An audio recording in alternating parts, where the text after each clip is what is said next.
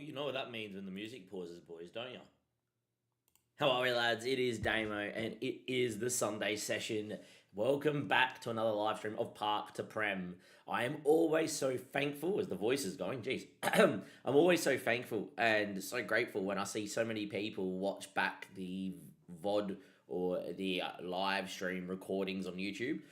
So if you are watching on YouTube and you are part of the few viewers that have come here in the intro, thank you very much. And it's not many. It's like anywhere between 10 to 20 people will go and watch it post-recording. And they will stick around usually for a while too, or jump to certain points and etc. And it's quite nice to see. And yeah, I'm just really grateful. Just wanted to start off with that. I think it is quite nice. If you are here over on Twitch, thank you for being the OG community where we've been streaming since 2018. But yeah, in part to Premier, I've played a few games, as you guys can probably tell that we're on 22 matches. Not too many. I came home from going out with my friends last night after being at my partner's all Friday night, Saturday during the day. And we did a lot of editing. My folders actually look like this right now, and I can actually go and put them into there. So I've got no editing left here. And if I go into just fm26, 21, 22, and 23 are all done. So I can just, whack these in here. And look how up to date we are. Oh, it's so nice. It's so nice when you're up to date. Oh, it's good. Obviously, the YouTube episodes are massively behind, and they're not doing great in terms of views, but it's important for some people out there that they're catching up that way, and that's what's huge for me. So, we're very grateful this morning, and the fact that I've already had some people in here has been awesome. So thank you very much indeed. We're obviously going to kick off into it. As you can see, we're in 8th for only a handful of points outside of the playoffs, 1 being a handful of points, and some goal difference. Our goal difference actually is not that bad when you compare it to the rest of the league. We're on 14. Goal difference means that when we do win games, we win them by a decent chunk, and when we lose games, we don't win them by too much. But don't lose by too much. We're already getting to a point where I think we're going to be fairly safe this season. We would have to start losing a heap of games, and that is definitely possible that we just start losing a heap of games. We don't have a team that is of this level. But the reason why I want to start on this page, the XG table actually has us in 2nd. Our XG, we're now got back to parity on 44 goals, which is great, but we're also still 5 goals over XGA, which, look, if you end up being like 10, 12 goals over your goal difference or your XG, you could be 5 or 6 over your XGA and have a really good year. -5 points are where we should be. The data has had us in and around 1st, 2nd, or 3rd for the whole season.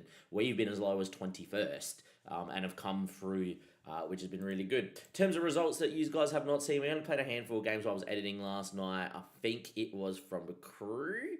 Cheltenham might have been our last game. No, it wasn't. It was Oxford. Apologies. We did play November.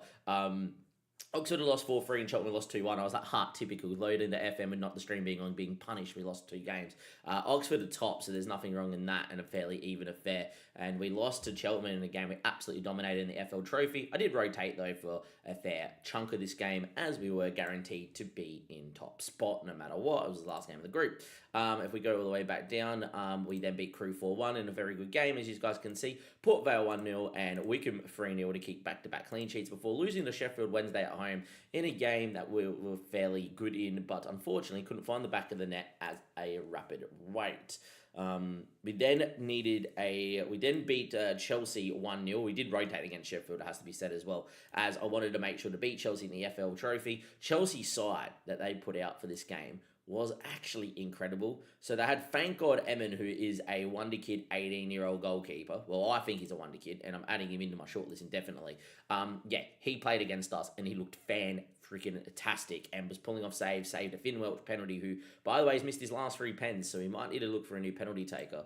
But yeah, thank God Emin played really well. They obviously had Kedron Paez, that people also know, who is fantastic. And yeah, they had a lot of good players, and very lucky to get through. I had this regen who looks pretty good at 18 as well at Chelsea.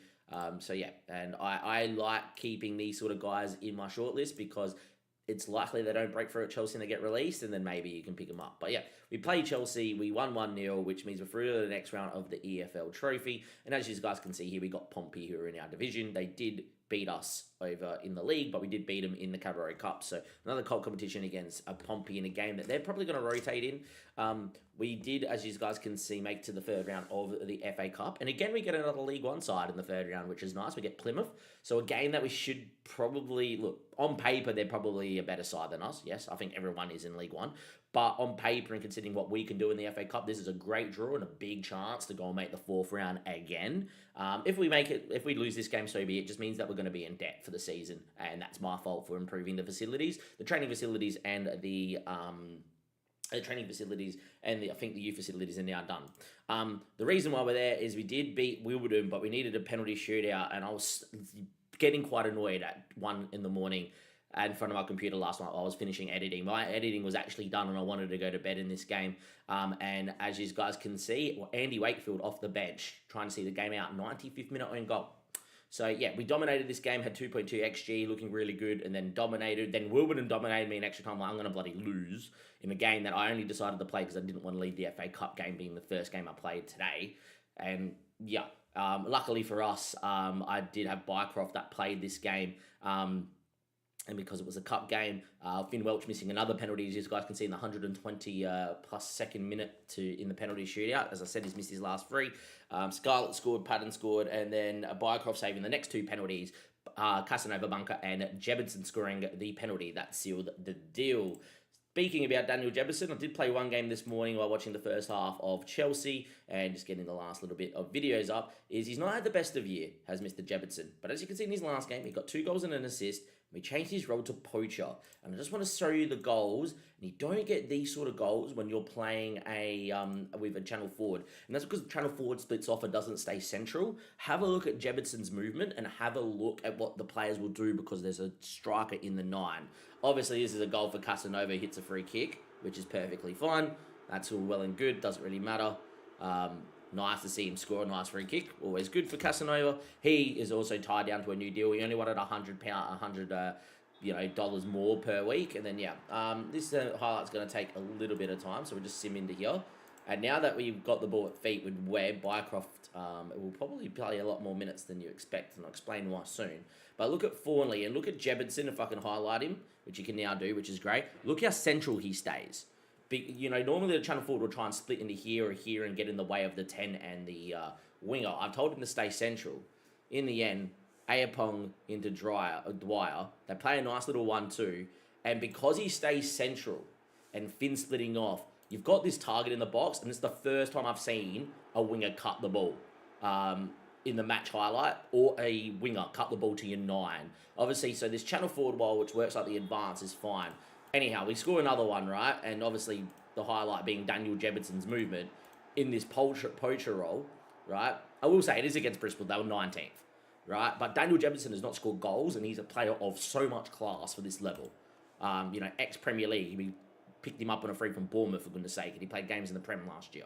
So he should be dominating. But look at his movement. Usually the channel forward would be running into this space or getting on top of the winger, whatever. In the end, it's like this pattern, right? We have not seen any winger cut the ball. They will always get to the byline, try and turn around and score. But because you're playing with a poacher, I think the game reads, they're off the left shoulder, so they're always going to show up at this back stick. And then look at this. Cuts it, bang, non-preferred ball, cut across, tap in, goal. All I've been seeing is wingers and fullbacks shooting. So nice to get that happening. And then with this last goal here as well, nice to build it out from the back. AJ, good to see you, mate. How's things? Long time no see. Hopefully life as well. Did you get FM26 or still playing on FM23 or 24 or what's the go? Anyhow, as you can see, good ball movement as always from us, which, it is what it is. Dwyer's looking like a player and a half, by the way. No Filbert, he was injured and still is injured, but it's not long term. It's only a few weeks. Good ball movement. Again, look at Jebison just staying central, making lines. And then look, he will still present at feet, which is excellent. And then the attacking mid and Jebison playing a nice little 1-2 and Don Weller with a nice finish. And yeah. And it is what it is, but there we go. So all well and done. All good, AJ. Let me know when you're back. All good. And I'll discuss your comment as well. But yeah, so that was the last game that we played. We played it with the poacher. It looked that good that I've actually saved a version 1.2 of this tactic with the poachers. I did also have the wing backs in this game on cross from deep, so we're going to keep them on that as well. Let's continue on. So Sutton and Godfrey find a way in under 21s. How are they going at the moment? Should be around mid-table, and they are. They're in ninth. Nice. Which is pretty good. And Mo Toure has got a 3.9 mil release fee that we're never going to get to, but we're going to keep him in the in the shortlist just in case, which is all nice and well. Where's my phone? I've left my phone in the other room, have I? Okay, I need it because I'm trying to keep a tabs on the Chelsea score.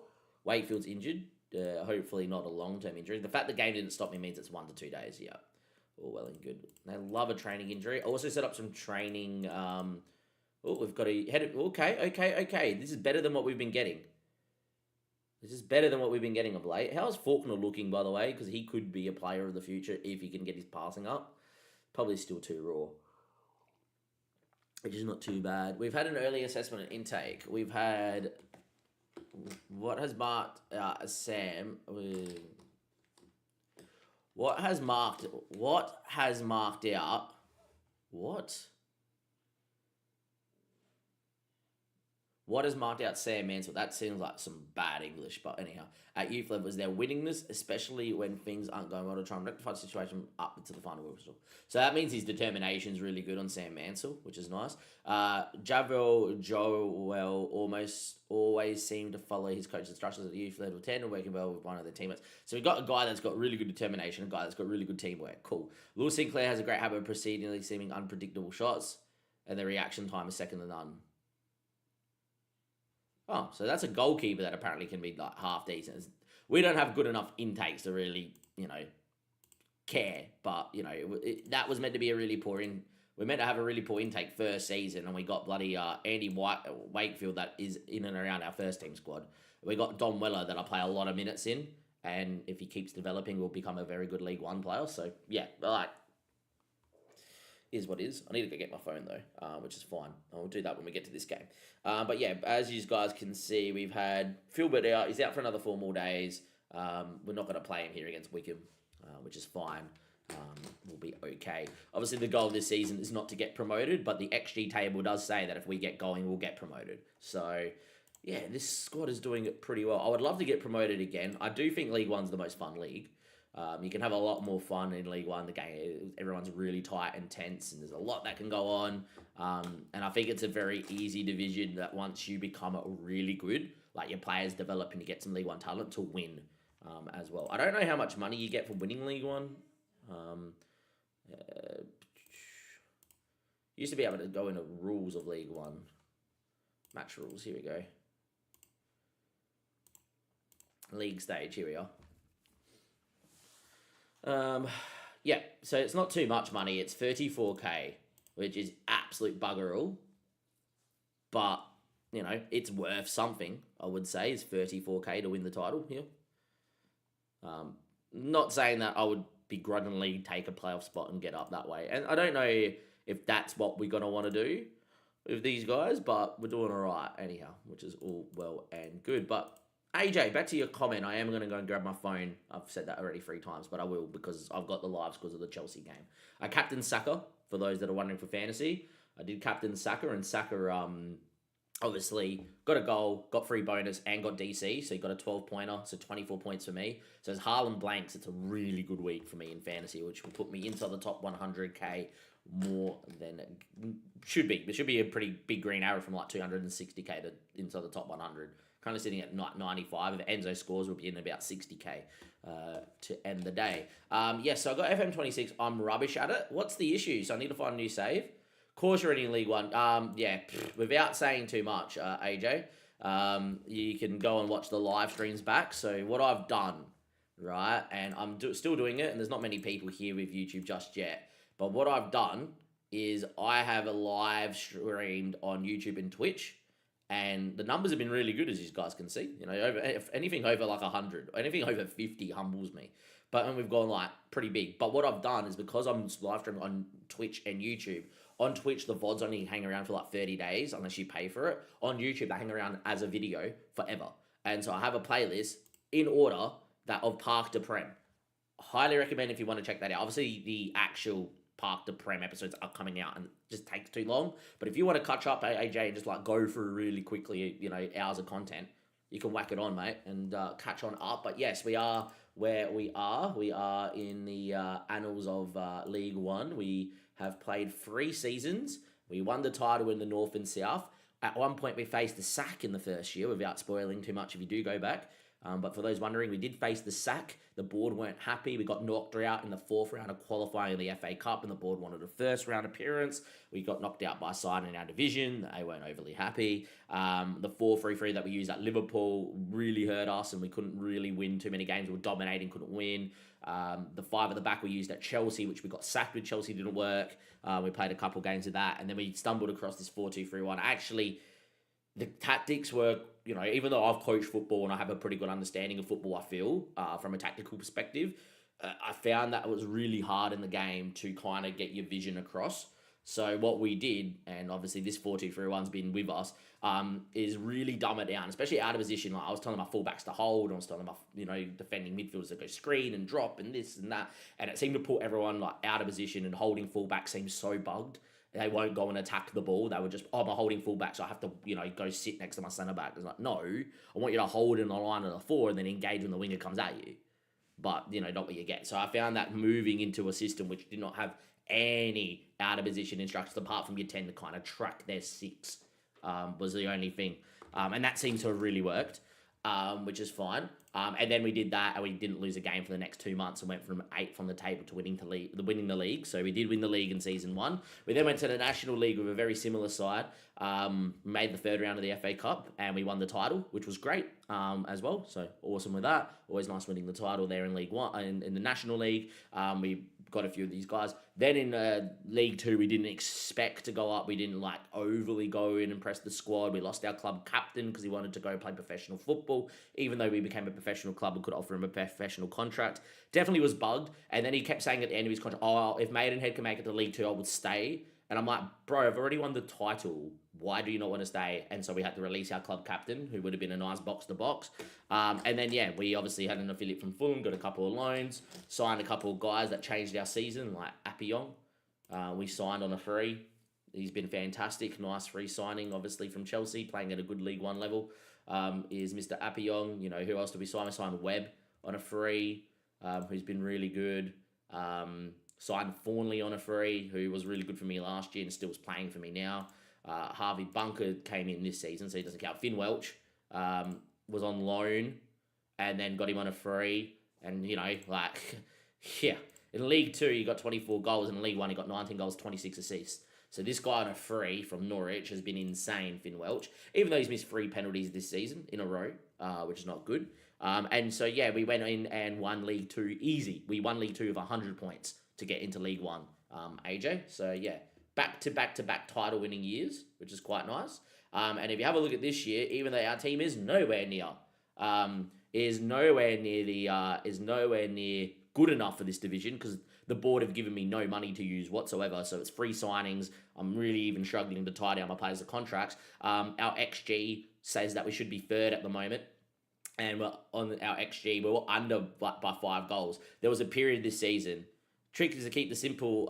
It's to keep the tactics simple out of possession. In possession, you can do some stuff, and as you can see, in possession, I've got all the different roles and the instructions.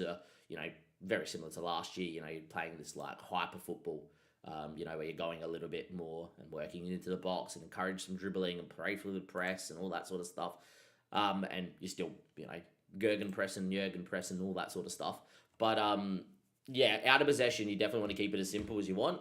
And I find having 2 defensive midfielders, you really want a tactic that creates a line of a 4 up front and creates a 2 in the midfield with a 4 at the back, I find works. So I think a 4-4-2 / a 4-2-4, and I think a 4-2-3-1, or a 4-4-1-1 would probably work really well. Some 4-3-3s have done really well, and I read obviously the sport sorted out SI and FM based tactic forums. I read around to see what people are doing. Again, a lot of people are having success with 4-2-3-1. A lot of people are having success with 4-4-2 to an extent.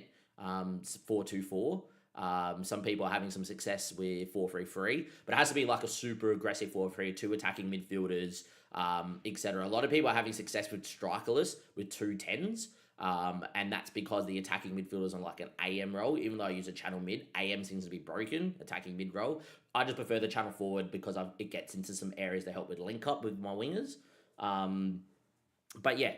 So, you can definitely find a tactic and tweak it. And like we've been tweaking this, but the version 1.2, trying to get fullbacks to cross. We're now crossing from deep to try and encourage my fullbacks to cross. They still beat their man and get to the byline and cross, just it increases their crossing rate. We're using Jebberson up front as a poacher today after obviously what we just saw in the last game. So there's enough talking. For those on YouTube is like there. AJ's obviously on the Twitch chat, and one of my regular viewers from back in the day, Nicholas Adrien. What a special man. Anyhow, Webb Casanova's look really good. We just tied him down to a new deal. It was on 2.6k a week, only wanted 100 pounds more. Webb is not getting a new deal. As you can see there, he's on 1.4k a week. He's fantastic, but Webb wants 5k a week to stay at the football club. I'm already a k over wage. I cannot do this, which is unfortunate. I will be playing, that means I'm going to start playing Bycroft, who's currently out with COVID, a little bit more, because if Bycroft gets going, he will develop into a pretty good keeper and will be usable. You know, he's very well-rounded, he's a pretty good ball-playing keeper, and out of position, he can sweep that little bit more. As you guys can probably tell, he's not the worst at sweeping. And that kind of gives me a keeper that I think we'll move to moving forward. We're obviously going to play this ball-playing system quite a lot. But yeah, Casanova, Gomez is still learning to play centre-back and looking pretty good. Fornley as well. You know, when you got someone like this at your back line, and he's your best centre-back, like he's my best centre-back, decent National League player, the system's doing really well. And I'm a pretty big, as I've said plenty of times in these rebuilds, keep the cohesion high. So keep your core of the squad, add in what you need. We really needed a defensive midfielder, didn't really find two of them, but, you know, add in what you need, and there are Appiong, fine, Bunker, and Nazim. Don Weller came through our youth academy. Obviously, Philbert's out, so Dom's on the right-hand side. Finn's Finn. Dwyer, by the way, is playing out of his skin this year, lads. 19 games, 3 goals, 4 assists as an 18-year-old. Currently playing in a decent National League, has championship potential. This guy on a free from, where did he come? Rochdale. On a free from Rochdale is really going next level, which is great. And then Jebberson, who obviously come on big money from Bournemouth, where he played 3 Premier League games last season, 2 seasons ago. Spent a year out of football. Didn't find a club. Stayed at Sheffield. Hopefully now moving him to the poacher role really helps him getting you know, some of these goals and keeping him more central and around that 18-yard box to get these tap-ins and these headers and these efforts finishing. Well, I don't know what's happened there. Okay, we've had our first bug. Don't know what's gone on there, which is fine.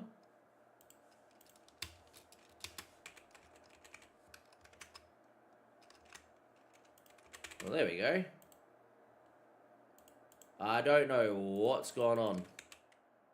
That's not gonna work.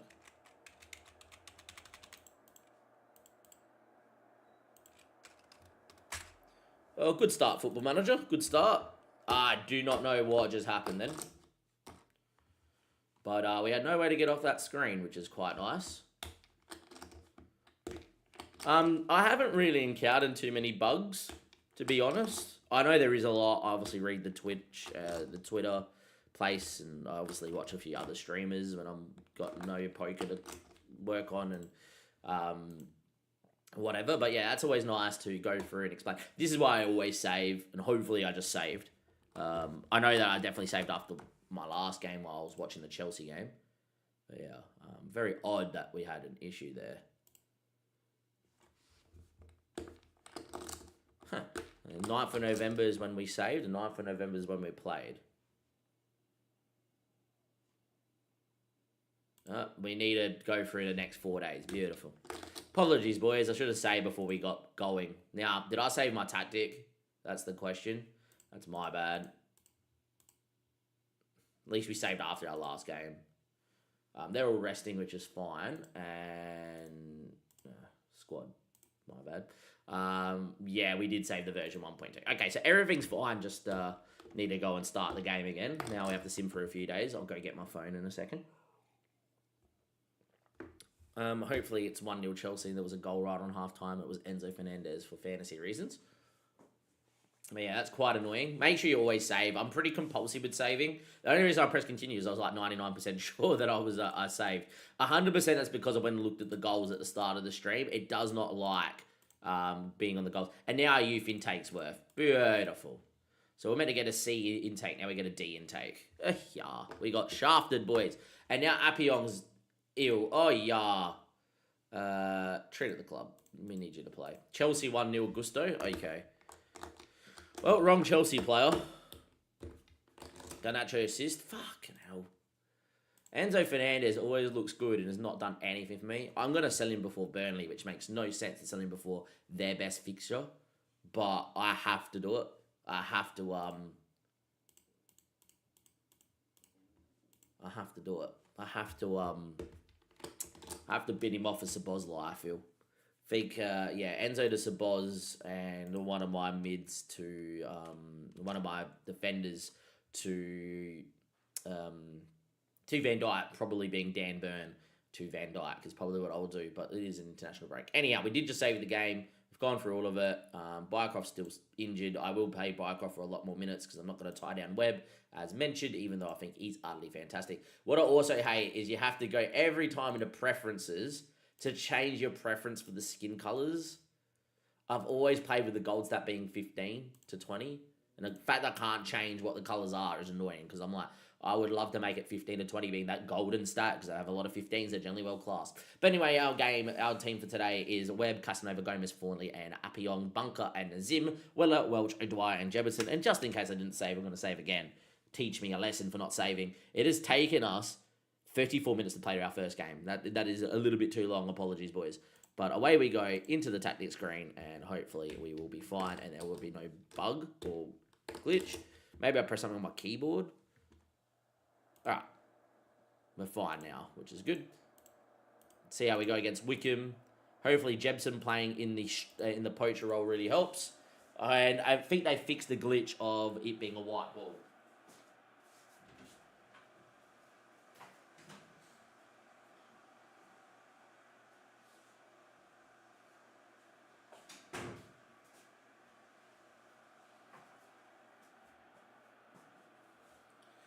Alright, anyhow. It looks like it's a yellow ball, so we should be able to see it. It does look really nice in the white. We obviously have... I miss shouts. I do too. Even though apparently they had no effect. You used to see your players react to your shout. So, yeah, I miss shouts. Anyhow, let's see how we go here. With Jefferson in the poacher role. And my fullback starting from a game cross from deep. Because they just love to shoot way too much. Even though I've got them in shoot left Austin and cross from byline, they'll get to the byline, dribble, and then try and shoot. So yeah, let's see if this works as well. If not, we just go back to version 1.1, which is fine. I shouldn't really change stuff that isn't broken, but I'm trying to perfect the tactic. As you can see here, Wickham playing really well, which is not good. Yeah, Wickham probably been arguably the better side. But we have a highlight, and it's Fawnley, our 5'11" centre-back. Whacks one towards the back stick. Cleared away only as far as Dwyer. Weller. Ball into Jebson. And the poacher role strikes again. We've moved into poacher, and he's now got 3 goals in 2 games as a poacher. I think this change will benefit us. It gives us a more of a focal point. Instead of getting into the half spaces and linking up play, he's now really just trying to score goals. And he's a natural goal scorer. Great little 1-2. Ball through from Appiong from left back, who loves an assist. And Daniel Jebson, formerly of Sheffield and Bournemouth, fires us into a 1-0 lead. Is an even game, and you would think if you're Wickham, you're a little bit unlucky here to be 1-0 down, but we'll take it considering how much we got FM to start this season. We're losing games of 3.83 XG at the start of this season, so yeah. Nice to know that it can get going. And at half-time, we have a highlight. Usually these are pointless, and it'd just be a pointless ticking down highlight. But you never know. Appiong, beat your man, and now whip the ball in the box. Instead, he just runs into Davies. And it will be a pointless highlight unless they go coast to coast in 10 seconds, which Bunker will give him the opportunity to with a poor header. Appiong wins, and it is half-time. 1-0 to start, which is pretty good. 45 minutes away from a victory. Delighted with the performance, and let's keep it up, boys. If you are enjoying the stream and watching on the YouTube live stream, give it a like and do subscribe. If you're watching on Twitch, thank you for being part of the OG community. Can we send you a link on Discord to the tactic forum that you read, mate? I need all the help I can get. Yeah, I can. I can indeed, AJ.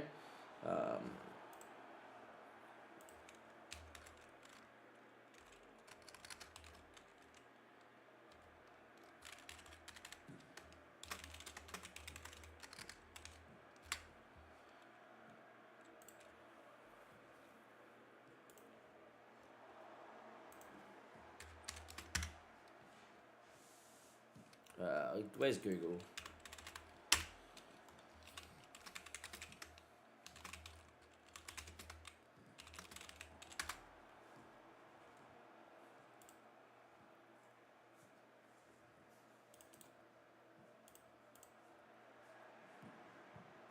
The ball gets cleared.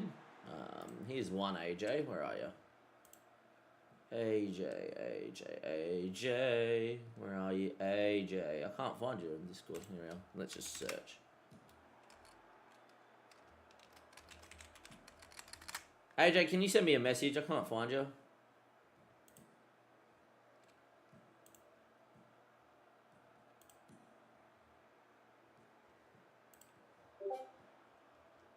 Thanks, mate. As we're about to be 1-1. Oh, should have been. Wickham scored. So I use the FM base. For those that don't know, FM base has like all these people posting tactics. There's a bit of an issue of downloading tactics of people trying to do that, and then I use it to sort it out SI.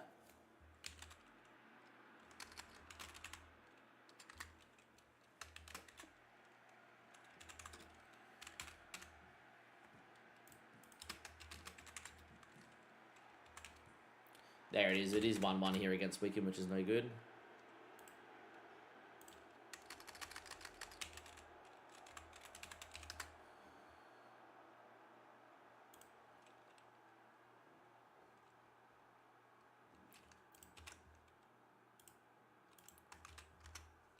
One here, 64th minute. Apologies, boys. Just getting this done.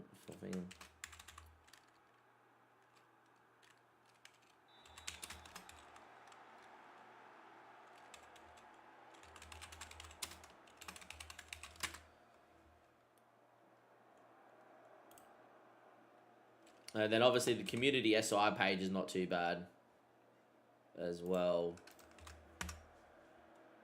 Anyhow, back to this. 80 minutes played, it's 1-1. Apologies, lads. We've probably neglected this game a little bit. It doesn't really matter too much. I don't expect to do too well this season. But, yeah.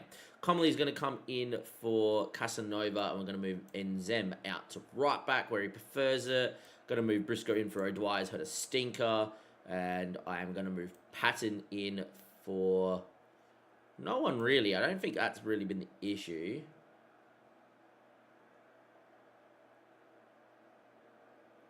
I reckon it finishes 2-2, personally. I actually think it's going to be really close.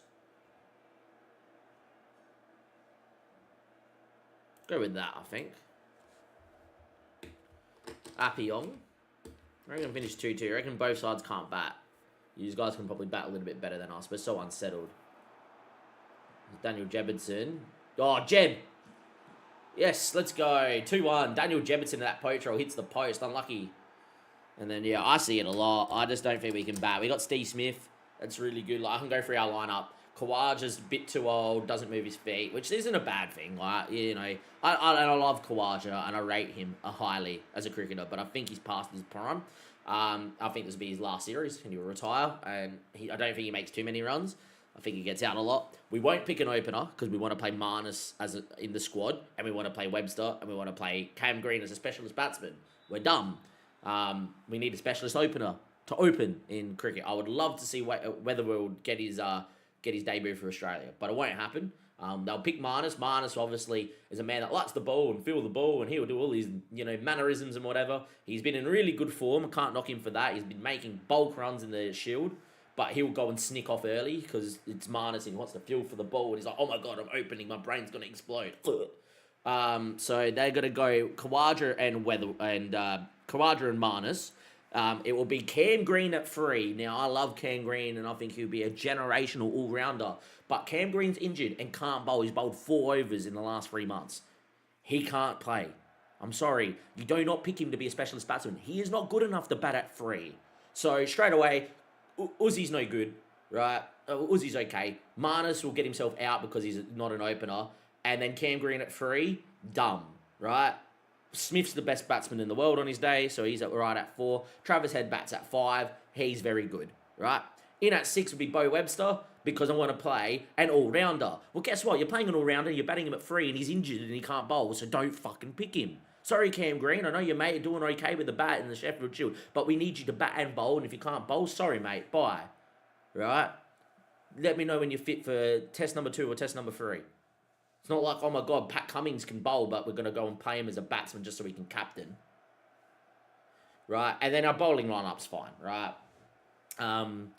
It'll be Boland, it'll be Stark, it'll be Hazelwood, and it'll be Lyon, with Carey as a keeper. So our only batting is going to come from Steve Smith at 4, Travis Head at 5, Carey at 6, Carey at 6 or 7. Bo Webster can bat a bit at 6. So yeah, like, I don't see it. I honestly see us making very close to 200 runs a game, or 8 innings. And I can see a world where England can get rolled for 150, but also see a role where England make 400 in a day, right? Because their batting lineup is a lot better. Got Duckett and Crawley that can open, and Duckett, I think, is a fantastic cricketer. Root is outrageous. Harry Brooks is outrageous, right? I just think these guys make more runs than us, and I think both bowling attacks are similar-ish. I think our bowling's a little bit better, but we're going to have to keep these guys at below 250 an innings for us to win any test, because I don't see us making past 250 runs unless Smith makes 140, or Head and Smith go and make a big 100+ run partnership and they both make 50+. But I think our bowling is better. I still think you guys can bowl too. You know, Archer should be back, Woods would. But yeah, it is what it is. So yeah, I think we're in a lot of trouble because I just think our selectors are going to get too fancy. But yeah, that's just me, is that I think that our selectors are going to get too fancy and are going to pick Marnus to bat at 2. Now, in my ideal world, what I would pick is this team. And I've been thinking about this, and unfortunately this will not happen because he did not get called up to squad number 1, so it won't happen. In a perfect world, it'll be Khawaja and Mitch Marsh to open. I've been saying it for years, and I love it when he opens in white ball cricket. Mitch Marsh, where is he strongest? Being a big, tall lad that can hit the frick down the ground. When I look at an opener, I need someone that has a solid forward defence, can deal with a rising bouncer, and can hit the ball through covers and down the ground for fun. Well, guess what? Mitch Marsh can play in the V, he knows how to let a ball go, and he's naturally aggressive. You want someone that can partner Khawaja? Get a right-hander that can hit the freaking ball and deal with pace. Open him. He opens in white ball cricket. Will never happen. I've been saying it for the last 3 years. Mitch Marsh should have been our test opener for quite a while. Anyhow, that's very rogue, but that's me as a selector putting my hat on and going, you open in white ball cricket, you open in red ball cricket. Simple. Anyhow, is what is. Chelsea just made it 2-0. I wonder who scored. We'll find that out in a second. Right, that won't happen. Because that won't happen, pick Weatherald, please. He's been in great form. He's been making hundreds at the top of the order. Fantastic. Won't happen. Then it's Marnus at 3 and Smith at 4, and that sounds a lot better. Marnus in his natural position, the openers actually see the ball off for 10 overs. Marnus will be okay. Don't open him, right? Marnus at 3, Smith at 4, which means you get Head at 5, Webster at 6, and Carey at 7. All of a sudden, that sounds better. Because the moment that you start having Cam Green in at 3, Smith at 4, you know, like, okay, Cam Green really is not a number 3, but sure. And then you go, okay, Smith at 4, Head at 5, Webster at 6. It's air. And then, yeah. Joe Pedro scored. That's no good. I'm playing a couple of blokes that have captained him. Upper Young apparently has a 1 mil release fee. Look, I'll tell you right now, if someone hits the 1 mil release fee, it's good for the club. That is what the press is saying. That is what the predicted lineup is, and that's why they only selected one opener in the squad, is because, and George Bailey's come out and said, we view Marnus as someone that can open. Katsui or Manea. All my years of being your specialist opening, Damien, you do what you need to do, you're an opener. It's a different mindset. All these people saying, oh, the lineup doesn't matter and the order doesn't matter, whatever. I get it. Any batsman can bat anywhere on their day, but you need a specialist number 1, a specialist number 2, a specialist number 3, and a specialist number 4 for 5 test matches. If you have someone that wants to do a job, or you're in India and you've got a guy that can play pace really well but can't play spin, like Travis said, yeah, open him. You know? In one-day cricket, who's the most aggressive guy? You can promote him to an opener, sure. But against red ball cricket, ball swinging around, first ball of a test match, you name it, you've got to have some fucking cojones on you. And unfortunately, we do not think like that as selectors. It's dumb. Very dumb. I'm very passionate when it comes to this, as you can tell.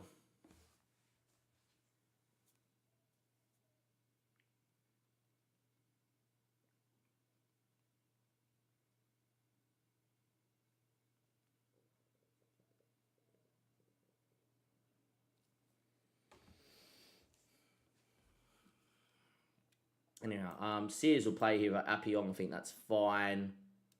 Bycroft's still injured, so we're going to get this guy out here. I think the Zim's going to come into here. We're going to give Comely a start.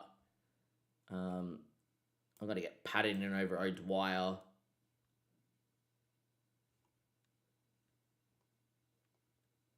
Gomez needs a rest.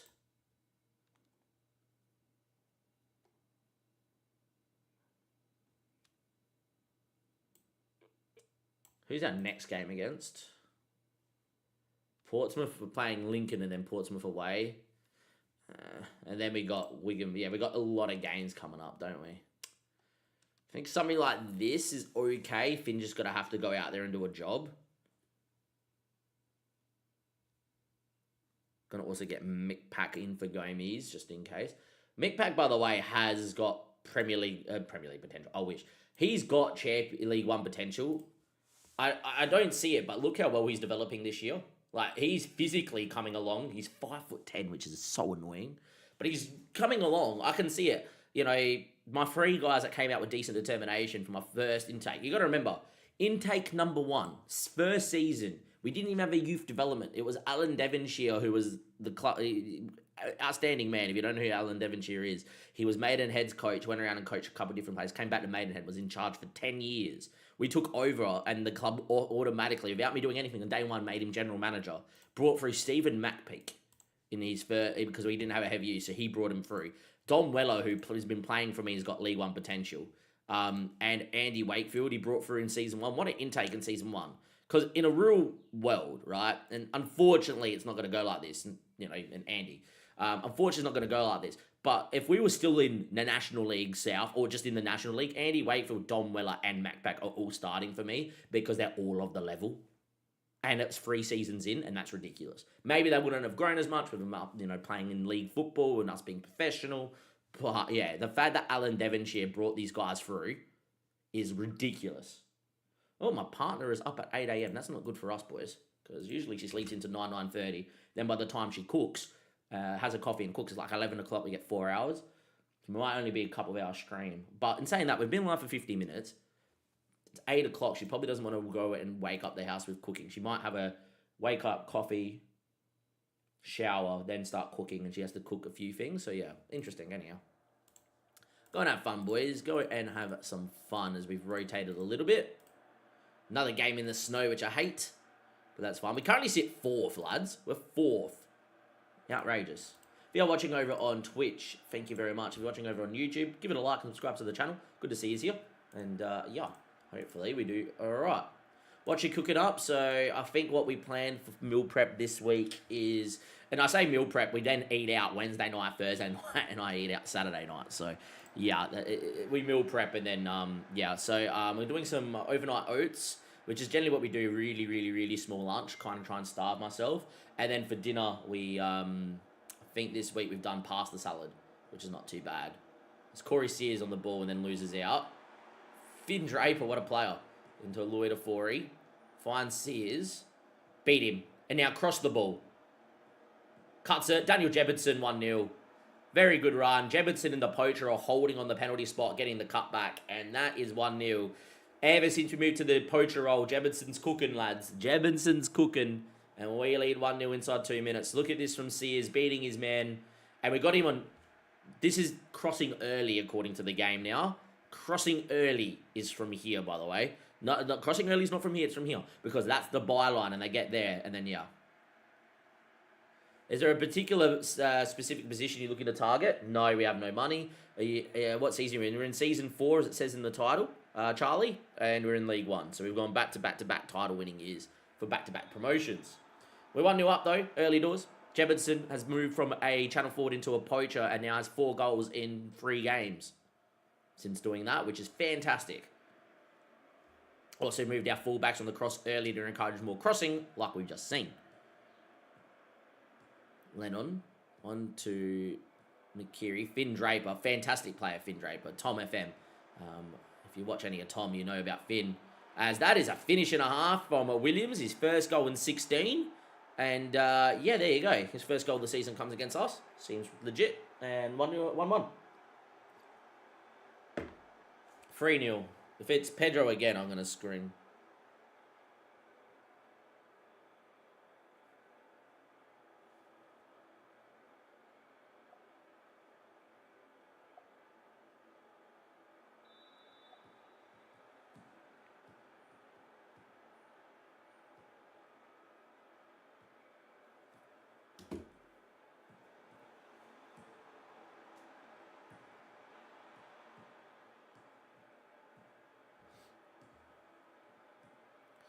Again, it wasn't Enzo Fernandez. He can go screw himself.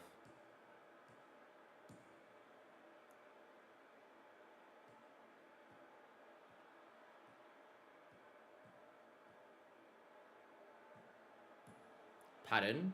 Sears. Shoot Sears. Unlucky. 1-1. Not bad, not bad.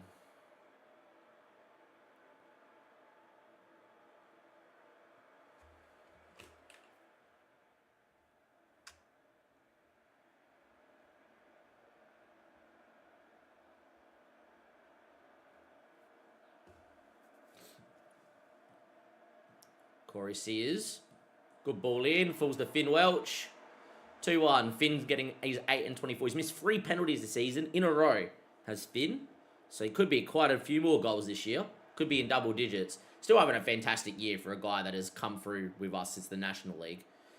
Sears is ball in. Keeper's probably got to do better. But Corey Sears is having a pretty good game out here, resting Appion. Which is good to see.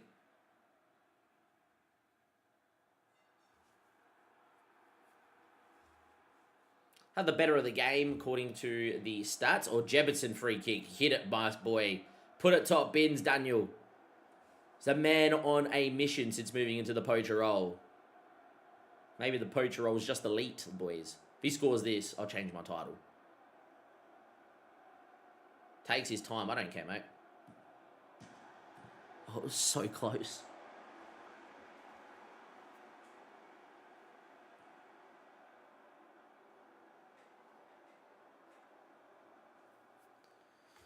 So close. Unlucky, Mr. Daniel Jebberson. Looking much better, though. Looking way more involved. Well done, Weller.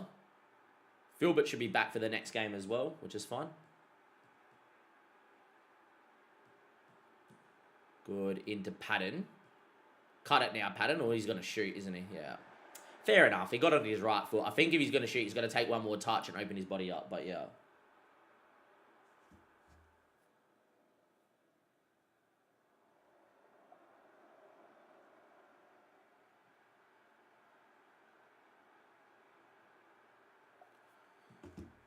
Anyway, ball to Weller.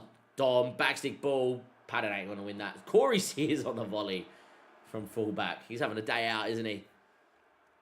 Dom looks like he's a little bit spent here, which is fine. Probably should have got Filbert on the bench. That's my bad, boys.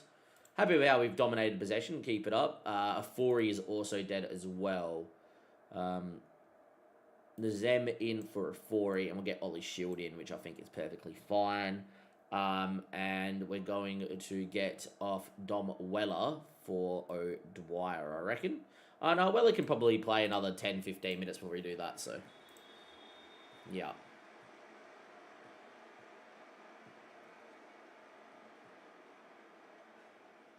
2-1 though, absolutely dominating, but it's only 2-1. Would be nice to see us do pretty well. If you are watching on YouTube, do give it a like and subscribe. And if you're watching on Twitter, thank you very much. As 5'3" Patton with the goal at the back stick, heading home, his 3rd and 16. Signed him on a free after a very good loan spell in the National League. Played pretty well in League 2. He has not really cut the mustard this season, has Patton. But that is going to be a goal in 3-1. And that is a great ball from Don Willer and 5'3" Patton. What a header. And there you go, just like that. It is 3-1. Dominating here against Lincoln. We did draw to Lincoln last time we played him.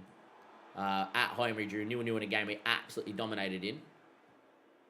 And yeah, Corey Sears beating people. What a run, Corey. Can he cut the ball? Instead he shoots, which is standard for my fullbacks. Even though I got him on shoot less often and cross from deep, they all shoot. Corey. with an effort. I can't wait until we find a fullback when we're in the Premier League from Argentina or Brazil and they're going to have 13 finishing at fullback. And I'm going to be like, yeah, they're going to score 100 goals. They're just going to score every chance, which is fine. All right. So Weller is tired, and we're going to get him off here for O'Dwyer. Anyone else like overly tired? No one really, which is fine. I think what we're going to do is actually get Andy in at box-to-box, and we're going to get MPAC in at centre-back because he's developing and needs game time. And that gets Nazim off, who's one of our first choices in there at defensive mid. Nice that we have Nazim until the end of the season, unlike last year where he left 7 months in. But it probably worked out for the better now because it meant we could re-pick him back after he had another loan spell. Anyway, that's a good header across, and that should have been 3-2. Lucky for us, it wasn't. Just like that, we got to make another change. Finn definitely needs to come off. Harvey Bunker can't play 10. No one really can apart from Dom Weller. And he's off. I'll just get Briscoe in here. Just do your job, buddy. Who can pass out of these two? 7 and 12 with 8. And we've got 8, 12 and 9. Just leave it as it is. I think that would be fine. Go do your job, Briscoe. Yeah, go with that. And leave one sub up our sleeve just in case. 3-1 to the good.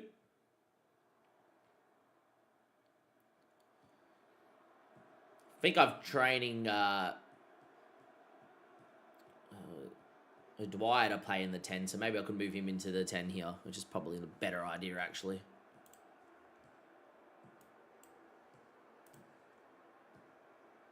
Good from Jebedson. Oh, Daniel Jebedson, stop it.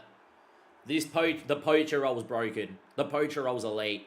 The poacher roll is elite.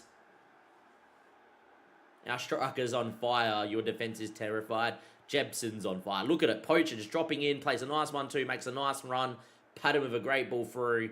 And Daniel Jebson keeps his scoring form going. And there we are. Another man of the match performance incoming. He's now learnt the football club. We've got him in a role that works. And away we go.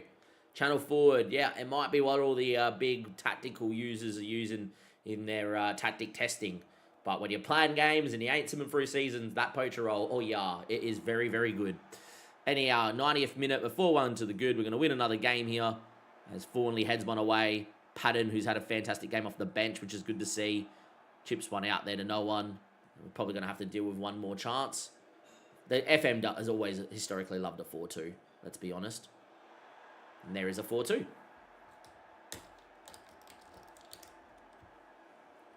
But the poacher roll, highly recommend it. Anyhow, let's get to the end of this game. Played really well. Sears had a pretty good day out as well. And that is a 4-2 win. And that's going to fire us into the playoffs, boys. We're in a playoff spot, which is relatively nice.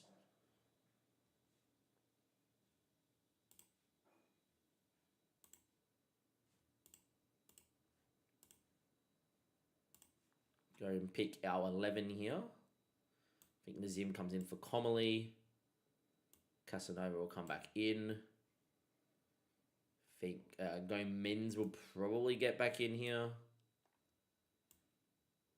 Andy Wait from Nazim. Afori will come out for Harvey Bunker. I think Afori will come out now for Filbert. And Filbert will be back for Dom Weller. And I reckon Dwyer gets back in over Patton. And we're pretty happy. Dwyer does prefer to play as a winger, but I prefer him like that. And Jebson's I prefer as is as well. Gonna rest everyone here for a day. Probably not. Have we got our new training in yet? Because I've actually gone for in setup training now. We have. It'd be interesting to see what they do with their training. Probably just need a rest, to be honest. It's only a 2-day break, so.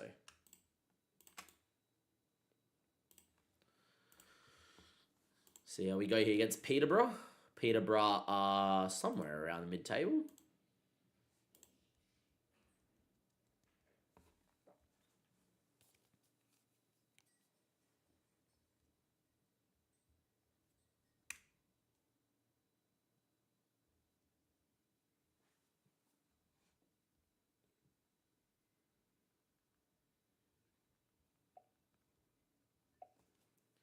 So my partner got up early because she left her alarm on from yesterday. We had to go drop her car off at the mechanic. Unlucky. That's not good. It's not good for us, at least, anyway. It's fine. I do love my partner. I've seen my partner. I do love playing FM too, right? Dwyer's training? Yeah, Dwyer's developing. We know that. We know that Chris is developing, and if he keeps developing, he's going to be fan-freaking-tastic. Tweed's available for a contract. I'm going to say no to that. Task is... That shouldn't stay on my shortlist by now. Okay, so we have a problem. Nazim and Casanova, and then they're around the other way. Yeah, do that. If you do it from the tactic screen, that happens because it only does in possession or out of possession where this works. So yeah, we've got Webb, Casanova, Gomez, Fawnley, and Sears will play again, just trying to keep him happy. Did play really well. Bycroft's still injured, so we're going to do that.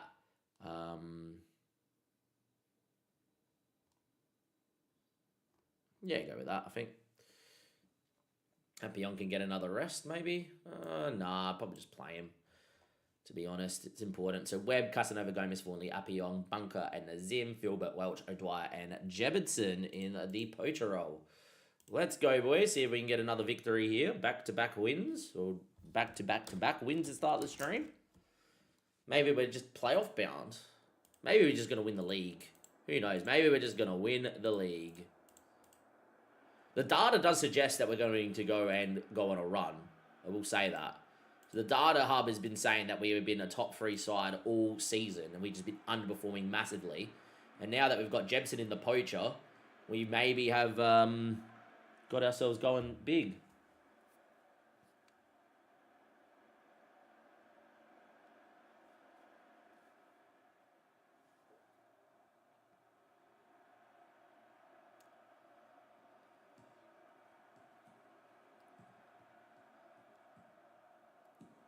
Finn scores. And we are 1-0 to the good.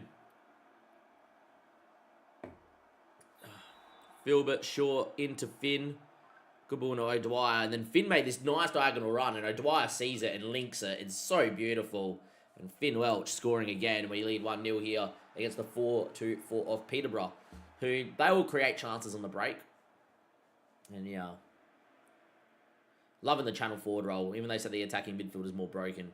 Now, my issue has been everyone has gone short here no matter what, and I don't like it because they generally man-mark, but that's a good ball. Philbert's a big boy. O'Dwyer now can beat people. Philbert, back from injury. He's Mr. Inevitable, is Mr. Joel Philbert, back from injury, and that is 2-0. And we have started this stream swimmingly well. We are looking like a world-class side, boys. I hope my missus decides to go and roll back over and go back to sleep. Because I would love to play about 4 hours right now of how well we're playing. And away we go. Garbett. That's a pretty good free kick. Webb was beaten for sure. And I think that's going to be your highlight, boys. Maybe not.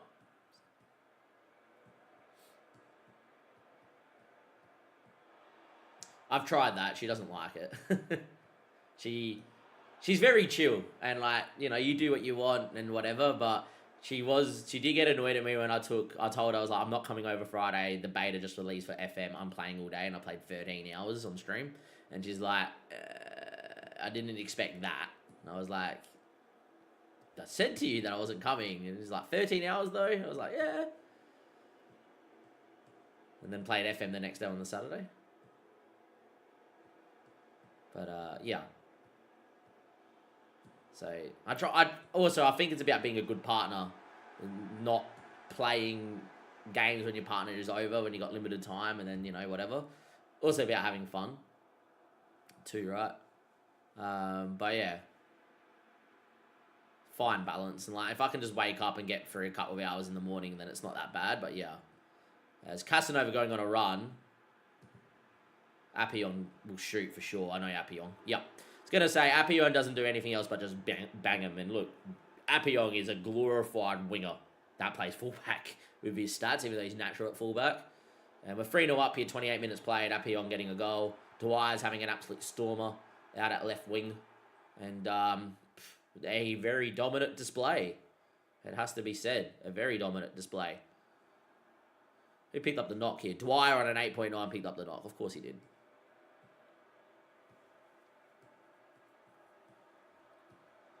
Harvey Bunker looking for Dwyer. Wasn't really the greatest ball. Apionglo will sweep. Gets it again. Now beat your man. You're quick. Thank you. And now can you whip the ball maybe? No, he's just going to keep running because that's what he does. Now he whips it. And that is going to be Finn Welch. Again, by the way, we've got him on cross early. Cross from deep. That's him crossing from deep. Tactics. 4-0 now against Peterborough. They're in 11th. Yeah, we're... Boys, you know how I said I didn't think we were going to win the title or, you know, make the playoffs this year? And it did look like that last stream. We're going to make the playoffs at a minimum. We're going to win the title, I think. I think we're winning the title, boys. We're just that good. The tactic is that good. Dwyer's developed into a monster. We're just that good. Well done, boys. Keep it up. Dwyer seems okay fitness-wise, which is fine. Just see if there's anything here about it. It's a potential thigh injury. Should be all right. Casanova looks tired, so we'll get Casanova off. That's what we'll do. I'm going to move Nazim into here, and I am actually going to get Wakefield in because we're 4-0 up, and get the youngster in there because it's important to give him minutes. Dante has played well. Nazim will move to right back, and our youth prospect Andy Wakefield in at the defensive midfield because he can play DM, he can play left back, and he can play centre back.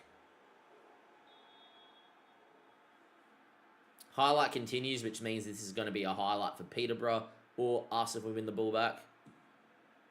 But yeah, the fact that there was a foul and it continues means this is going to be a clear-cut chance from one side. And it's for Hayes. And in the end, Gomes on the goal line clears it off the goal line. That's incredible. Well done, Gomez. And that's probably your highlight here, as Jefferson probably would just shoot from distance or not even get the opportunity.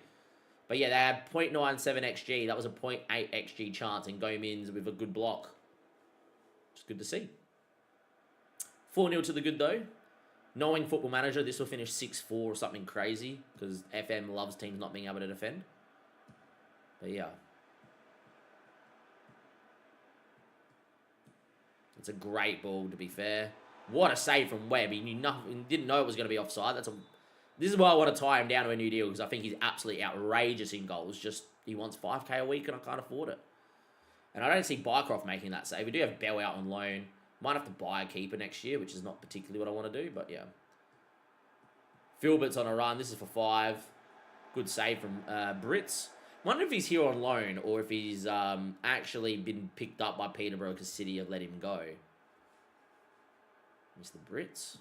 Anyhow, good ball in. Buckner's 6'4", doesn't win. Finn Welch, have a dig, my boy. He's going to. No. Happy on. Beat your man. And now you're going to shoot. We already know. Harvey. Oh, good save. Or was it wide? It was wide. I saw Britt's name come up. Hence why I thought it was a save. Doesn't say here, which I wish it did. You can see he's at City. Is Spike Brits. I wonder if Peterborough picked him up. He's the sort of guy that if I don't get a goalkeeper, or if we release Webb, I would go to City and be like, let me have him on loan for dirt cheap. And I'll play him in the championship. And yeah. Oh, Max Caputo. He rejected us a couple seasons ago. Apparently Appy on own goal, even though his deflection comes on the goal line. It's never an own goal, that. And Caputo's effort was on target, and then, yeah.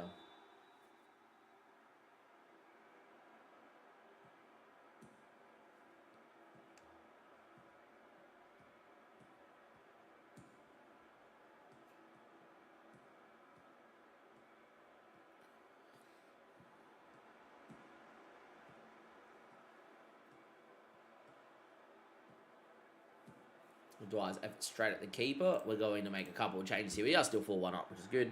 We'll get Weller on for Filbert, who's coming back from injury. We'll get Briscoe on up front, and we'll get in Patton for Dwyer, who's got that knock. And we'll do that.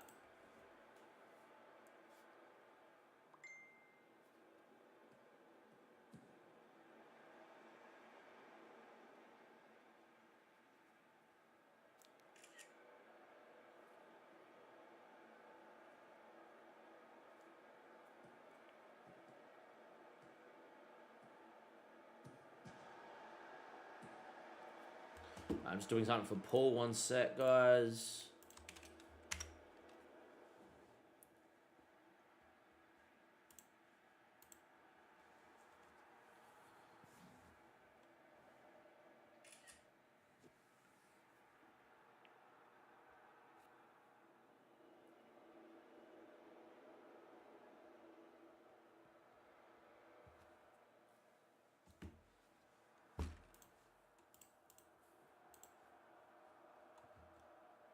Get Comely in for Harvey, and that'll be our last change.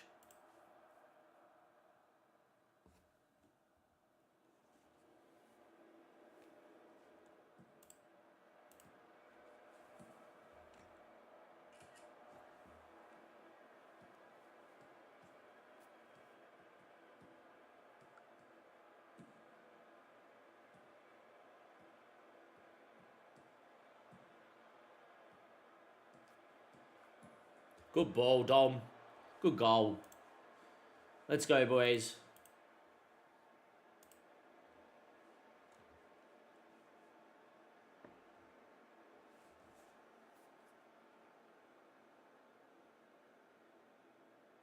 Andy Wakefield with the assist. Nah, Finn Welch. Well done, Finn. Good touch.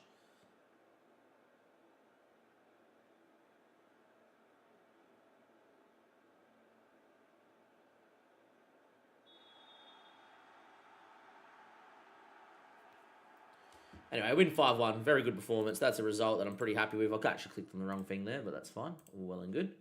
If you are enjoying the stream, say g'day. Let me know where you're watching from. And that puts us into 4th, boys. We're flying.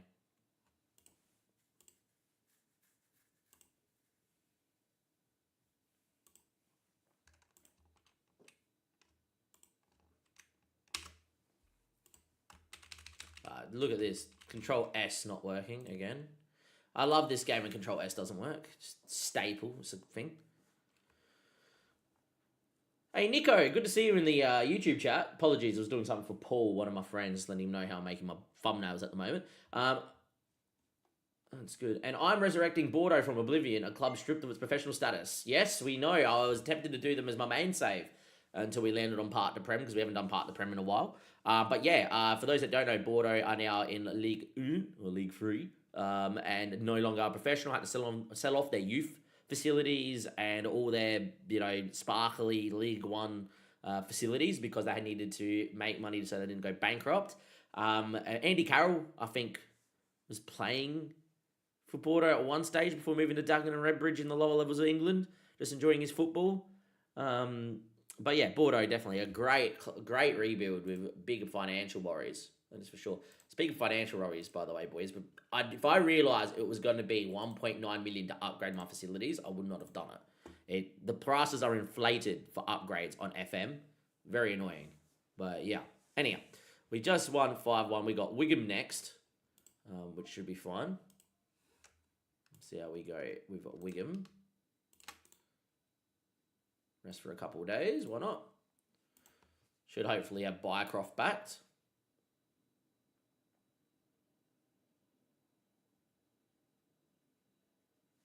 Let's see how we go. Wigan at home. Bycroft is back. Webb's having a fantastic time, so it would make no sense for me to go and get Bycroft in, but Webb might not be here, so I'm tempted to play Bycroft.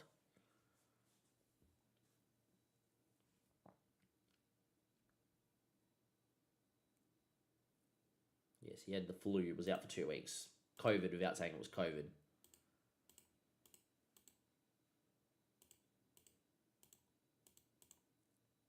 Yeah, Appiong, I would love to tie down, but I don't really have the money to do that right now. So, Nils is not going to come in. That would be Bycroft. And I think we're just going to start Bycroft and go, off you go, buddy.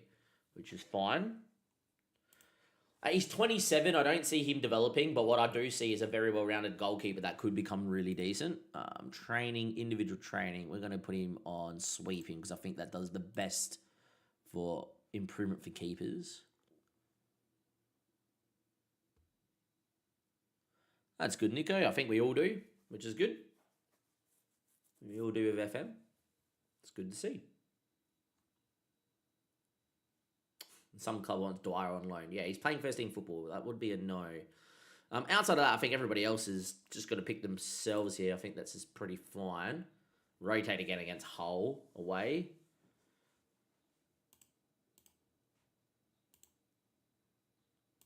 Let's have a look at the table, actually. So we got Wigan, who are probably in trouble. Yeah, and then we got Hull, who are ninth. So that's a pretty big away day. So maybe we rotate here a little bit. So again, I think we go with Sears, who is promised that he wants to have first team football, which you used to be able to see. Active promises. Well, Corey Sears is a squad player, so he should be happy, but he's never happy, is Corey. So we'll give Corey a start. I think we give Wakefield a start over Gomez, who's been struggling. I think we get Comley, our club captain, in for Nazem. And I think we get Patton in for O'Dwyer. Reska, Daniel Jebberson here for Briscoe as the poacher. Ollie Shield can come in for Casanova. They give us a little bit of rotation, which is fine. I'm also going to get Appiong to the bench here over Casanova to give him a full rest. And to be fair, we'd probably just full rest Gomez because Casanova can play centre-back. People forget, but he can sweep as a centre-back. You know, he'd do a job. He'll go out there and be okay.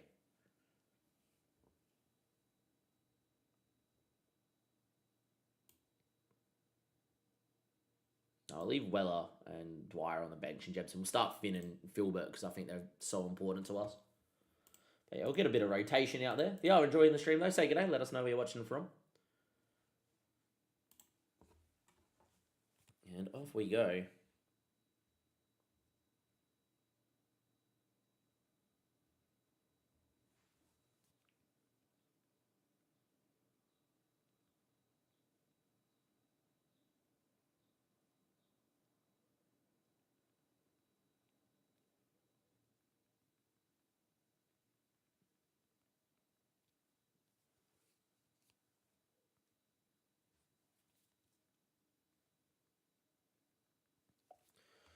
Fitness test. Who's past fit here? Appiong, Dwyer and Jebson. I am rotating, as mentioned.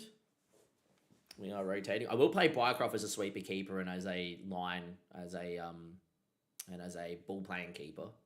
What's his passing when he's a ball playing keeper?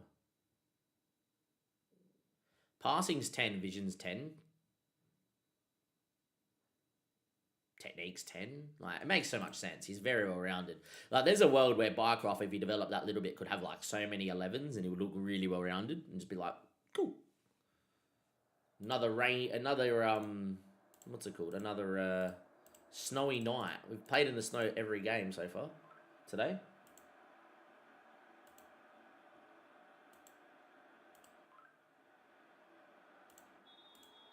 Well, let's see how bad that game was for my rank, because I already know that it was not good for my rank.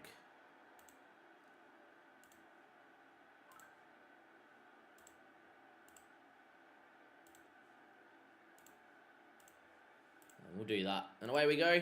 Rotated side. Let's have a look how bad that game week was for my rank quickly. Live FPL. Oh, it's still going to work. Still going to get us to the page. Looked like being such a good night, and then obviously Enzo blank, Pedro scores, Garnacho and Neto are both owned decently. 610. I think that's my ID for FPL this year. Put it in enough times.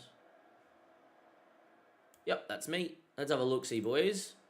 Still on a green arrow, but yeah, the rank's definitely come down. Yeah, I was into the top 100k, and then Joe Pedro went and got himself a 7-pointer, which is annoying. Still okay, though. You know, Enzo getting 3 points. It's annoying. I'm going to bin him off now. But it's nice to see Arsenal concede too, because everyone has Arsenal defence. A lot of people have double Arsenal defence. Obviously, Mateta, Haaland, so over-owned. We want Haaland to blank against Liverpool, and this is a great game week. Like, Haaland just gets a 2-pointer, doesn't score. We are huge this game week. Semenyo is whatever. Sa and Larox, fantastic differential. And as we come back here, 41st minute. But that was what the team looked like, for those wondering. Those who follow along with the FPL Chasing Rank channel, which I'm part of. It's not the worst game week, as we could have been 1-0 down here to Wigan, but it's going to be fine. It's going to be 0-0.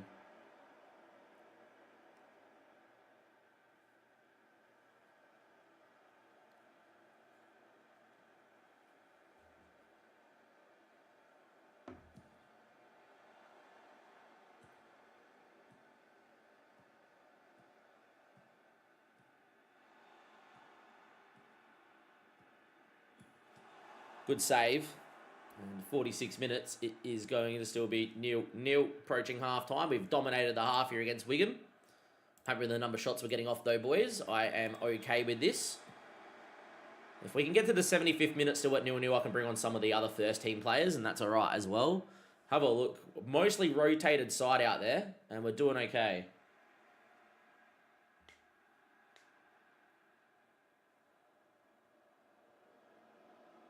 Free kick for Smith.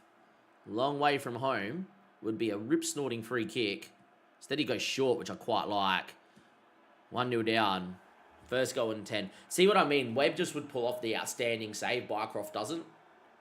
Against the runner play, 1-0 down. This has been the issue, though, this year. Every time I've gone to rotate, the rotated side has played really well, but not won. And you have to rotate with so many games, which makes this division quite difficult.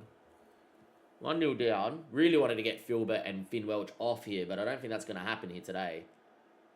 Good ball. No, it's not. Left it short. We go 2-0 down, I'm going to get him off anyway, because like, you can still win or come back from 2-0 down. Just very unlikely.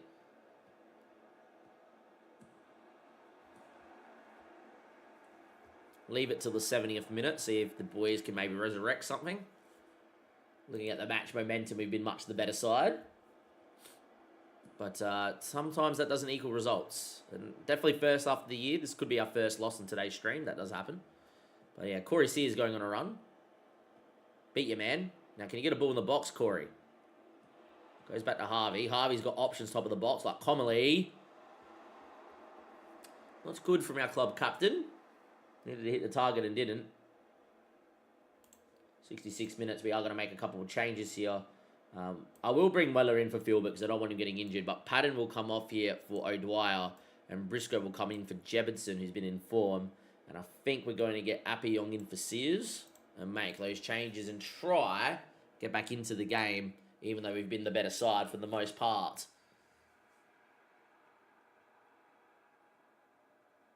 Hopefully we create a moment. At the moment, it doesn't look like it. It looks like it's going to be another chance here for Wigan. It would be against the runner play, but it is what it is. Don Weller heads the ball away. That's a pretty good ball into the box. Flicked in, and that's 2-0. Game over, we lose. Game over, we lose. And this has been our problem all year, is this result, which is a bit annoying. Nazim will come in for Harvey Bunker as well. Make our last change here and rotate. And, yeah, we're going to lose here today. That's unfortunate. But this has been our big issues. Every time we've had to rotate the side, we just do not win. We've had 20 shots, 1.61 XG, and we have failed to score again in a game where we've had 20 shots. And we could lose 3-0 here, which would be quite annoying. But, yeah. Every time we've played Bycroft, he just concedes every chance, even though he's a decent keeper. It's quite annoying. Guessing this sweeper keeper does not work on FM. Anyway, good from Dwyer. Dwyer and Finn Winch link up. We're going to have a rip-snorting last 5 minutes. Great little 1-2 between Finn Welch and O'Dwyer. And that is a goal between the two first-team players. Good from Finn and Dwyer in those half spaces. And that's a good outside of the boot finish. He's also got a very good left foot. But went with the outside of the right boot. A little Trivella for those that play FIFA. Apparently, Comely got sent off, according to what the game just said there. It didn't tell me, but that was a red card thing that they said that Comely got sent off. Even though it didn't come up here. That must have been like an accidental thing. It was definitely must have been a yellow.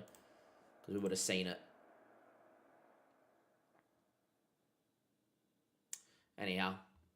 We were the better side and we lose. It's sometimes how it goes. Well done, Finn. Doing well. Doing well, Mr. Finn Welch.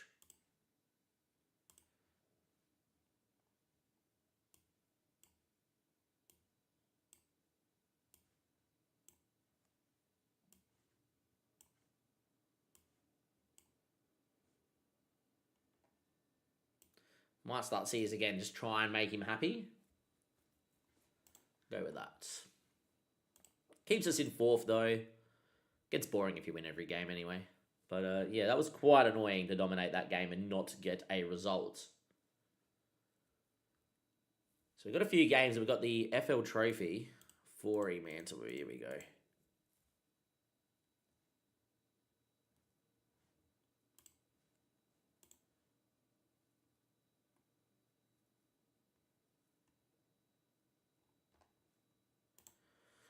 Yeah, we'll try and loan a 4 out. Why not? I think it's fine for a 4. Like, he hasn't played too many minutes.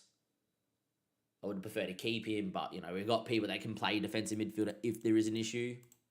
Wakefield can play there, Comley can play there, Casanova can play there, Nazim can play there, Harvey Bunker can play there, you know, so it's okay. Would rather obviously just keep him, but it is what it is. Got a couple of loan offers that have come in for a 4 though, so let's go and deal with that very quickly.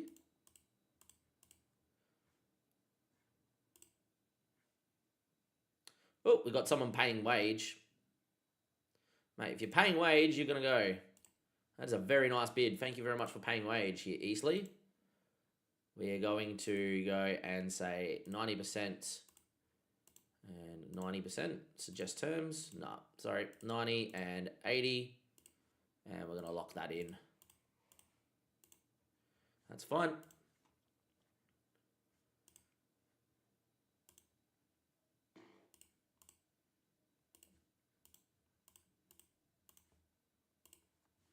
That's fine. All good. Eastleigh is the place for you then, Lloyd. Eastleigh actually coming in and offering us wage, which is perfect. Keeps our wage bill a bit lower. So we're happy with that.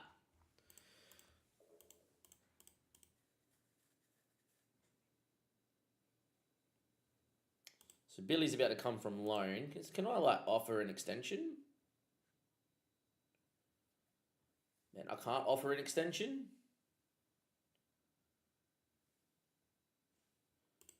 It's done really well too. He's developed quite nicely. He's had a bit of an uptick in development. There's Billy at 20, which is not bad. Maybe we bring him back and then loan out someone else. Like, as a poacher, he's not the worst. You know, off the last man, 5'11", can run. You know, it's good probably to have Billy back, to be honest. Yeah, Stephen McPay's been developing quite nicely. It's been looking very, very, very good, sir. Anyhow, Corey Sears, see what we can do. A 4 is going to come out. Billy's going to come back from loan, which is fine.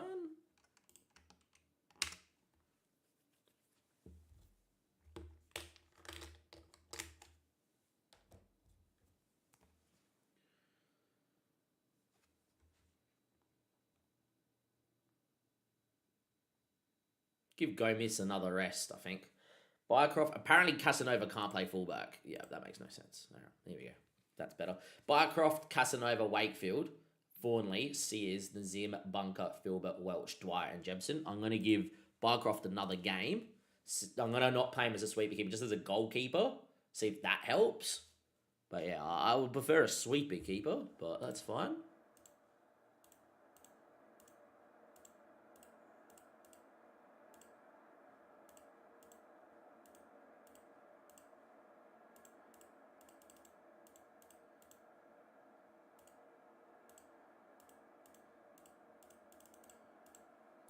That annoys me that that's out of whack.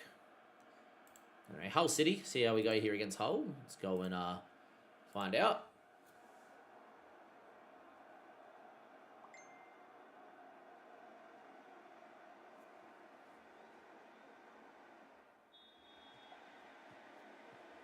And away we go.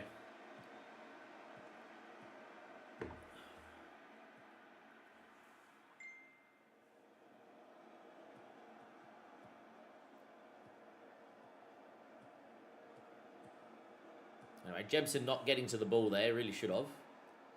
Ennis and Dedson in the Kamara. This will be a difficult game. Hull were in 9th and a pretty good side. Kamara, good run, good ball. That's 1-0. That is 1-0. Bycroft conceding again.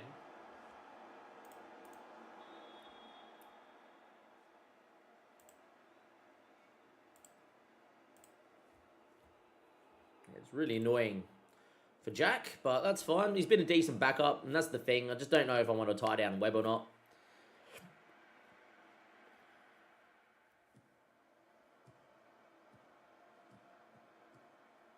Anyway, Corey Sears getting a start again here.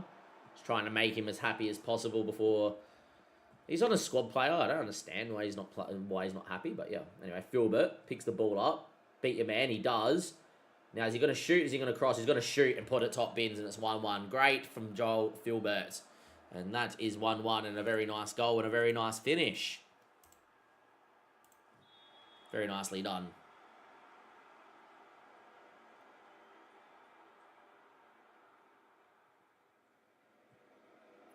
Casanova now with the throw in.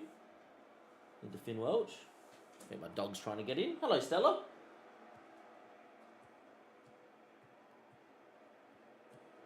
That's a very nice ball. That should be a goal. Hello, Cheeky. What's up? I'm going to the bathroom. I'll spray it. All good.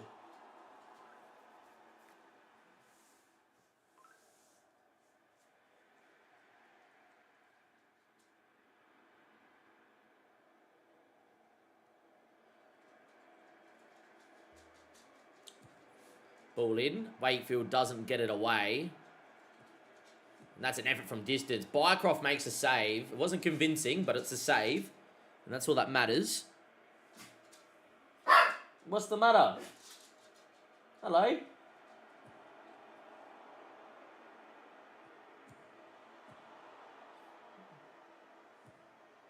that's not the highlight. Very even game, this one.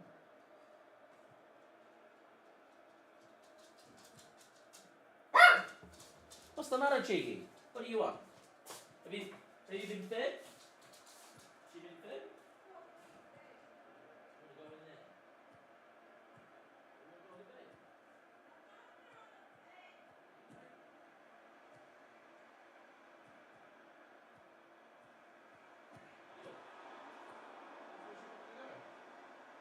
Why? Because it's not the weekend, it is the weekend.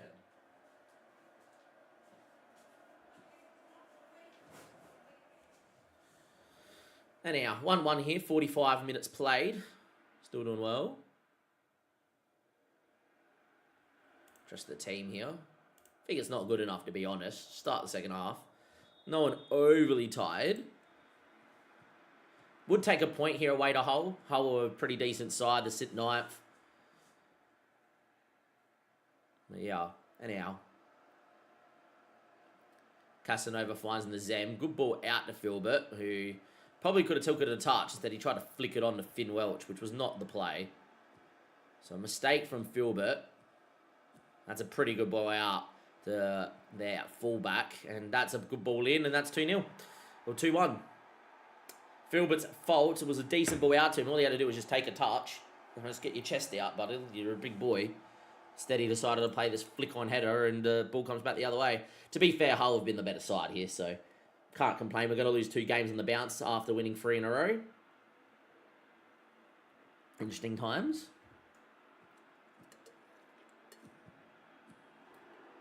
Offside goal for Dwyer. He was off.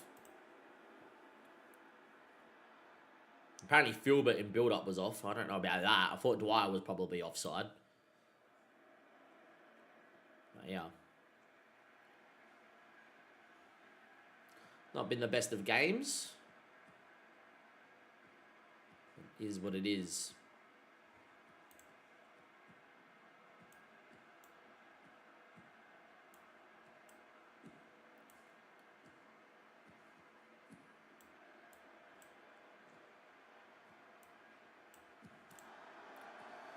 Made a few changes here.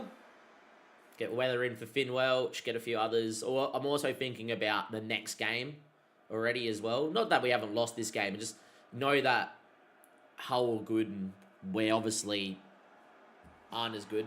See, every time we play Bycroft, we just concede goals. I don't know what it is about Webb. Maybe it's communication. We just don't see the opposition dominate us as much. But whenever I put my backup keeper in, who is apparently of the same level, no good. 68 minutes played. I am going to make our last change and get Patton on. Phil's just going to play 90. But yeah, 3-1 down. It's all she wrote. It is what it is. 2 losses in a row after winning 3 in a row to start the stream. Yeah. It's a great ball out to Patton, to be fair. And then he goes for goal. That's an annoying one. If you're going to go for goal from that angle, it has to go either top in this stick, which is kind of what he tried. So Maybe not the worst type of finish. Or it's got to go cross keeper and hope he saves it into traffic. If you're going to shoot. But yeah, annoying. Anyhow, Patton on a run. Finds Weiler. Into Appion. Good run. Can he now cut it? No, instead he goes for the outside of the boot effort. By the way, we have him on cross early and shoot less often. And our fullbacks, no matter what, will shoot. 3-1 down is what is. I think this game is destined for us to lose. And that is not good. Still okay, though, for this season. We don't have to make the playoffs. We don't have to go and get promoted. Don't have to do any of that. But, yeah. Yeah, Bycroft is done. All right, someone remind me never to play Bycroft again in goals. Not his fault, but 4-1. We might as well just instant result and get through this. Because it's just whatever. Toby Bell's injured. Hopefully not long term. Fractured lower arm. Sent to him a specialist. Is out for 2 months. That's not good.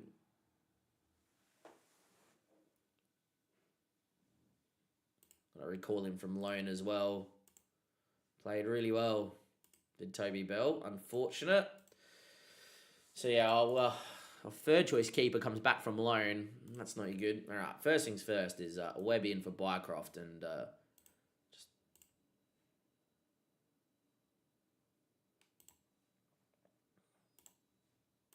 Yep, you're woeful is what I'm gonna say, mate.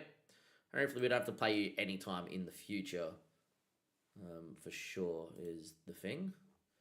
Right, so we got Rotherham next to a third, and then we got Donny, and then we got Carlisle, and then we've got Blackpool and Charlton. That makes no sense. We should be having the FA Cup up just here. Right, so we got Pompey. So we got this is so hard to see. So we got Rotherham next. FA Cup 4th round draw. It puts you to the bottom. That's so dumb. All right, so we've got Rotherham, Huddersfield, Pompey, who I want to win, and I want to win against Thing. So we will be rotating against Huddersfield, who are 23rd. So I think we're going full strength here against Rotherham, rotating against Huddersfield, and then, yeah.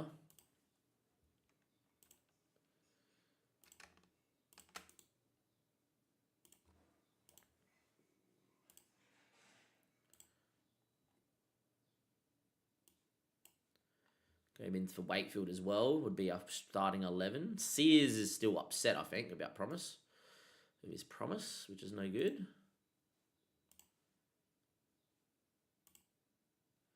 It's acceptable. So we're just going to play him again to keep him happy. And then go back to not playing him. Keep Appion on the bench, though. Ollie's Shield probably just makes way now. For Wakefield. Just in case we want to rest someone at centre-back.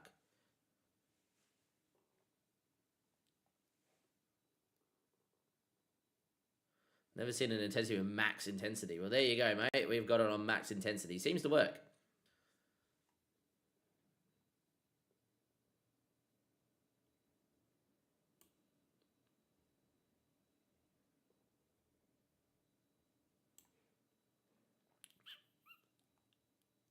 Probably want right back cover on the bench too, so probably go to do that and drop our captain, which I don't want to really do. Which means I'm going to drop Nzem and play Comely for a game. So we've got Webb, Casanova, Gomez, Thornley. Sears will play one more time. Bunker, Comely, Filbert, Welch, O'Dwyer, and Jebedson. That's what we'll do. We'll get Sears off at halftime for Appion. And then that should keep Sears happy. We'll then fully rotate against Huddersfield before going 100% full strength. Just reject. Honestly. Why would I give you my starting left winger on loan, honestly? Oh, he's 18. He must be available for loan. Or he is just really good and is playing for me naturally. One of those two, game. Apparently, my 200th game in charge. We played Rotherham, who are third. We've just lost back-to-back games. Hopefully, we go and win this game here. Would be nice to go and win. After winning our first 3 games that we played on stream this morning, we have now lost our last 2. A 1-2 loss and a 4-1 loss to Hull. Our backup goalkeeper just has Teflon gloves, so yeah. All right. Anyhow, let's go through this. We got a 4-loan approach from Chester. They are actually paying his salary, which is good, 30%, and an importing player. I will do that. Even though Eastleigh are paying 70, it's some wage, and I want to just get his wage off, so that's fine. Short list of players offering a contract. I would love to go for any of his, but yeah, Garen Qual would be fantastic, not happening. Staff apparently are going to be whatever. We'll deal with the staff later. I think all my under 18s and 21s can probably just stay.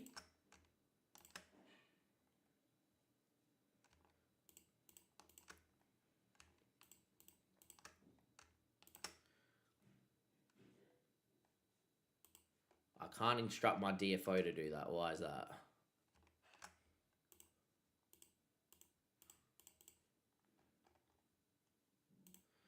Why is this grayed out?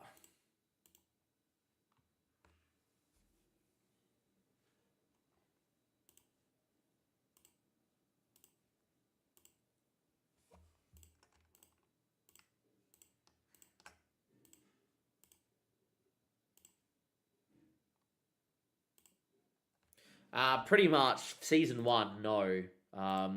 We were struggling in season one, then moved to this tactic with about 2.5 months left of the season. Was in 8th or 9th, the border, like we need to make the playoffs to keep our job. And then didn't lose a game for 2 months, won every game bar 2, and actually clawed back a 12-point gap to top and won the title.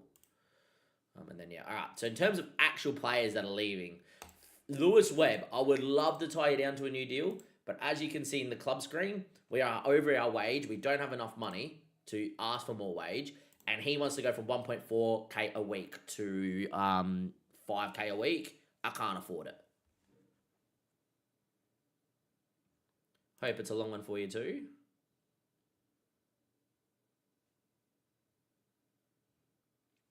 But yeah, I'm probably not going to be able to tie him down. Out of everyone else here, like Patton's okay, whatever. Like Toby Bell and Parsons, I probably want to tie down. So I'll probably go and try and offer a contract here for Toby Bell. Tell him to get a job, 100% pull. Wants 1.1k a week, currently on 490. Come on, brother.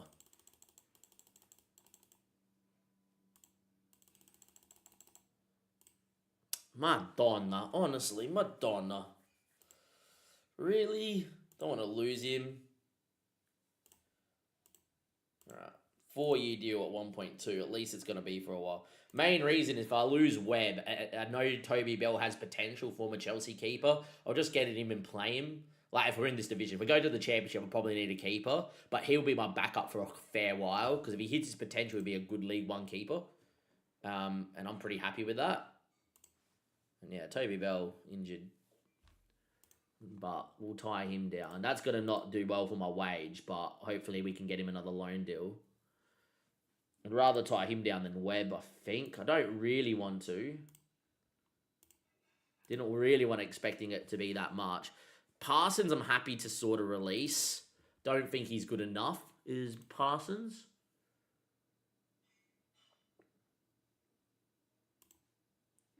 Parsons available for loan, and I am going to offer him out for loan.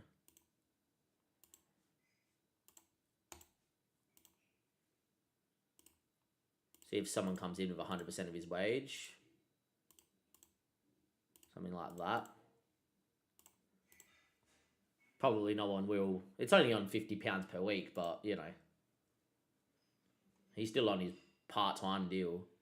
Spencer Sutton's the other one. I don't think but he's on £70 a week, so we're not even going to discuss this right now.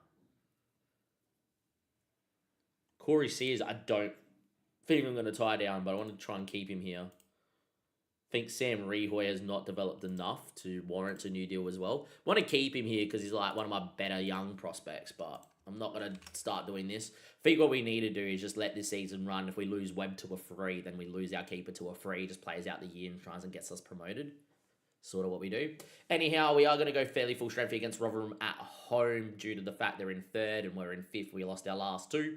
Webb, Casanova, Gomez, Fawnley, and Sears will play one more time, get him off at half-time, trying to get him to be happy to be our backup again.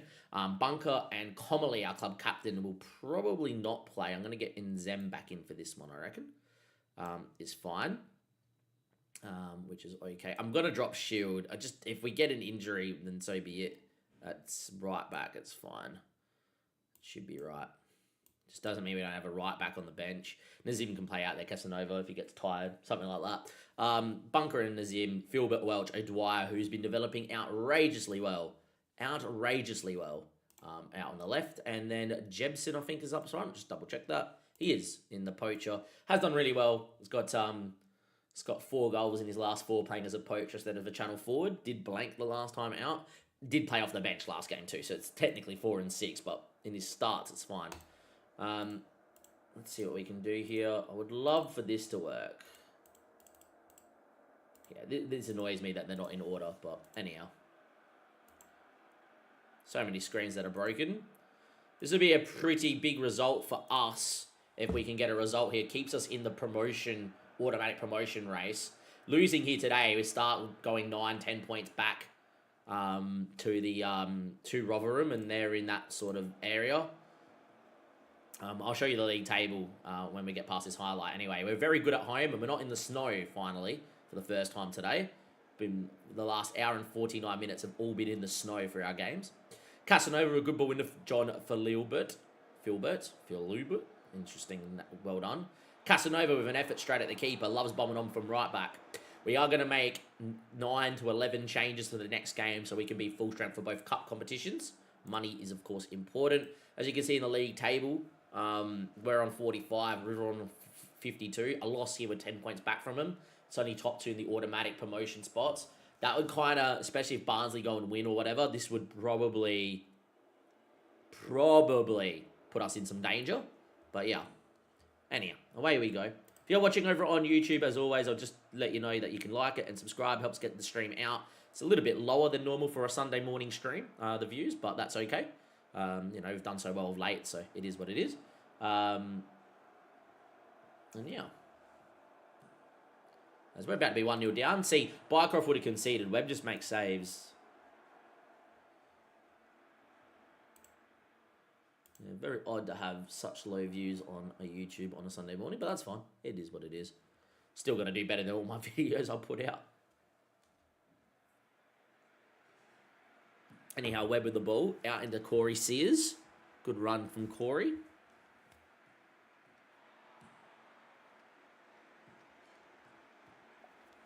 Finds John Philbert. Or Joel Philbert. Zim. Philbert. Harvey Bunker wanted it. Ignored. Finn Welch. Falls to Mr. Jebinson. The poacher roll again proving absolutely clutch.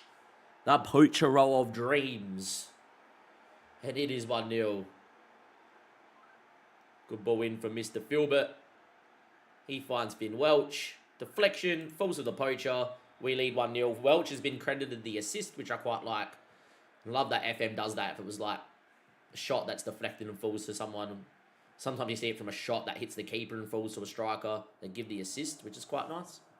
Anyway, Harvey Buckner finds O'Dwyer. Great ball to Finn Welch. Needs a runner. Jebson's in there. Falls to Philbert. It is 2-0 as Aluko wants to know who I support. Right up there, mate. Right up there. I've also got a Liverpool top on underneath. But yeah, I'm a Liverpool supporter. So definitely, unfortunately, my partner sleeps over on a Sunday night, so I won't be waking up at 3 a.m. to watch the Liverpool game live. Couldn't do that to my partner to wake her up. But yeah, I'll be watching it at work on Monday morning for sure. Hopefully, we put in a good performance. From a fantasy perspective, if we could keep Haaland quiet, like 1-1 draw, Haaland doesn't score, we win the game like 1-0 like we did against Madrid, huge for fantasy. But yeah. Anyway, I don't think that's what's going to happen, but yeah. Casanova, good run. FM's not bad. I think there's a few things that unlucky from O'Dwyer, and then he shoots on the volley. Tactically and graphically, much better. What I will say is there's definitely a lot of screens that are broken. There's a lot of bugs. It's an incomplete game is what it is. The reason why it's got so many negative reviews is I think everyone has backlashed how bad the UI is. This latest update is really good for UI speed, which is great. But, yeah, I would say it's an okay game. It probably doesn't warrant 22% being negative.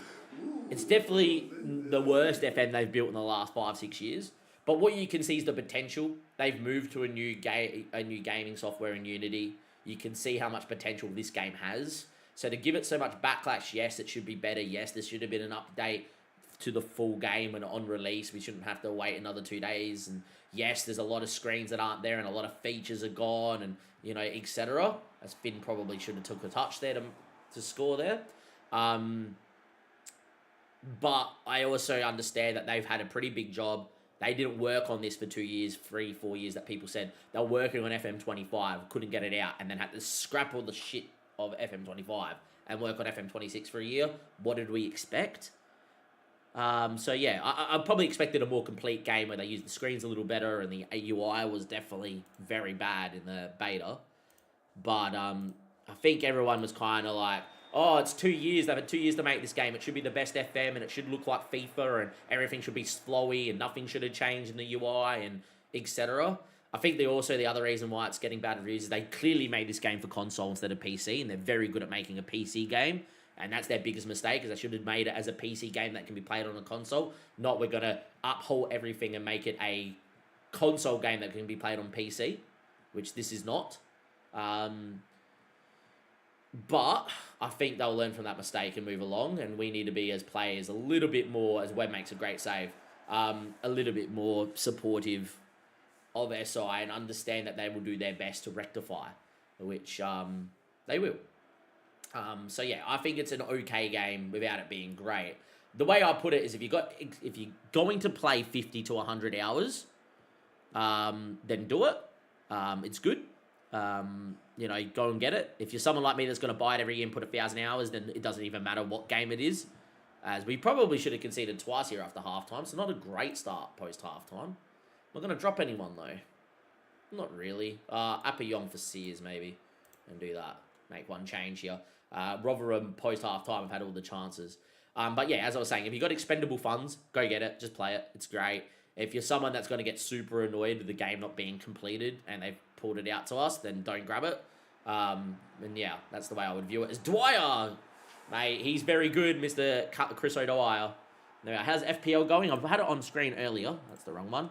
We captained Saka. It went alright. Unfortunately, Joe Pedro scored and Enzo blanked, which means that's a big swing for me in rank. Like, we're inside the top 100k, and now we're, I think, like 135k if this loads up, which is not good. Yeah, 126k, which is not good. Which is fine. I'm on 36 points. We've definitely gone up from 269k, which is great. But yeah, as you can see here, Saka, Enzo just, he looked good and he nearly headed one home early doors in the first half. But yeah, very annoying. Great that it's good when Arsenal blank, even though I have Gabriel and Raya, just they're so highly owned. It makes it very nice when you captain an Arsenal asset in Saka and he goes off. And both the defenders, all their defenders just blank for the day. It's great. Obviously, we all want Haaland to blank, which would be really nice. And yeah, but that's how fantasy FPL is looking. How did you go, mate? How did you go this week? Aluko, how did you go? Aluko's army. Anyway, 3-0 to the good here. Do you have a YouTube? For FPL, we do. So FPL, Paulie, who's in stream. Paulie, who is in stream with me. We do have an FPL Chasing Rank YouTube channel. We do a live video every single Tuesday at 8 p.m. Australian Central Standard Time. So definitely go and subscribe and hit the bell so you know when we go live. We do that every week. We actually missed 1 week because Paul was away. But we've done every week bar one this season. And Paul releases a lot of shorts. And we obviously, Paul, me, and Dom talk about what Paul should release as shorts. But Paul's the face of the shorts. Dom does the Instagram. And I obviously am a bit of the live stream expert, do a little bit more of the longer form content if we want to release a video. But yeah, that's where we sit. So definitely recommend checking that out. Obviously, my actual YouTube is here. For those that do not know, if you click on that, you go to my YouTube, which will ask you to sub. We're obviously live at the moment, so you can come watch us live. Low for views today, which is a bit odd. But yeah, we've obviously got the live playlists currently up and running for this stream. We keep it in order, which is great. And we've got the actual videos of this series coming out at the moment too.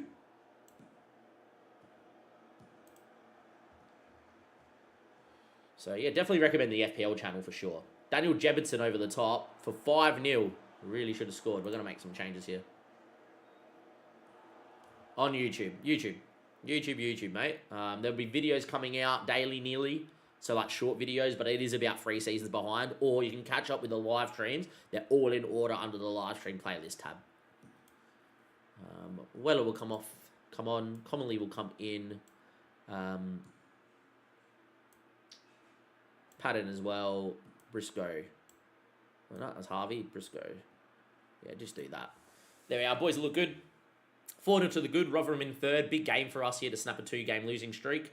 Nice to beat a team in and around us and absolutely pummel them. Massive what happens when you put your first choice keeper in. Just look better, don't you? Nazim into Casanova. And Briscoe from distance hits the bar. Dom Weller doesn't get the header to flick it in.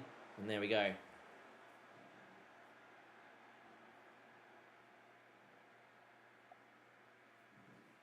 Pros don't make. Good on Sunderland for getting an equaliser against Arsenal as well. It's quite nice. Gives Liverpool and City a chance to win that game and close the gap, which would be huge, especially if it's for Liverpool making the title race. Very interesting. All good, Aluko. Thank you for jumping into the stream as always. You go and enjoy your night, and I'll see you next time. Definitely leave a comment on the YouTube, and you can go and watch this live stream back if you want, or on the YouTube, or just watch the videos as well to definitely follow the Road to Glory, as you called it in the stream. And cheers. Catch you later. 4-0.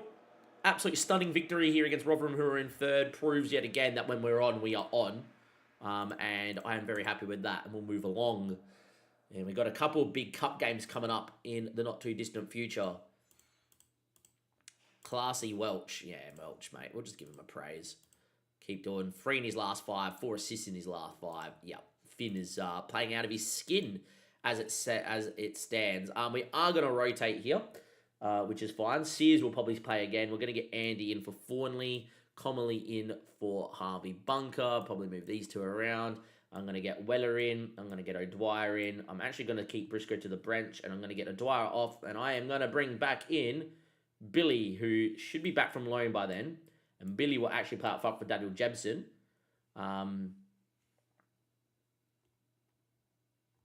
Ollie Shield will come in for Casanova, I think, is probably the right play.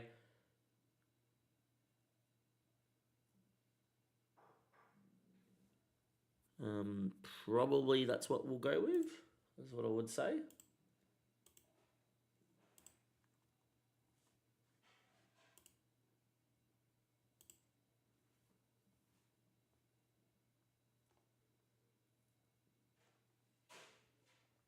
Really need another 10, but I don't have the people to do that. Do I actually give a start to this guy? That's a question. We'll go look at our youth team. When we get to this game here, I'm going to quickly run to the loo as well.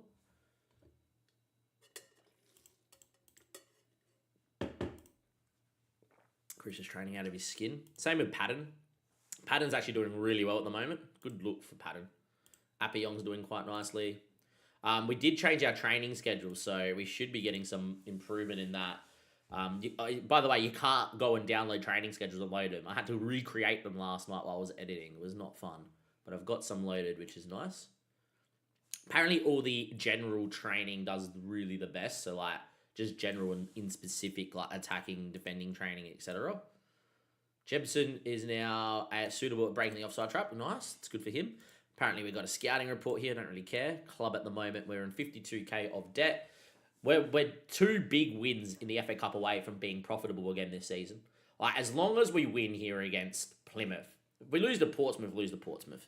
I would prefer to win against both, get the finances for both, and then be in the profit land, and then be like, cool. You know, it is what it is. And then, yeah. We should be beating both Pompey and Plymouth. Plymouth especially, we should be winning here in the FA Cup. We're both at home in our next 2 games. So, yeah, hopefully we win both, the 2 big league games. And if we win both, we're going to have some money to play around with. So, Billy's back from loan, and he's going to go straight up front for young Bill. He's going to come straight up front because I think he's good enough. He scored, obviously, some goals for us. He was our leading striker last year. Just only problem is that he was really bad last year. You know, he obviously scored 20 goals in the National League, went ballistic.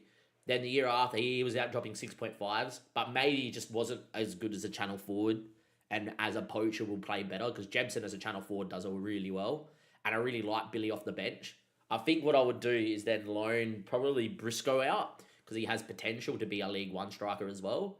Get him a loan, and then have Billy back here, and then go from there. And have Patton as that left winger, which you guys can see he's developing quite nicely. And yeah, anyhow. Financial update.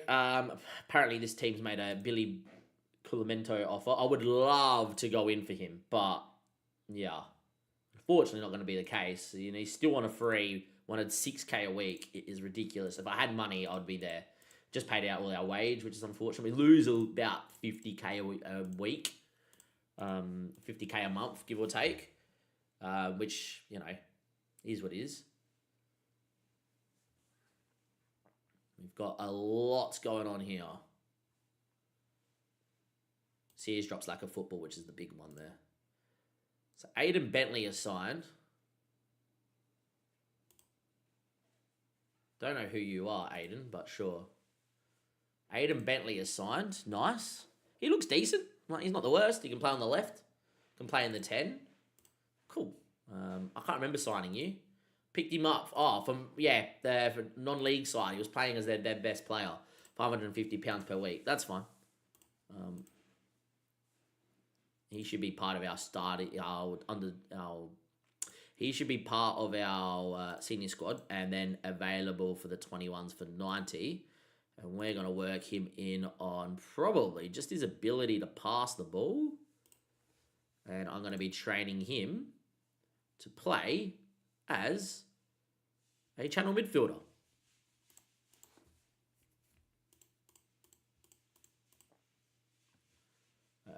Reject.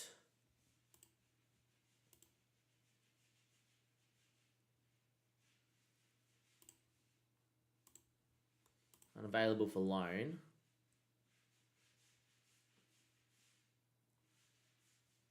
Yeah, I'll just deal with that myself. I don't know where that is, just to be able to say it. So MPAC is developing quite nicely, as we know. Nice. Forey is not developing. Sears drops like a football. League One registration. And away we go. Squad is excellent. All right, for this game here, we will go and get Philbert out. Billy is in and should be in. Bentley is here. Completely rest Jebinson. Do that. And then get Weller and Bentley the other way around. Apparently he's... Okay, it might just be red because they think he's on loan, but he just came back from loan today, so Billy should be able to start and play. Doesn't have a loan thing next to him. We'll see what happens here. Billy is not on loan. He just came back on loan. 0 days. Okay, so we can't play him today and he's back at the club. Cool. We'll play Briscoe then. That's fine. And we'll get Jebinson to the bench. All right. Webb, Shield, Gomez, Wakefield, Sears, Nazim, Commonly, Weller, Bentley, Patton, and Briscoe. Can you tell that I'm prioritising the cup competitions? The answer to that is definitely yes. We're going to give the number 30 here to Aiden Bentley, who will make his debut at 19 for the club in the middle of the park. Has got decent potential. If he develops, it'll be quite nice. And away we go.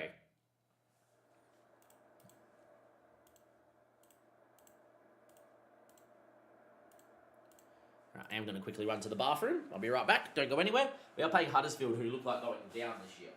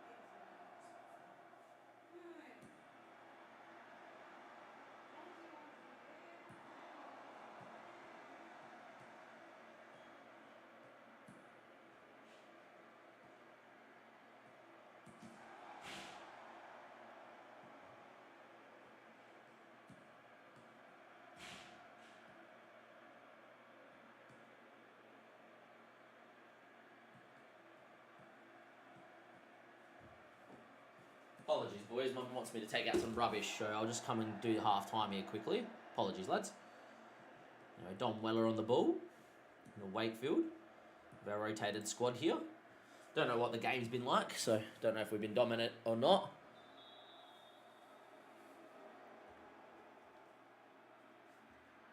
Looks like we have been, which is really good to see with a rotated side that we are dominant. Dominant. Much more match momentum. Start the second half. I will go and bring the full strength side shortly. Aluko, the reason why we chose Maidenhead is while I was doing my beta save, I got my stream viewers to pick clubs in the Vanarama National League South and North to manage. That to be semi-professional. And yeah, we spun the wheel of names, and Maidenhead came up. Very glad. They're a very historic club, played in the first ever FA Cup. The second ever year of the FA Cup, they made the quarter-final, which we did equal. They made the semi-final. We made the quarter-final with them last year. And York Road, their home stadium, has the record for the longest continuous use of a stadium by a professional football club, or by a football club. And yeah, so we still play at York Road now, and it's great. One day we're going to have to rebuild it, but yeah.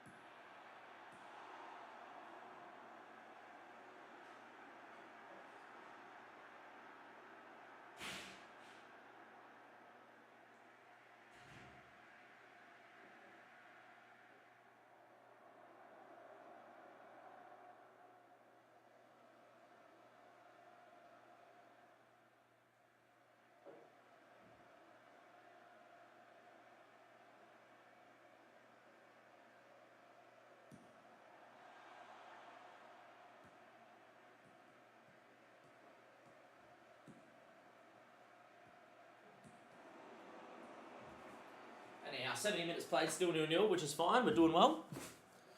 Dominating the game. Would be nice to be winning the game, but sometimes you can't pick and choose the games you're going to win. Been live for over 2 hours, which is not bad. And with it being 78 minutes, I am going to make a couple of changes here. Jebson's going to come in. Weller for Filbert. Finn Welch here for Bentley. And Sears for Appiong. Fawnley for Gomez. Move these two around. And this is to bring on the full strength lads for 10 minutes to try and win the game of football late doors. But gave them 80 minutes of rest before two big cup games is always nice. Will we find a result here, or are Huddersfield going to hold on? Maybe Huddersfield score. 2 minutes at a time. Looks like it's going to be pointless. We've dominated 17 shots, 11 on target. We do not win the game. Marton Qua, thank you for the follow. I'd say that's Marton QA. Marton QA for the follow. Well done, people. They've played really well there, even though it's 0-0. I'm going to bang them up because it's pretty good.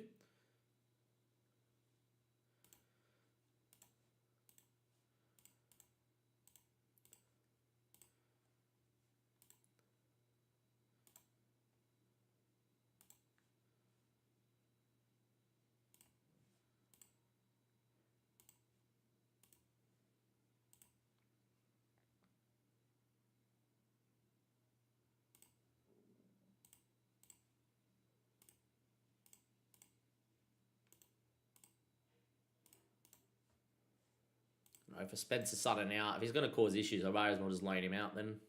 But yeah, we've got Pompey here in the EFL Trophy, and then we've got this game against Plymouth.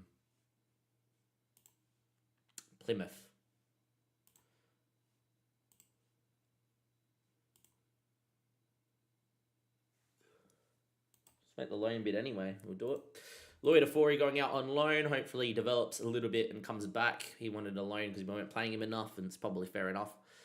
He's probably not of the level. But yeah, we'll go full strength here against Pompey. See if we get a result. Kept the clean sheet, which is nice. Roy wants a new deal, probably, I would say.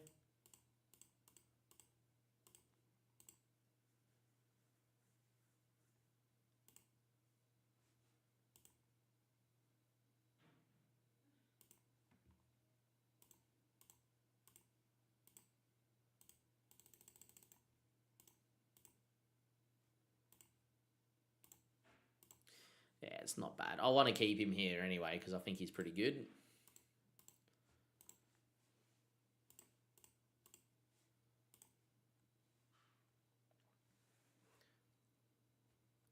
Fortunately, we're just going to be so over our wage budget. But, yeah, the board can do whatever they want to do with that.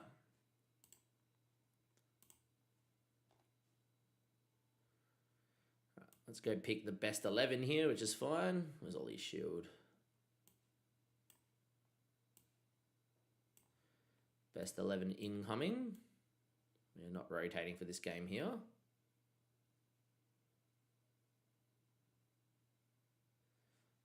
Odd that we... Yeah, I knew that was going to happen, didn't you? There we go. Right. Billy Cullen's cup tied, that's fine. Gomez is fine. Fawnley is fine. That's good for the bench. Bunker for Comely and move these two around is perfectly fine. Fawnley is... Yeah, Fawnley is Fawnley. Patton needs to make the bench here.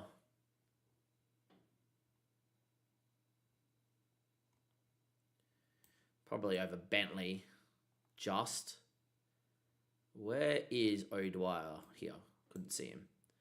That should be my best 11. Webb, Casanova, Gomez, Fawnley, Apiong, Nazim, Bunker, Filbert, Finwelch, O'Dwyer, and Jebson. I will try and get a free loan from Fulham at centre back, but they just keep telling me outside of Nazim, they keep saying, "Oh yeah, we need these guys to play at a better level." I'm just like, come on, guys, it would be nice, you know. You get them in on loan, free centre back would be ideal.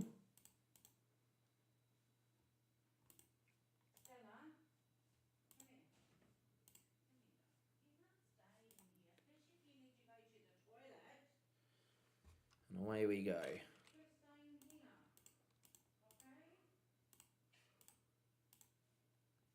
This is a big game because I think if we win this against Pompey, we could win this competition.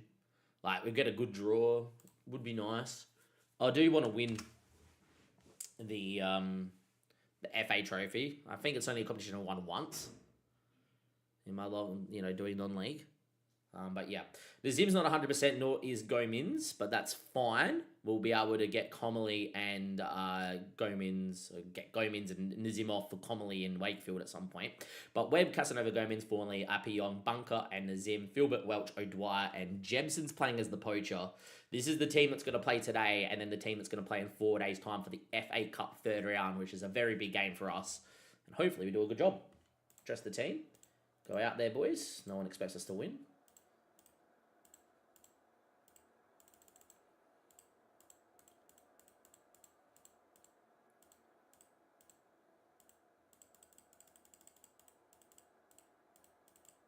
So you can't filter by anything but player name. It's really annoying. Anyhow. See how full strength Pompey have come. Slightly rotated. Abina's up front though, and Harvey Blair's still in the team too. But that doesn't look like their first choice keeper. Or maybe they didn't play their first choice keeper when we last played them. Pompey is a side that we beat in the Cabaret Cup 4-1 away from home. And then they beat us 2-0 in the league. But we're a much better team now and a bit more cohesive since then with the new signings. As that falls to Casanova. Goes all the way back there to Nazim. Back to Casanova. Needs a runner. Finds a runner. No, he doesn't. That was apparently the highlights.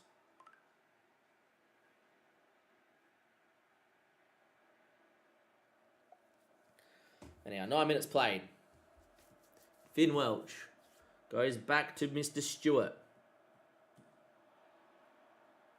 Long ball, headed down, Abina, into Harvey Blair, Dozel, Quintero, good ball in, headed and just wide there from Long. That would have been disastrous.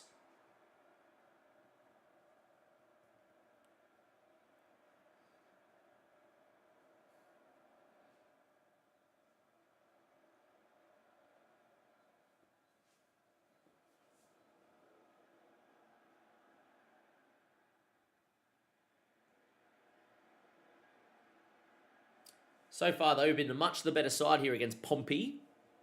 But not really getting the goal that we need to break this deadlock. This is what happened to us against Sutton, Southend, last year in the FA Trophy.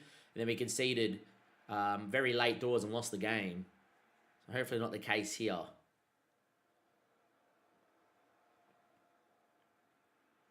So far, though, approaching half-time, and it is going to be 0-0.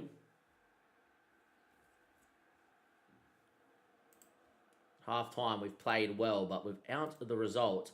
I am going to get Enzem off here for Comely, and I am going to get Wakefield in for Gomez, and that is because they're both 100 fit. And as much as I do want to win the FA Trophy, the FA Cup and an FA Cup run is so much more important for the club financially. We continue on, and away we go here. 50 minutes played. Still going to be 0-0. And hopefully we find a moment. Doesn't look like it's coming, lads. Does not look like it's going to be a moment for us at all. But it's a highlight here for Casanova. And he finds Filbert. Casanova, good ball here into Filbert. Beats his man. Into Finn Welch. Blocked. Dwyer backheel. Can't find Jebson. And that's going to be the highlight, boys, unfortunately. Casanova maybe can whip one. No, he loses out. Is that the highlight? No, it's a beaner on the break. Jesus. That's pointless, at least.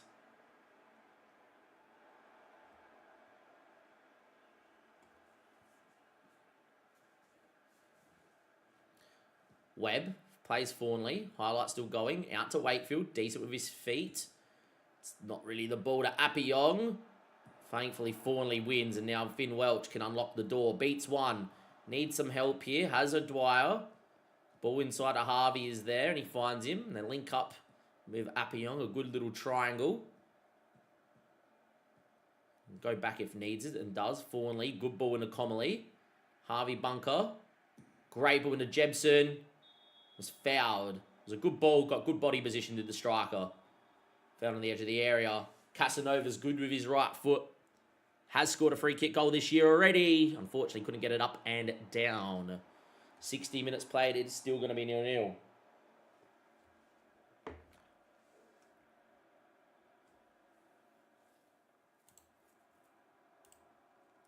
Three, 2, 1, and let's go. Well, you come on in 70 minutes into an FA Trophy game in the third round against Pompey. We've absolutely dominated. We can't find a goal. And this is a competition I want to go deep in for the club's finances. I actually think if we can win this game, we can win this trophy this season. 70th minute, we look for Harvey bunker. And I'm hoping by doing a YouTube part, we score a goal here. As the ball gets into the area, O'Dwyer's effort has gone in, but the offside flag was already up against Harvey bunker. And yeah, as you guys can see, 13 shots, 1.33 XG. Only 3 on target, though, today. And Pompey doing a good job at stifling us. If you remember back to last season, I think it was Southend who scored and FM'd us very late doors in this competition. In a game that we were dominant. In 4 days' time, though, we do play Plymouth in the FA Cup. And that's going to be the big game of this episode. And hopefully we get through Plymouth, who are a team in our division. In the third round, we get a big 4th round draw. Casanova in a bunker. Gets half a yard and shoots, but puts it wide. 78 minutes played. It is going to be still 0-0. Unfortunately, not the day for anyone in this game. Going to get Weller in for Filbert. Maybe not, because it might go to penalties. I don't know if Dwyer can take a pen. Just trying to think. Dwyer can't take a pen. I don't know if Patton can take a pen, but we'll get Patton out there because he might score the goal. Got 10 penalty taking. I don't know if anyone else gets penalty taking that you can't see. They're, the people on the bench's stats. But we'll go with that. Casanova is dead. So I'm going to get Ollie Shield in just for that fresh legs. And we're just going to do that. I don't think Ollie Shield can take a penalty by memory. 7 penalty taken might be enough. But yeah, 10 minutes played. I believe it goes straight to penalties. So we're going to probably see a shootout here. Unless we score one late. I think Filbert can take a penalty, so I'm not going to take him off. Daniel Jebson, who's been scoring goals of late with a free kick late doors. And we'll discuss Jebson in the next part of this episode because there has been a tactical tweak to his position and role. Jebson free kick, hits the bar and it comes out. That close to a winner. We have dominated. Hopefully this doesn't happen against Plymouth as well. Would like to go and beat Plymouth really comfortably. On the break of Bina, this would be against the runner play. Thankfully, it is not going to be a big highlight for them. But yeah, we have looked good. But unfortunately, I think we're about to go to a penalty shootout, and I always back the team that has been the less dominant and the team that is FMing the other to win in the shootout. So kind of seems to be how FM goes. We did win our last game in the FA Cup in a shootout, though, which I forgot to film because it was 1 o'clock in the morning. And anyway, Filbert with the ball, picking the ball up and driving. Harvey can hit him. He can hit him into the park behind the stands as well.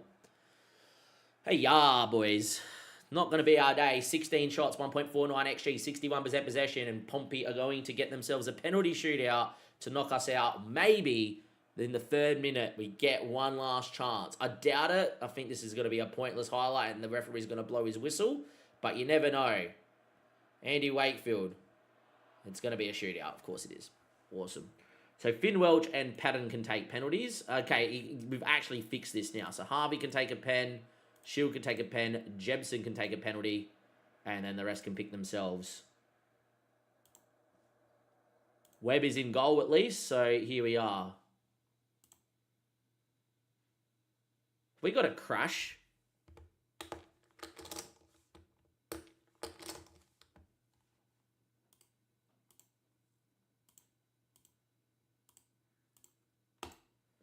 Oh, Madonna, man. Really?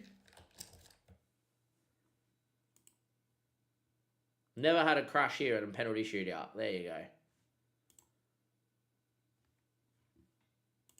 Never had this happen. I've been to a few penalty shootouts, and here we are.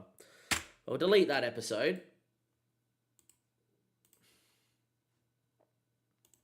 3, 2, 1, and let's go. Thought I would leave this in here, team. We are playing Pompey in the 3rd round of the FA Trophy. 4 days before we play Plymouth in the FA Cup, which is the main game I'm going to give you in the 3rd round, a team in our division. So hopefully a 4th round game as well in today's episode. We just dominated, had 16 shots, 61% possession. We finished 0-0, and we're about to move to a shootout. I've gone to continue in the shootout, and it's crashed. Seems to be maybe a new issue with this, but yeah, that is not good. I'll go and launch a bug for that. But yeah, with the new update, I've never had an issue getting to a penalty shootout. But here we are. We have not got a shootout here.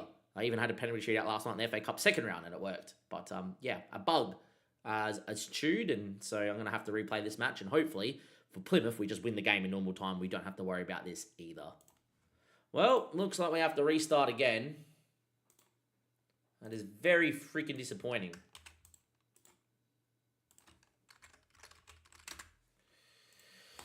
Oh, yeah.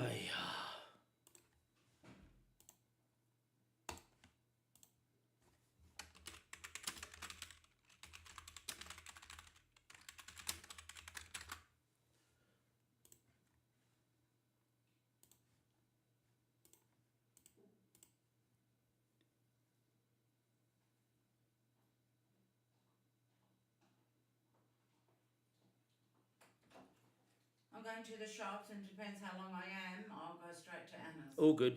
Have a good day. Will do.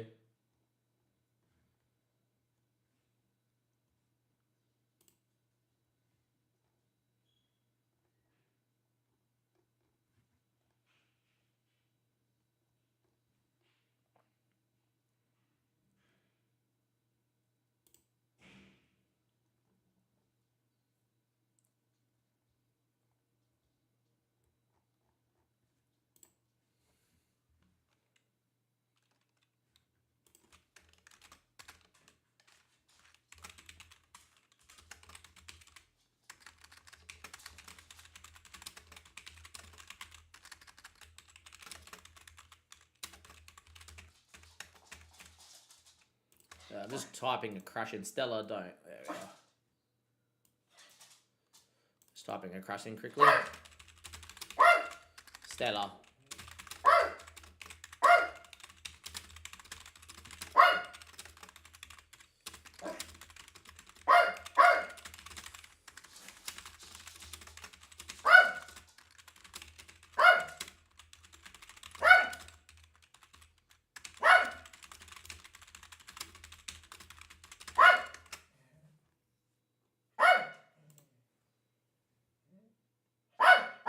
me to upload files. I'm not going to freaking bother. Stella, please, man. Oh, dog. There you go. Well, that's no good. We have to play this game again. If I now lose or don't dominate and lose, I will be livid. But yeah, that is not fun at all.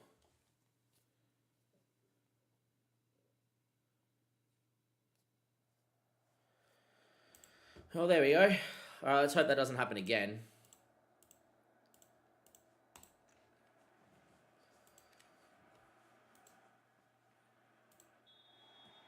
Anyway, Daniel Jebson kicks it out of play. We've got to play a full 90 minutes again against Pompey. Very annoying. We did dominate the game. Don't know if we would have won the shootout or not, but yeah, that is very annoying.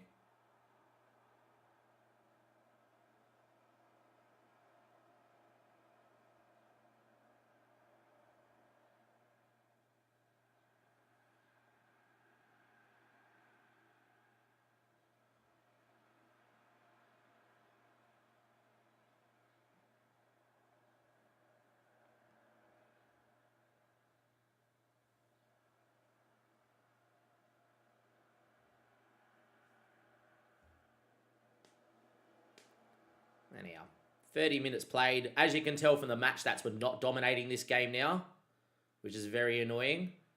So yeah, to go from dominating Pompey and probably should have winning to now watching a very even game is very annoying. This is what happened to us in our first season in the Park to Prem. We crashed on the first day. It was 1-1 in a game. The game crashed after trying to watch back a goal. We were 52 minutes in. Had like 20 shots on the opening day already against a team that was meant to get relegated. Had to restart the game. Ended up losing 1-0 to a game that they dominated in. But anyhow, Casanova, first highlight we see here.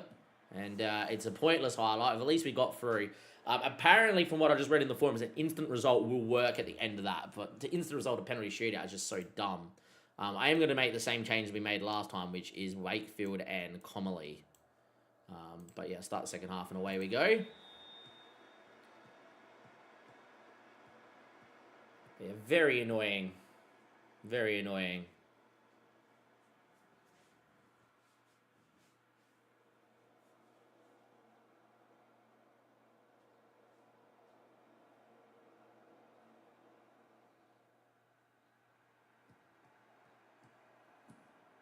Anyhow, Daniel Jebinson. Good ball looking for Finn Welch, won't find him. I've used Connor Shorgansey in a few saves. Done a Pompey save myself as well, but yeah. Harvey Bunker, good flick on here to Finn Welch. Needs a runner. Goes himself, and then that's a great save by Stewart. Again, I feel like this is going to finish 0-0. We're going to need a penalty shootout or so. We've been the better side, but it doesn't really matter. This would be very annoying to then not... to lose this game after dominating and then, yeah, getting a crash. Comely, oh my God. Here we go, man. Look at this fucking bullshit. We dominate the game and now we get a crash. I love it. Oh, yeah, we dominate the game, we get to a shootout, and then, oh, yeah, the game's going to crash. And now we're 1-0 down. Honestly. If I go 2-0 down here, I swear I'm going to save Skim for a penalty shootout result. But, yeah. It's very annoying, man. Good save from Webb. Very, very, very annoying.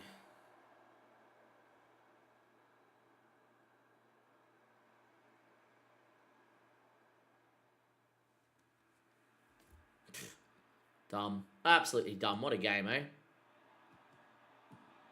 Good finish by Finn Welch there to make it 1-1. May still get that penalty shootout. I'm just very annoyed that the fact that we dominated, didn't win in normal time, we don't get to see the shootout. It takes the immersion out of it that this is now a game that's, like, even. Like, if we lost the last game, it's an FMing. Now, if we lose this game, then so be it. It's whatever. And I'm just like, rather the pain of the FMing. Dwyer's had a stinker, so we're going to get Patton on. Can Jebson take a penalty? Can. Patton can take a penalty by memory, yes. The fact I can't click on Briscoe here is ridiculous. Don't know if Weller can take a penalty. Can Philbert take a pen? Philbert's penalty taking is 2. Right. We'll leave him out there for now. Shield can take a penalty, I know that. We'll just have to check if Casanova can take a pen.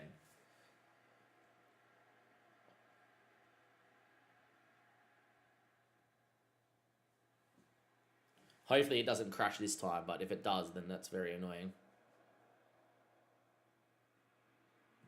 80th minute. Patton on the ball. Finds Appiong into Fawnley. Into Casanova. Good ball into Filbert. Into Finn Welch. Got to cut it, Finn. Finish. Madonna, man. It's a fucking free effort from the penalty spot.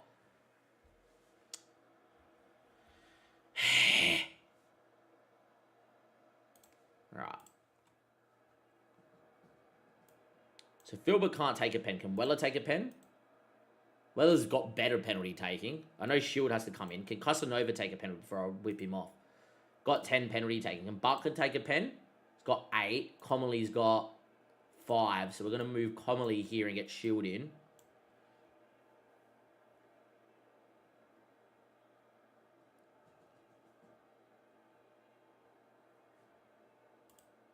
Jebson's got 7 penalty takings. Welch is my best penalty taker. Patton, oh yeah, I have to rechange the stats.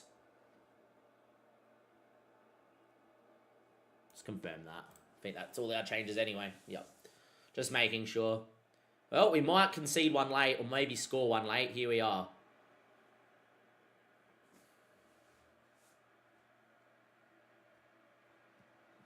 Andy Wakefield into Webb.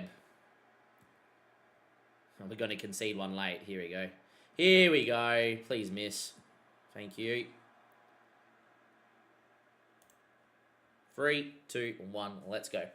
Looks like it's another penalty shootout. We're going to see if it crashes. Maybe there's a highlight late doors here, but I doubt it. This time, instead of us dominating, it's been a fairly even affair. We were 1-0 down, score to make it 1-1. Yeah, if it crashes again, I just was reading in the forums, apparently you can instant result past it. But if this beta patch doesn't let you play pens, then so be it. But yeah, that's very odd. I had a pen shootout work last night as well.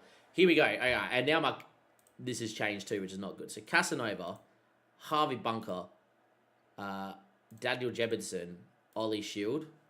Continue. Stay calm and back yourselves. All right, we got the penalty shootout working. It's working. All right.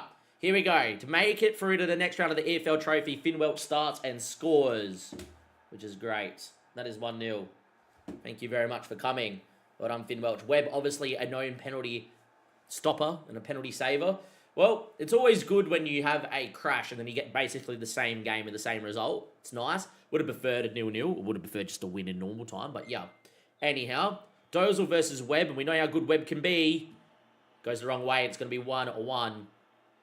I think this is a very big game for us. I think winning this is like 40k back in the club, which takes us nearly back to even kill of our finances. Unfortunately, penalty shootouts just take a little bit too long. I prefer to see him cut to the next penalty on key, but yeah. Patton now steps up, and he fires comfortably, sending Stewart the wrong way. Webb is a known penalty stopper. Hasn't saved a penalty this year. We have conceded a few pens. Webb hasn't saved one this season. Obviously, last year, he knew how to save quite a number of penalties. The National League saved a number of penalties, but hasn't done so this season. But who knows? Maybe Webb can do the job. Webb, in goal. Can he do it? Goes early, and Mr. M.A.Du sends him the wrong way. So 2 good penalties each here in the Virtue EFL Trophy. It's the 3rd round. The winner of this makes the quarterfinal. You make the quarterfinal, get a good draw. It's a 70k payday or 40k payday. That's really important. Casanova now, our right back, steps up, straight at the keeper. Stewart stays middle, which is a bit annoying. I actually don't mind him going up the middle. But there we go. That is not good. And we might be facing exile from this competition unless Webb can make a save. That is not what we wanted to see. I do not mind a player firing it down the centre. A lot of the times the keepers do dive. Can Webb make the save? Oh, he should have. He went the right way and parries it into the goal. Looks like we're going to have some penalty drama that won't go our way. That's very annoying, boys. I've said it before, though, that I would prefer for us to make it through the next round of the FA Cup. So if I had to pick The FA Cup's the one to go on the deepest runs because it makes the most amount of money, but I would like a run in both. Harvey Bunker, can he score now? Steps up. And apparently Stewart just knows when to stay middle because he's dove for every other penalty. And our next two penalty takers have gone down the middle, and both times Stewart has just stood there. Beautiful. In real life, the keepers dove both times, and it's 4-4.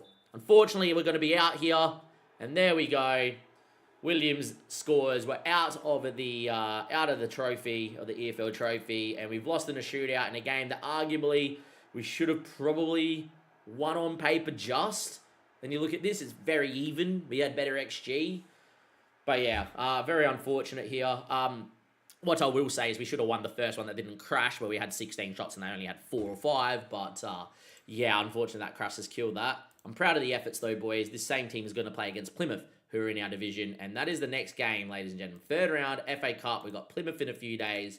If you have a look at the table, Plymouth sit in 12th on 40, and we're on 48 points. It's a very tight competition. Hopefully, we can beat them in the FA Cup in the next round.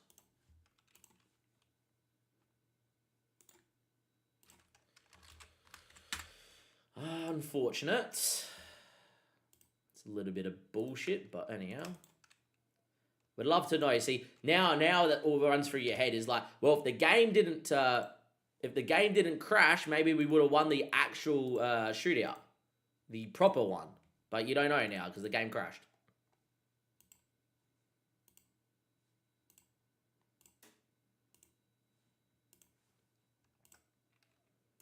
I hate that preference resets every freaking time. Very annoying. Anyhow, FA Cup here next round. Let's see what we can do. This is a must-win game for us now. Must-win game for us.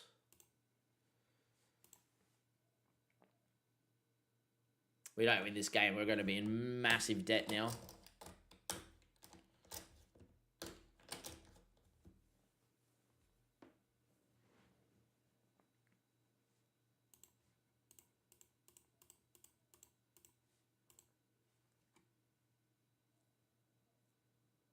Your facilities have upgraded, which is nice.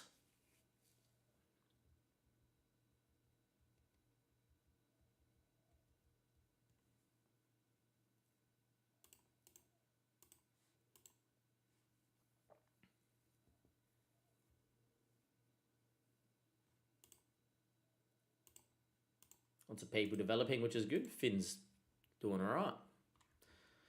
Here we go. Potential issue with Bennett, mate.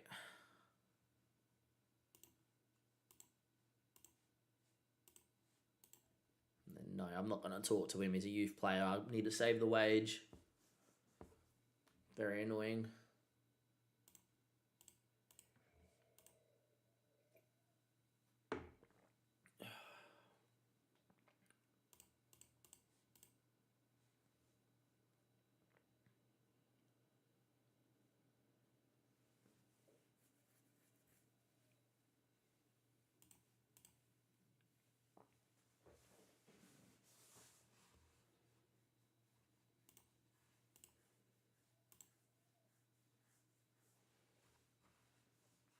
Hopefully do all right here.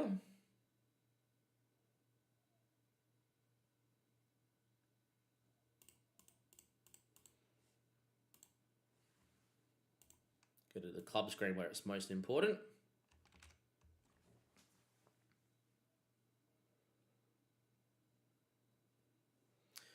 Three. Oh, no, I'm not recording. Here we go. 3, 2, 1, and let's go. FA Cup third round. Why is this so important? We're massively over on wage and in the finances. Unfortunately, we're tying new players down to new contracts, etc., and people with bonuses. We are over on the wage budget swimmingly. We're also over on the finances massively. If I knew it was going to cost 1.9 mil for our training and new facilities to be upgraded, usually to go from like below average to like adequate, whatever was like 250k on previous FMs, I wouldn't have done it. But here we sit in debt and over on wage, and likely if we don't fix that, the board might get very upset, but I don't know. I've seen people get sacked for being over on their wage budget, but I also think that is also coupled with like being okay and like this, it's like they're satisfied. So I don't think we would lose our job. But yeah. Also, by the way, we have the youth and training facilities upgrade as mentioned. We've also got a coaching course being underway for our Continental C license. For those who want to keep up to date with that as well. And we're doing okay in the league, as you guys noticed. We are going to go and play the same team that just played in the last game, because they did play well against Pompey, just need to score more goals. We have made a couple of changes why it's version 1.2. I do think it helps slightly cross from deep to get the wing backs to cross the ball more, or the full backs across the ball a little bit more. I still find that they shoot too often, but the big move has been for Jebinson. We've moved him into the poacher role from the channel forward role to keep him more central. This has helped him stay more central in link-up, allows Finwatch to get either side of him, and what that has done in his form has been second to none. Since moving as a poacher, he's got 2 goals and an assist, a goal, 2 goals, 3 blanks in a row, which is a little bit whatever he did, was a sub in one of them, a goal and an assist, and then a couple of blanks. It just has made him that little bit more clinical. And some of the goals have looked really nice with him actually attacking the back stick and the ball going into his feet and tapping it in from close range. But yeah, as you can see here in the league, 6 goals, 3 assists in his last 12 games. And majority of that has come when he's been in the poacher role. So there's a few little tactical tweaks. We are going to play Plymouth here today. I think I've just saved. Hopefully we don't get another crash. If I didn't just save, that's quite annoying. But I think we have, which is all well and good. We're going to play Plymouth here. And off we go. Hopefully we go and win this game. This is a very big game for us today and in the club for sure. Young Dwyer is actually developing very nicely as well. Thornley has declined to a 2-star centre-back, so at some point I'm going to use Wakefield and Gomis together and play Gomis as the ball-playing defender and Wakefield on the other side. We get our first kick clash since the beta update, but since the beta update we've had some moments. In terms of the FA Cup, we got Wilburton in the second round. We actually needed a penalty shootout. We conceded in the 95th minute, which I don't know if I mentioned that or not in one of the last parts. But yeah, we're here. But, you know, we conceded an own goal in the 95th minute and needed a shootout to beat them. And we're 1-0 down away from at home against Plymouth Argyle. Beautiful. I'm just going to put it out there. We don't win this game, we're going to lose a lot of money this season. And that ain't good. We need to go on an FA Cup run again. We need another quarterfinal appearance. But 1-0 down from a set piece inside 5 minutes. We just haven't been our best and our most clinical. We conceded a lot of chances, you know, that are low XG or you know, set piece headers and stuff. And then we go down the other and have 20 shots and find it very hard to score, which has been an issue. And hopefully this is not us conceding 2 goals in 5 minutes, because I will be absolutely livid. It might be, because that's a pretty good ball. And we're lucky that's not a mistake that is ended with them scoring, because Webb got nowhere near that. I don't like this as a start. This is not good, boys. I'll tell you what, I think we're in a little bit of trouble here. We have not started well at all. Started very sluggish and slow. Even though we've been resting boys. We rested them for the last 2 games, so they could play 2 games in 4 days, the first string. That is not a good start. 5 minutes in, all Plymouth Argyle. And this is not what we want to see here in the FA Cup third round. We really need a run this year. Good ball out, though, and it finds Dwyer, who can run at people. Still going. He went for goal, though. He could have really gone a bit more further. Could Chris O'Dwyer. And it's got to stay 1-0. A highlight continues. Okay, so we've been live for this part of the episode for 4.5 minutes. This is the big problem. Didn't need to see O'Dwyer's chance. Didn't need to see that loopy header that was easy. They're not key highlights. Could have started from this goal kick and then playing out. And it looks like they're going to find Bali Mumba, who is a fantastic footballer for this level. But that's picked off by Filbert. And away goes Phil. Cuts it. Nazim. And his ball in the box is poor. And it's going to fall to him. Far out, man. Honestly. Win it back. Whose highlight is this and why we've seen it for so long? Harvey Bunker into Thornley. We've literally watched 2.5 minutes of an FM highlight that has had nothing in terms of a chance. Appiong now, going on a run. Harvey gets to the byline. Can he get one in the box maybe? Still going. Finn Welch apparently misses the ball. Is this them on the break? What is this highlight?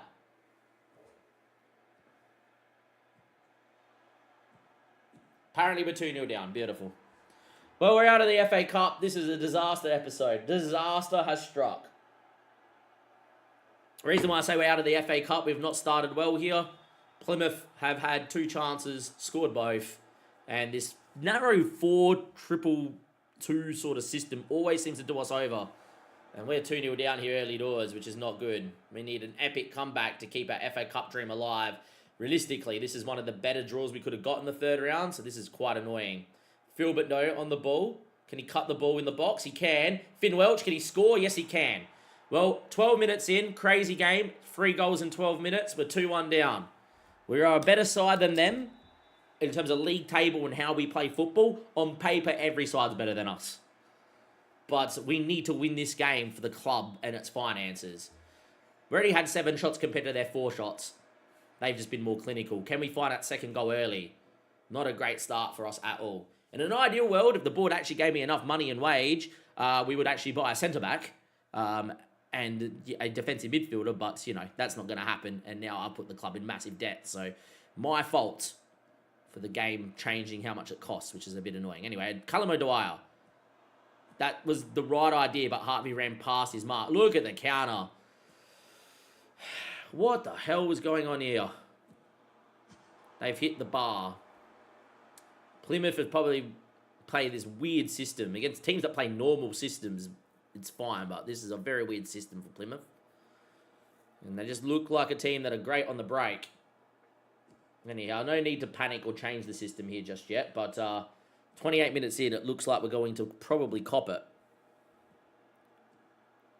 Ball in back sticks, a very good ball. Cleared away. Can O'Dwyer get there? He can't. It's going to come straight back in the box here from Dixon. Penalty. Oh, yeah, boys. This is not good. This is absolutely a freaking joke. We're such a good side.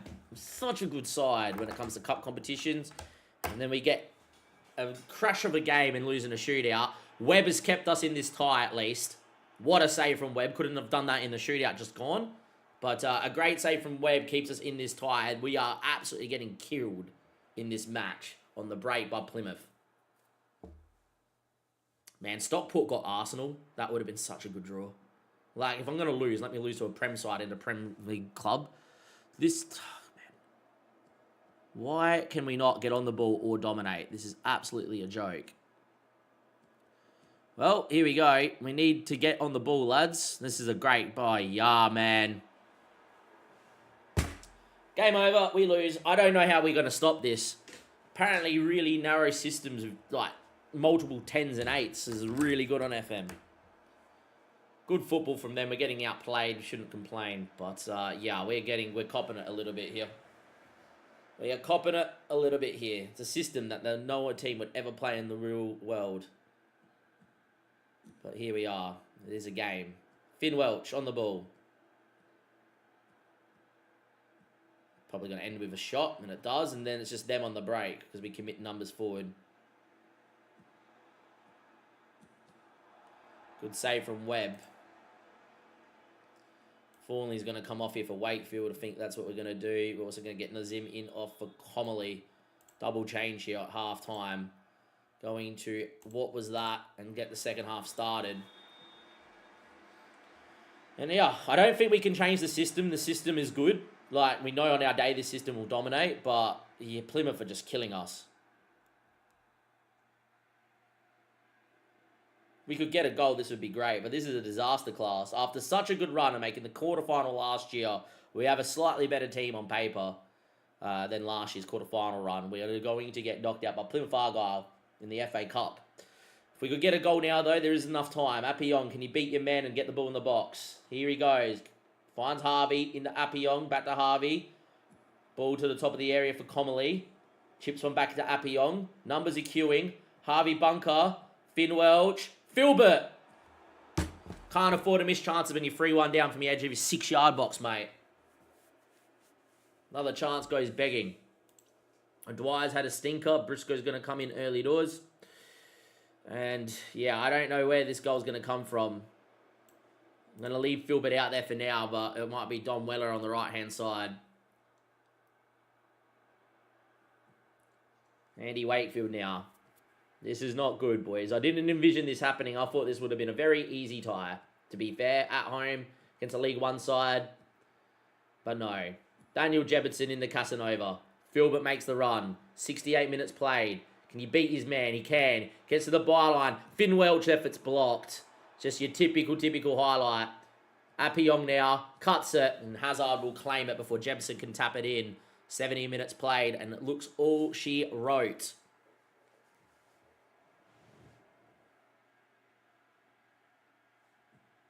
"65 minutes. Jebson into Finn Welch, maybe? No, he holds it up. Comely. We need to score from this highlight. We need to score now to make the nerves jangle. Casanova. Into Comely. Goes back here to go Mins. Finds Casanova. Great ball into Filbert. Good touch, Filbert. Shoots. Headed back in. Briscoe won't get in there. Second half, we have dominated, but we have not been able to score. That's probably your highlight. We're going to have to throw the kitchen sink at it, I reckon. Bunker's going to come off. This is not going well, boys. Bunker's going to come off. We're going to move to a striker. Comley's going to go in here as a DLP. As a defensive deeper line playmaker, just sit in. We're going to get Patton up front as a channel forward. As a centre forward, maybe. And I think Weller's going to come in for Filbert. Out of possession, Patton is just going to go up front here. Comley's going to go like that. And do that. That will do, I think. In terms of team instructions, we're going to go a little bit more direct.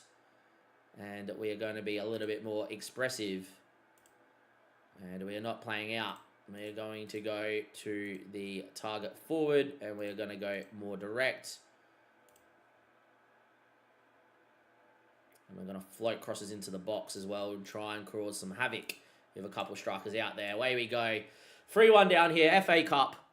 We've been arguably the better side, but we have to go for it now. And away we go. Appiong, ball in. That's a very poor corner, sir. We got some game lag. Appiong now. Beats one. Patton. Wide. It's another corner. Well, out of the third round of the FA Cup. Just got a crash and then lost in the penalty shootout against Pompey. And we're going to be in massive debt. We're going to be about $1 million in debt. The club could be in a financial administration by the end of this season. But we're out of the FA Cup after making the quarterfinal last year. We were lucky to get past Wilburton after dominating. And now, in the third round, we are going to lose to Pompey. We're going to lose to Plymouth, sorry. We lost to Pompey. And well, boys, it has been a disaster of an episode. This is not good. We are washed. And, yeah, the season is cooked. At least for us, the league table we're on with promotion, etc. You know, it could happen, but yeah, this is definitely not good. We've got only two. We're down in massive debt. We're massively over the wage budget. I don't see the world where the board will be happy. I don't know what they wanted from us in the FA Cup. Reach the FA Cup proper. Well, we do that no matter what, so that's really good. Is there cause for concern here? Maybe it's a bit knee-jerky, but I think if we don't get promoted after being in this position, the board will be like, oh, well done for staying in the division, but we're 4 to 5k over wage and we're about 6 to 700k in the negative. Maybe they sack me because we're just financially in too poor of a spot. And yeah, I don't know. Maybe I'm reading too much into that. I don't know. I've never been in this position with a club in this much debt. And, you know, by my standards, the fourth round was kind of my measure for this year, the FA Cup, after getting such a good draw. To lose to another League One side, very poor, very poor. And poor episode all the way around. Is our job safe? It should be, theoretically, but I have seen weirder stuff in FM where they're like, hey, you know, I saw one of my Twitch subs send me their say where they got sacked because they weren't signing enough people from Portugal for Wolves. I've seen people get sacked for not playing attacking football out of the blue. I don't know how broken it will be on this game, but maybe because we're in so much debt and we're not controlling the wage budget, and now that we have lost our ability to make any money this year, maybe we are just absolutely screwed. But maybe I'm spitballing, who knows. In terms of next episode, we'll come back with a game that's going to control this league table. Hopefully we go back to where our XG table is and get us towards the top of this table. But yeah. End of the episode, very poor. I'll catch you guys next time. Thank you and goodbye. Well, there we go. That is the worst episode we've had so far in this save. Is my job safe? I don't know. It should be, because the league performance is what matters the most. But yeah. That was against Jedinak. Nice guy. Mile Jedinak. But yeah, that is not good at all. We've just started to concede goals for not score goals for fun, which is not good. Very poor episode. Very poor. Anyhow, that is woeful and shit.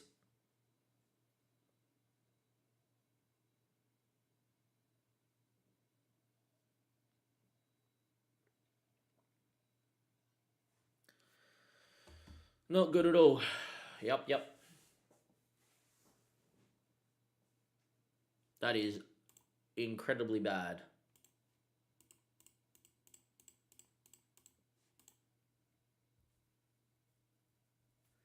We shouldn't lose our job, but there is a world where the club's like, hey, the wage is dead.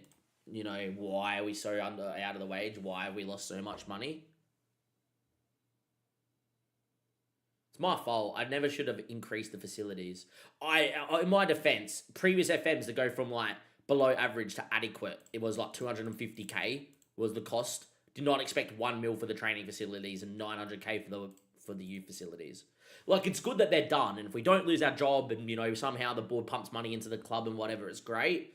But yeah, maybe the owner can sell the club to another investor.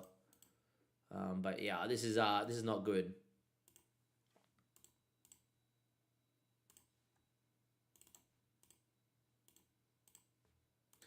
Hopefully Jones stays because he's a very good set piece coach. All started when the game crashed against Pompey and then we lost in a shootout, huh?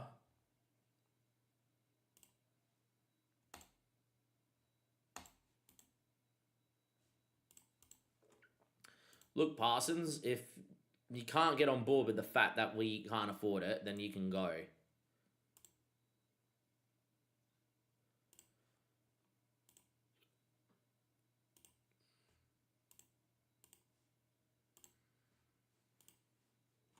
See if we can get some money for him.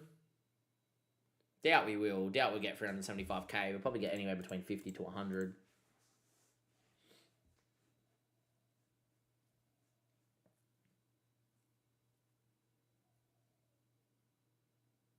Yeah, Plymouth didn't even have a coach. They sacked their coach. Playing this narrow 4-3-3-3-3. Very annoying freaking system to play against, that system. Billy's back and Billy developing, which is quite nice. Definitely going to get Billy to the bench here. Briscoe's had a stinker.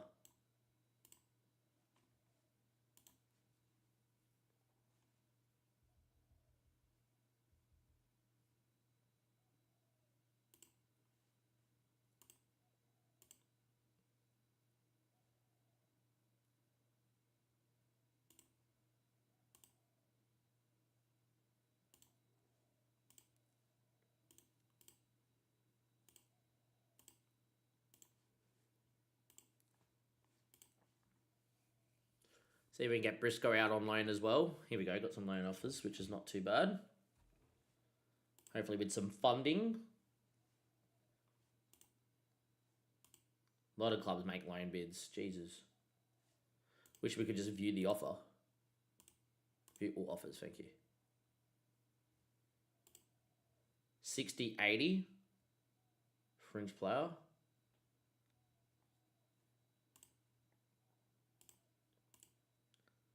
Happy for him to be a squad player.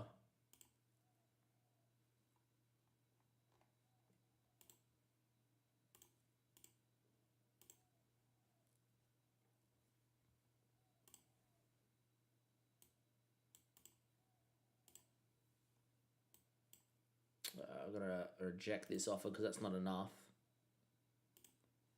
60-80.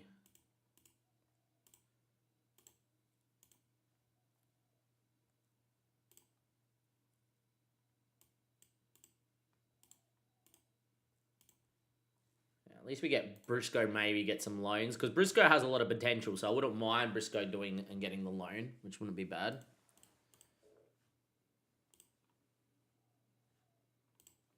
That means Billy can get to the bench now as well, which is nice.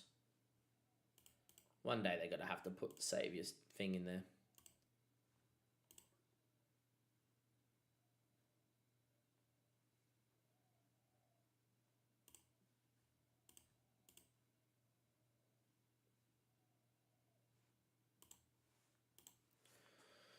All right. This team just lost again. I'm going to get Fawnley out for Wakefield.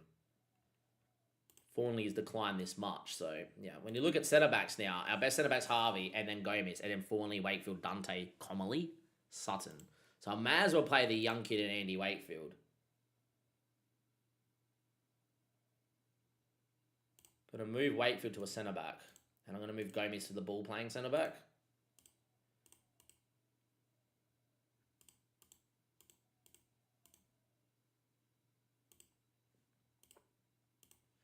And I'm also going to move him to a covering centre-back out of position. And the main reason for that is that he can sweep up Andy Wakefield's lack of speed. Gomez is 6'4" and really quick. So we're going to go with a covering centre-back, which is what I played in Season 1 and a bit in Season 2. But yeah, Webb, Casanova, Gomez, Wakefield, Appiong, Bunker and Nazim, Filbert, Welch, O'Dwyer and Jebson. That's what I'm going to go with. Look, if we go on a massive losing streak and whatever, we stay in the division, who cares? As long as I keep my job, I don't really care. Just a little bit annoyed at the lack of money that we're going to have.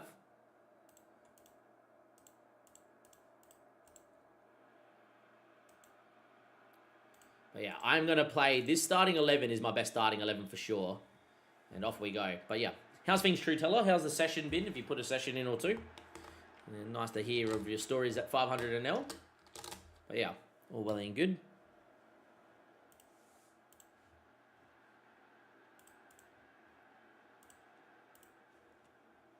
What's a great episode, this one. But it is what it is. Anyway, Callum O'Dwyer picks the ball up, finds Appiong, goes back a line here to Harvey Bunker. Bunker now. That's not the ball there to Filbert, mate. But anyway, Andy Wakefield with the ball. Gomez is probably our best ball-playing centre-back anyway in terms of passing ability. Just can't head the ball, even though he's 6'2", 3", whatever he is.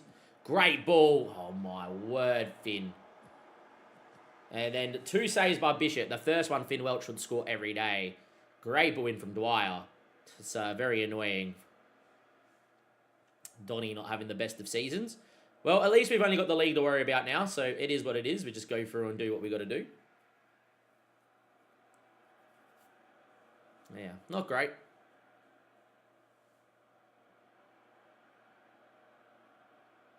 Go see if we can get maybe a free loan from Fulham as well, very briefly. But yeah, I'm not going to the transfer market. Doubt we will be able to from Fulham, but yeah. Andy Wakefield with a ball into Casanova. Finds it into Harvey Bunker. Good ball out to Appiong. Beats his man. Can he whip the ball? He's going to shoot, isn't he? Yep, let's be honest. If he cuts it, Daniel Jefferson just scores. But yeah, here's what it is.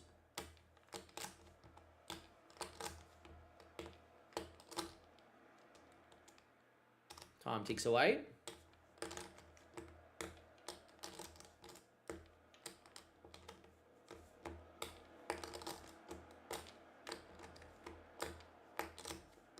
Half time is 0-0.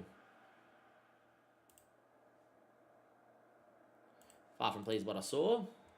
Need to be winning this game, boys.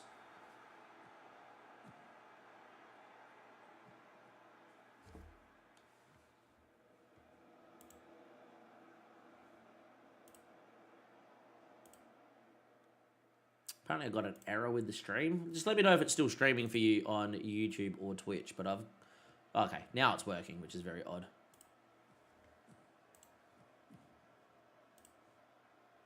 There, Casanova on the ball. Can he whip the ball in? Obviously not, because that's not what fullbacks do. They're meant to be trying to shoot. Oh, what a finish, Harvey. Harvey Bunker finally hits one on target. Had some big chances in both cup games from the edge of the area, which he missed. But he scores here. It is what it is. And yeah, 1-0 down.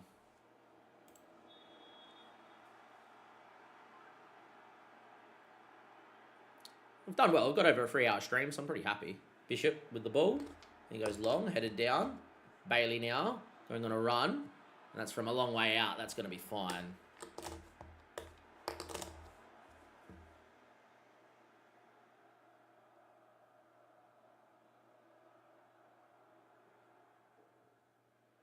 Hopefully find a moment. 61 minutes played. Highlight here for Donny. Ball in. Pretty good ball. Andy Wakefield heads away. Hey, take that. Take that. Good day for True Teller. Won 4K yesterday. I was at a table where someone binked the bad beat jackpot. Yeah. Know what you meant. I read it as binked anyway. In my head. Yeah, not the best of games from the boys, to be fair to them. I'm going to get young Billy in to give him some minutes. Back from loan. I'm going to get Weller in here for Finn Welch, I reckon. Leave Philbert out there. Philbert can produce a moment of magic. So can Finn, but we'll go with that. Still 1-0. Famous last words, but the back four's had a good day. Marshall Donny around quite well here. Weird place to start the highlight with a goal kick, but here, this is FM. They go long, and that is won by Andy Wakefield again, but it falls to Donny. And they can move the ball with McCann and Maxwell. Can we get across maybe? We do not. Oh, okay, pointless highlight. Cheers. Apparently there was a key highlight on that.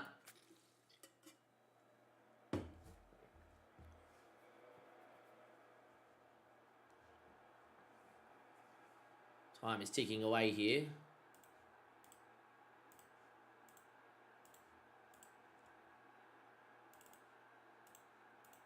Start time wasting, I reckon, here. 3 minutes left to go. See if we can see this game out. Highlight in the 93rd minute. Come on, game, really? Alright, so we concede. That's good. 1-1. Oh, well. Here's what it is. You kind of know it, right? You've seen enough Football Manager to know that when you make changes to try and see a game out, that this is what happens. We need to win this header. We do. Maybe it's us on the break. Dwyer. Appiong. Just go down the touchline, my boy. Keep running. That's it. Waste the time. That's my lad. Alright, pointless highlight. We do win 1-0. It's a clean sheet, which is good to see. And a 1-0 win. Didn't play well, but we got the result. The back four having a very good game, which is good to see. Exactly what we want. And yeah, if you are watching on YouTube, do give the video a like. Helps push it out to more people, especially post-recorded as well. Thank you very much today. Apparently Gomez needs a rest. I don't think so. Don't even know what we're working on. Probably his headering ability would be nice. Defensive positioning. Probably makes the most sense, by the way. Make his decisions 15, positioning's 12, marking can go up. Yeah, I'd probably say his marking's the most important centre-back. The best of a bad bunch in the marking. No offers for Parsons, that's fine.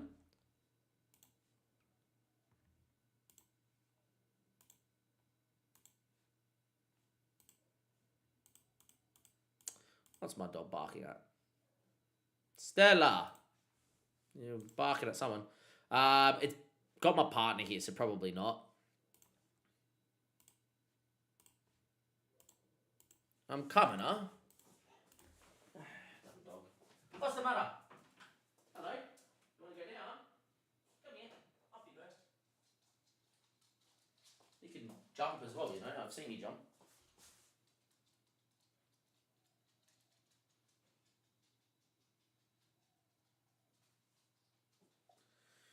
Ooh, all right.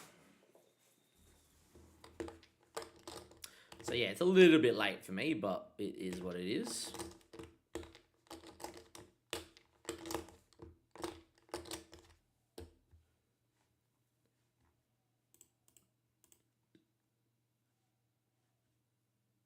Martin Riley's developing. I don't think he's good enough to be any decent Martin Riley, but yeah. Look, guys, just going to put this out there. I don't have the money, so no point in scouting. Comley's out for 1 to 3 days. Should be fine. I think the same team's going to start if they're fit enough.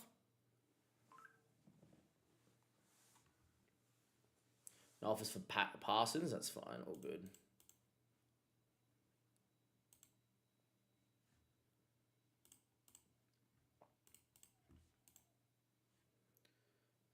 Not really fit enough, are they? I think we just play him. Just play him again.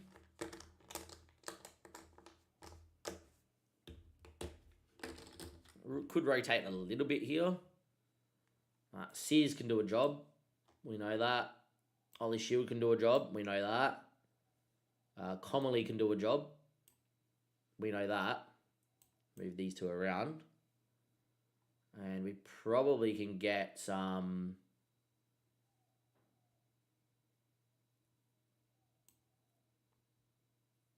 Weller on this side. And probably just do that. Could start Billy. Billy is a definite option to start, which is maybe what we do, is just get Billy out there. See how Billy goes out on the left. Where's Patton? Patton's here. We just start Patton. Patton's the one. Patton knows what he's doing out there as well. But yeah, Webb, Shield, Gomez, Wakefield, Sears. So basically the same back four. Nazim and Comley, Filbert, Welch, Jebson, and Patton. Jebson starting to not score goals again, which is a bit annoying. That's fine.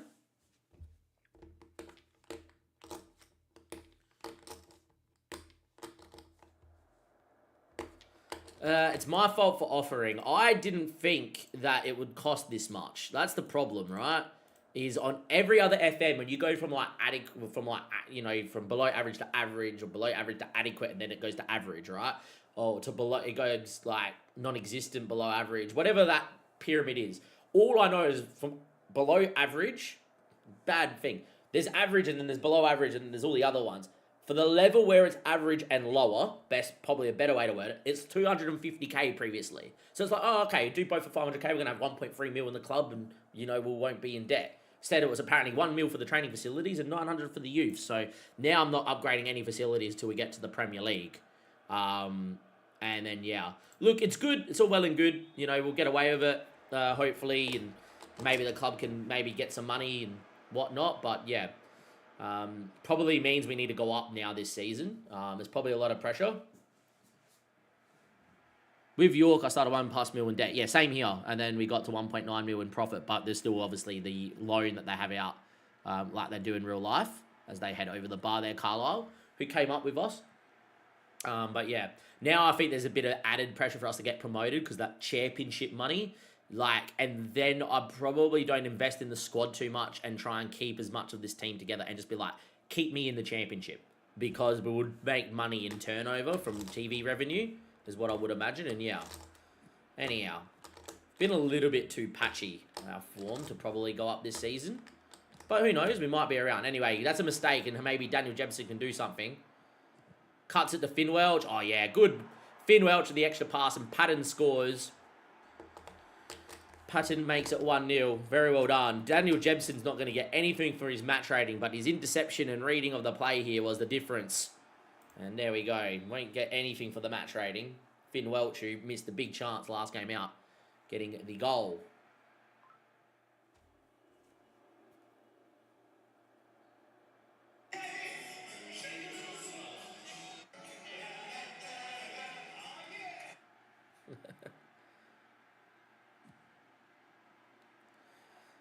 Dom from the Chasing Ring FPL channel's got his daughter at the Wiggles.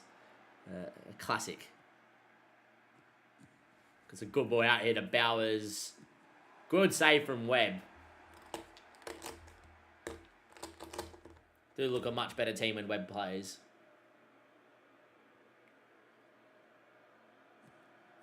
That's a ball that's going to be cleared by Gomez. Very well done. Flicked away by Filbert. And yeah, I think now's the season. Now we just know it's going to be like just league games. I'm just going to play Wakefield with Thornley being absolutely whatever. And next year, if we get any wage budget or anything, as they might score now. Yep. Could feel it coming. We need a centre-back. I need to look at Fulham and see if they would give me one of their centre-backs right now. That would be ideal. But yeah, we need a centre-back for sure. As much as I love Andy Wakefield, this guy should not be starting for us in the championship or in League One. But we're in a spot where we have to play him now. But yeah, 1-1 here against Carlisle. This would be a pretty bad game to drop points in, but we didn't rest the boys, so it's my fault. Not played our best at Football Manager today, have we? Well done, boys, though. Come on, well done. Take that. Well done on controlling possession. We'll keep it relatively modest. Going to get Thornley in for Gomez because he is a little bit tired. And keep the rest as it is. Filbert having another stinker out wide, which is no good.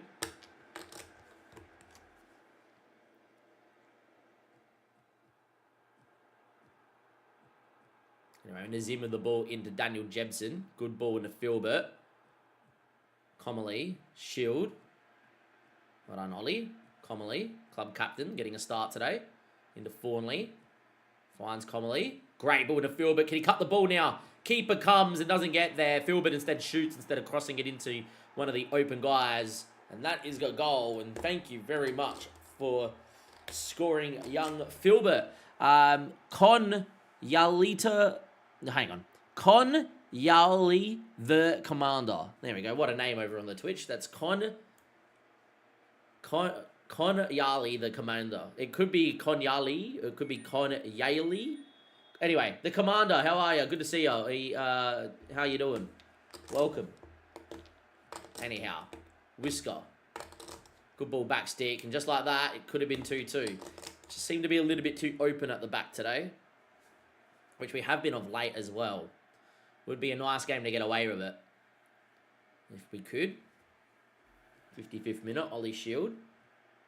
Finds Fawnley into Nazim. I'm Turkish, nice. Who do you support?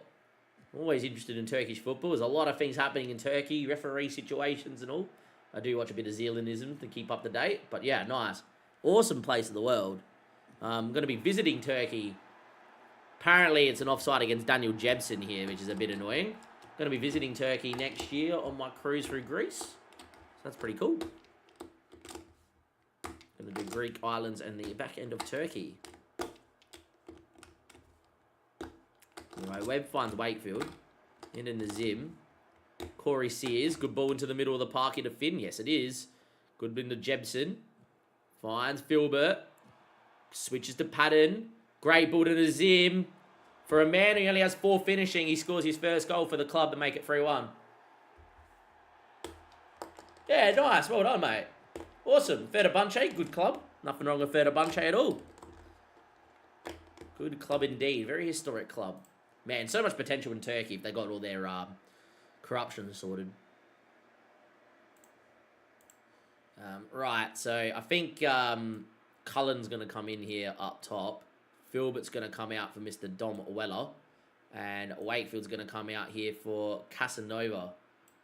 And I might move Fawnley and Casanova around. Or Comely. No, I'll leave it that way, maybe. All good. Do that. And away we go.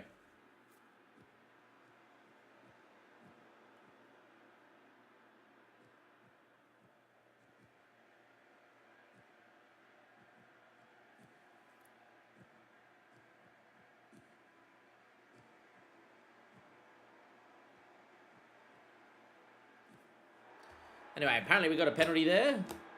Patton's gone down. And Finn Welch should be alright. It's not a bad nation, mate. You just got people that like a slice of the corruption pie. There's nothing wrong. I think there's a lot of that in every country. But anyhow, Finn steps up. Alright, we need a new penalty taker because Finn fucking misses every penalty, man. Honestly. Never seen a guy miss so many penalties. He's had 6 penalties this year. He's missed 4. 4 penalties he's missed this year. Joke.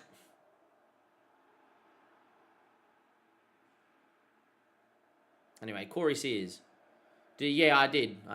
Zealand make a video on it. So, yeah. Pretty crazy. A lot of sports betting going on there. Dom Weller heads over the bar. Should be out and home and hose in this game, and we're not. 83rd minute.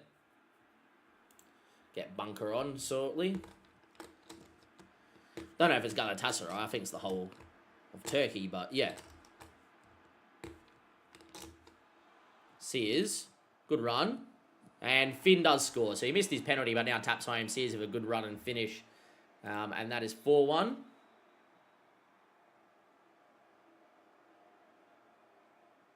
And well, in the end, we won easy in a game that, you know, we have dominated, but see us lose.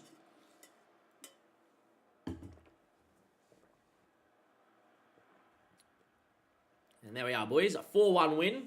Pretty convincing, which is nice to see. Very happy with the result and the way you played.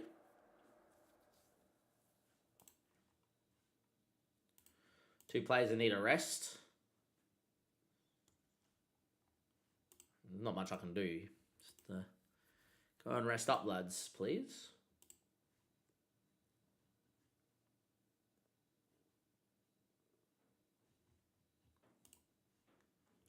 Keeps us in 4th.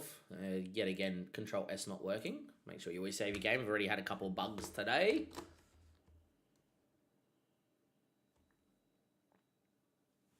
Beat Carlisle, who are towards the bottom end. Play Blackpool next, who are towards the bottom end. Then we play Charlton, who are also towards the bottom end. So should be a decent run of fixtures here, which is nice. 8 days. They should all be fit and rested for this one. And then we'll probably rotate a little bit against Charlton.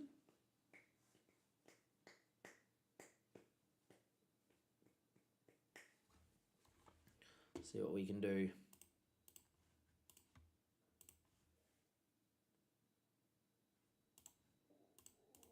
Potential issue with Wakefield. Seems underpaid. Well, we're going to have to tie him down to a new deal.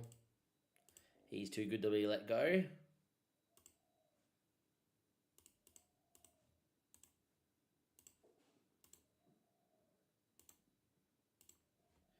Alright, so it's going to be about an 800k wage. I don't even know if the board will allow this.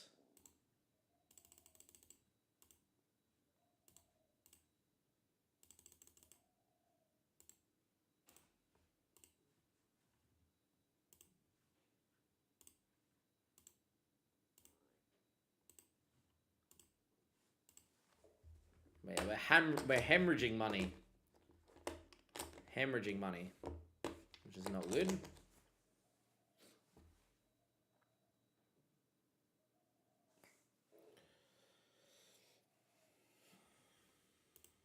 Bohemian comes in for Parsons. Yeah, sure. Just gets him out. He's unhappy at the club. I don't really care. Get him out. Obviously, you got Briscoe going out as well. Should be fine. Casanova's injured. Hopefully not long term. 1 to 3 days.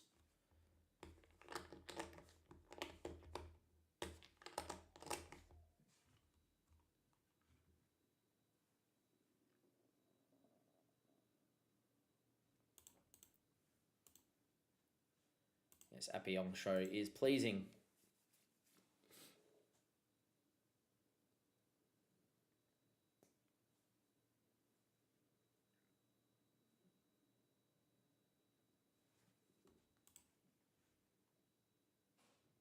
Cameron Brannigan, new player of the week. Gonna go make a cup of tea when this next game loads in. Play Blackpool. Hopefully we do alright. Briscoe on loan to Bradford. Hopefully he does well. Takes a K off the wage, which is pretty important. Bycroft got COVID again, huh? Second time he's got COVID. Just treat him at the club. It's only a cold. That's fine. Could have actually sent him home and he still would have made the bench. Just didn't want to not have him on the bench just in case.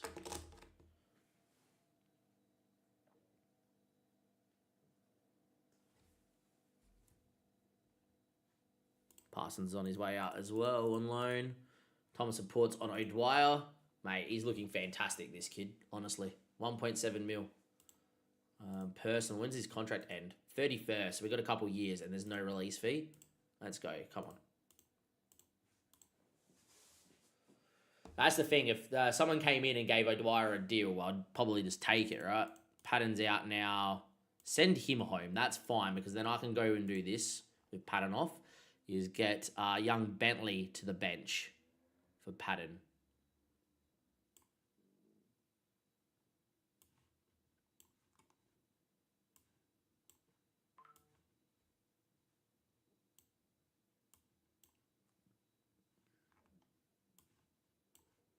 Yeah, do that. Go back to a full strength team. Wakefield and Gomis together. Bunker, Nazim, Filbert, you know, everybody there. We just need to get Jebson scoring goals.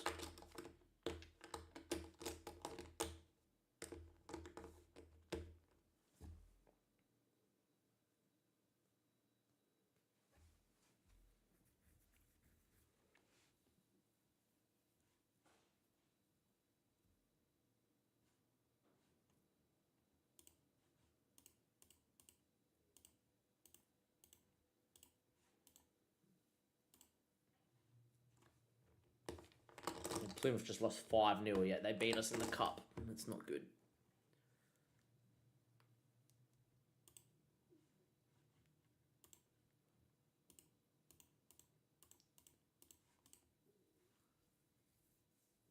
Oh, yeah, we should check Fulham for a centre-back, actually. That's what we should do. Very quickly. You get free loans from Fulham for people wondering, so yeah. Doubt there's anyone on the loan list here. There is this guy on the loan list that can actually play centre-back. Like, he will do.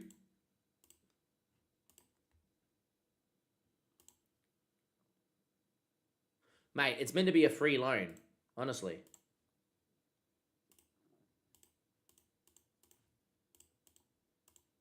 They're our affiliate. It's meant to be a free loan.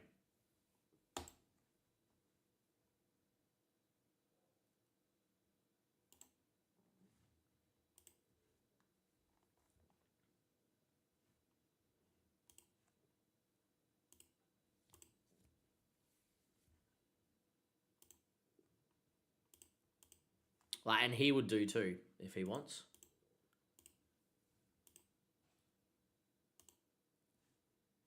Mate, you're an affiliate. You have to give it to me for free. The fact they're letting me talk about it is really good.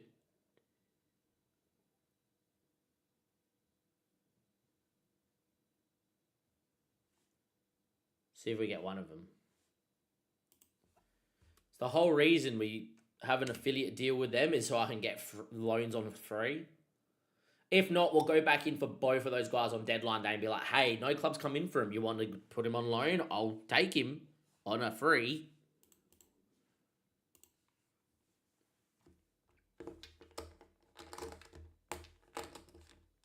They're our affiliate club, like, honestly. Anyhow, there we go. We got Blackpool. Stay patient, we can win. Hopefully Jebson starts scoring goals again, would be nice.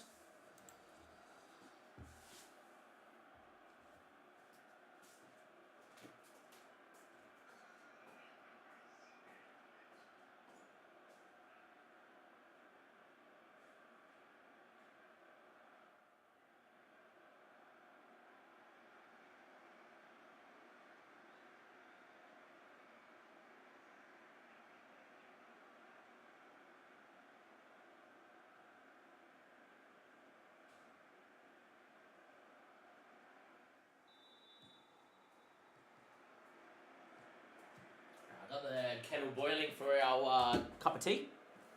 And away we go. Nearly 11 o'clock, which is not too bad. Done pretty well today. Got a pretty good stream in.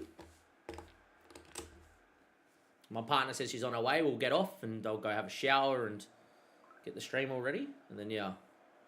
Filbert with a ball to cross one in. Doesn't beat the first man again, which is annoying. Good ball now. Dante Casanova. That's look for Finn Welch. Apparently onside, Finn. He's done really well. Then shoots. That's not good. He's not preferred left foot from there. Probably should just cut the ball across the box, mate. Anyhow, 0-0.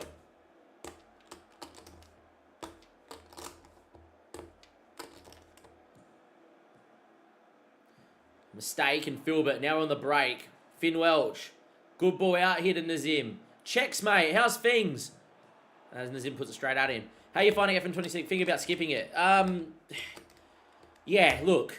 By the way, good to see you, mate. Hopefully you're doing very, very, very well. Wouldn't begrudge you for it. It depends on what you find is important to you in Football Manager. Before I say anything else, I will say it's an incomplete game, and as a game being made is piss poor, right? Piss poor. But if you're someone like me that's going to put over 1,000 hours into every FM they buy, no matter if it's a piece of turd or the best FM that's come out, it's probably just worth buying. Now, if you put a lot into tactics and graphics and how the animations are in the game, best FM ever made. And I'm pretty big on that because I watch obviously a lot of games, as Adaya puts it wide. From a visual point of view of you playing the game and trying to be creative with tactics, brilliant. Problem is some of these out-of-possession tactics don't work well, right? Or don't work at all. And then you got the obvious errors. The UI is woeful. Now, yes, I've put over 100 hours already into the game. I kind of know where most things are. The UI is woeful. Some screens aren't finished. The training screen, I set up my own trainings for the first time last night for this save. My word, is ridiculous. By the way, because this game's been made for console, you can't go and download like training, which is what I do from FM Scout every year. I go and download and then put them in because I don't want to actually physically go and make them all, right? But that doesn't work. By the way, another penalty. Finn's going to miss penalty number 4 in a row. Hey, well done, Finn. That's his 8th penalty this year. He's missed 5. But he scored that one, which is good. 1-0.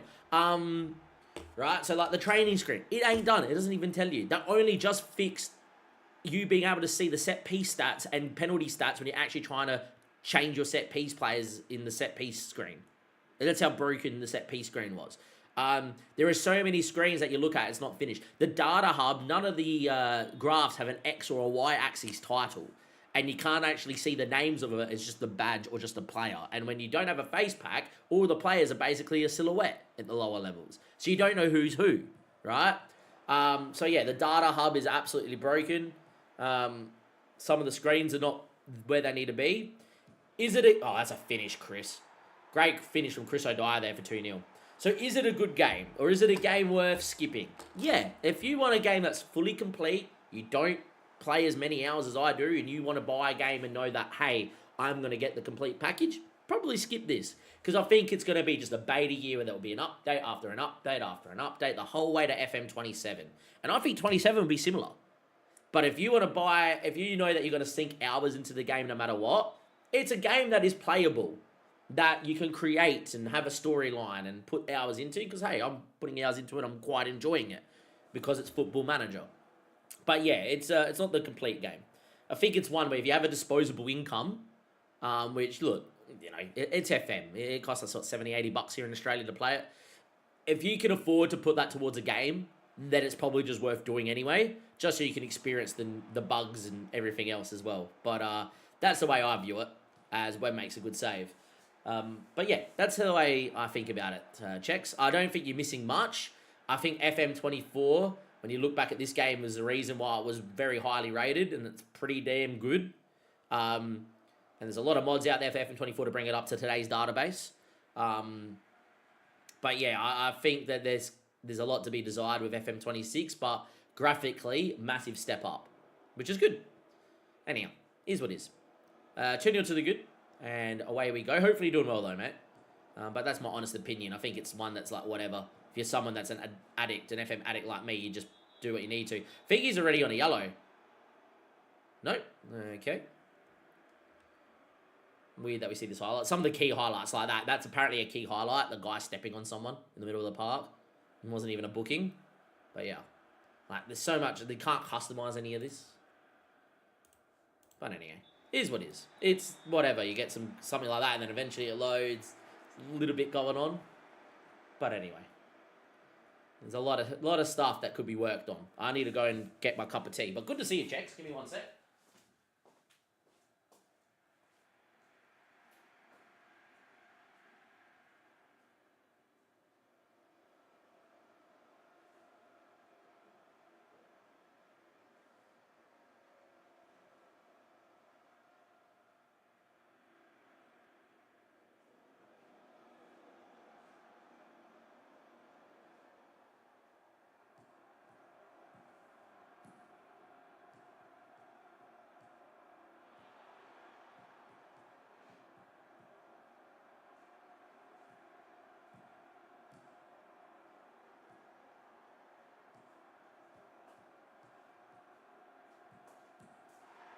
Radio, Chris, good time to come in. Look, we may be in massive debt. We may be over the wage budget, but we're a team that can play football. Appiong cuts it, and Chris O'Dwyer scores it again. Wish it would be Jebson at some stage, but Jebson doesn't know how to score, which is a bit annoying.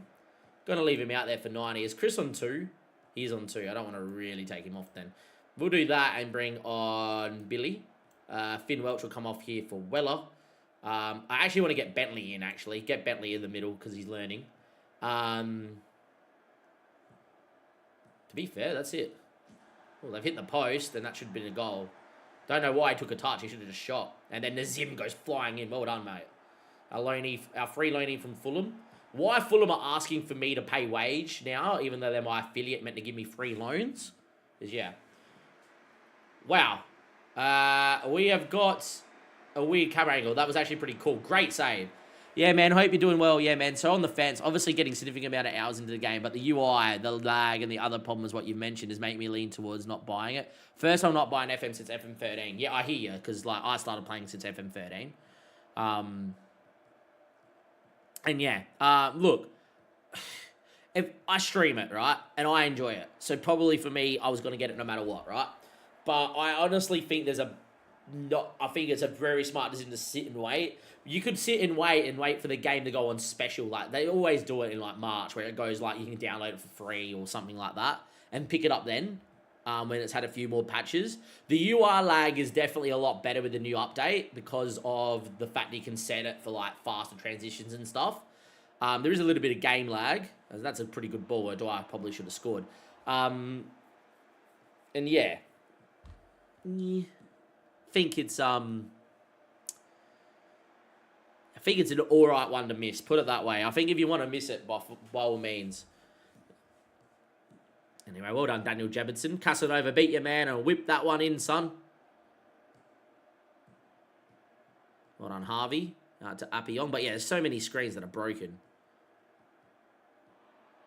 Good from Appiong. Great from Appiong. Thank you for coming. Ollie Shield, where are you? Like, even your bench not being in order, like, this kills me. 1's here, 2, 3, 4, 5, 7, 6. Like, ugh. Like, this sort of stuff is what really hurts me.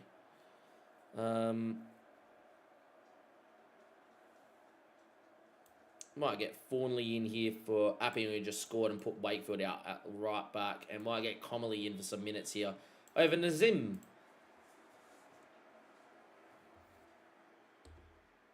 The new game engine and tactics system won me over. I prefer it to FM24 for those reasons, says True Teller. He's been in my YouTube stream quite a fair bit. I agree with that. For me, it's quite massive. So, I put it this way. FM24 is the best FM that they made, right? And it was the last FM on the old engine. Huge. Right? Well done. So that's 3-star, 4-star. Right? And then you've got FM26. That's a 1.5-star youth intake. It is she ain't great now, but it's got 5-star potential to be the best player in the world. That's the way I view FM. I've been saying it like that, but yeah.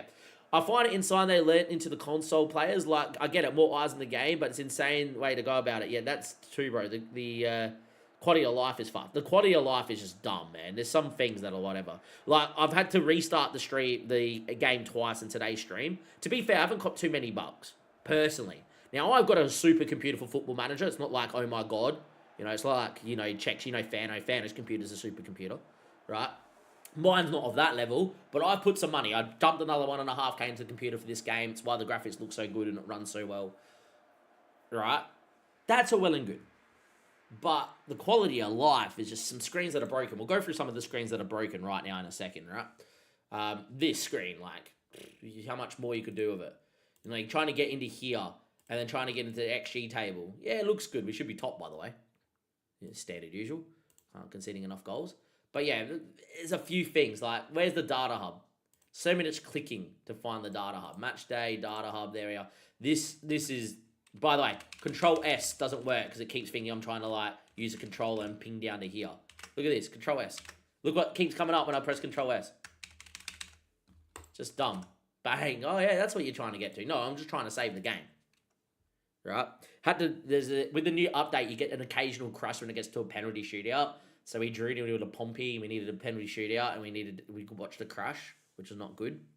And yeah, but look at this, like, oh yeah, great. There's so much more you could do with this screen, and it's like this. Go to the team analytics page, set piece defensive efficiency. What's this access equal out to? Is it 2 chances per game? Is it 1 chance per game? Right? And apparently we have the highest XGA and we can't even see what it is because it doesn't put the thing up here and there you are. Just whatever.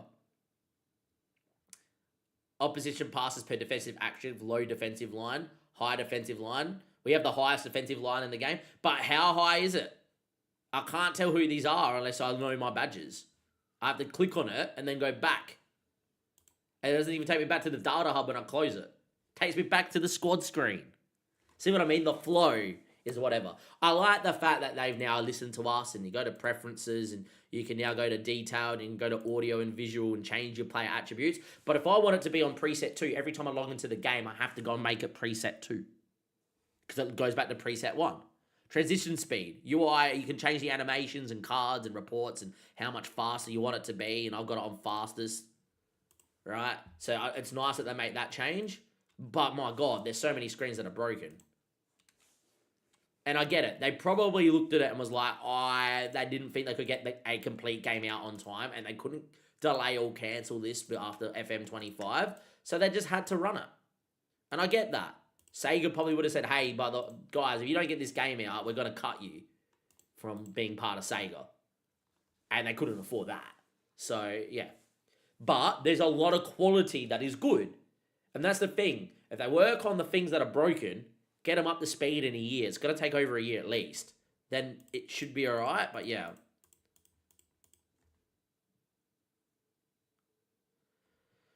What's the offer? View offer.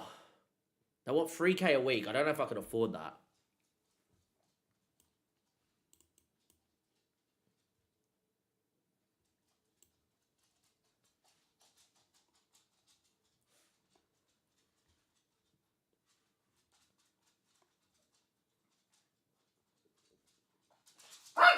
Hey, calm. Comedy calm. I think this is one we do. Comedy calm. Come on. Come here. You want to go back on your bed? There you go, Stella. Do what you need to. I think he's really good, Luca Di Forgonis. Would love to negotiate this, but this is fine. Like, when I look at him, I'm like, you're just really good. Like, our scouts think he's a good League 2, good championship potential. Good in the air, doesn't enjoy the big game. I just think if we're in this promotion fight and he's going to come on basically a free, we got to do what we got to do. Right foot, left foot. I think this is a no-brainer, boys. 3K a week, 3K a month. I don't even know what our wage budget is. Our transfer budget's 2.4. We're 4K over our wage. Do I negotiate? Can I, like, maybe negotiate to, like, 1.5? 1.5 and, like, 2? Oh, here we go. 1.8 and 2. See if they take that. It doesn't sound like a lot, but when you're not, when you're clubbing this much debt and have no money, it makes sense.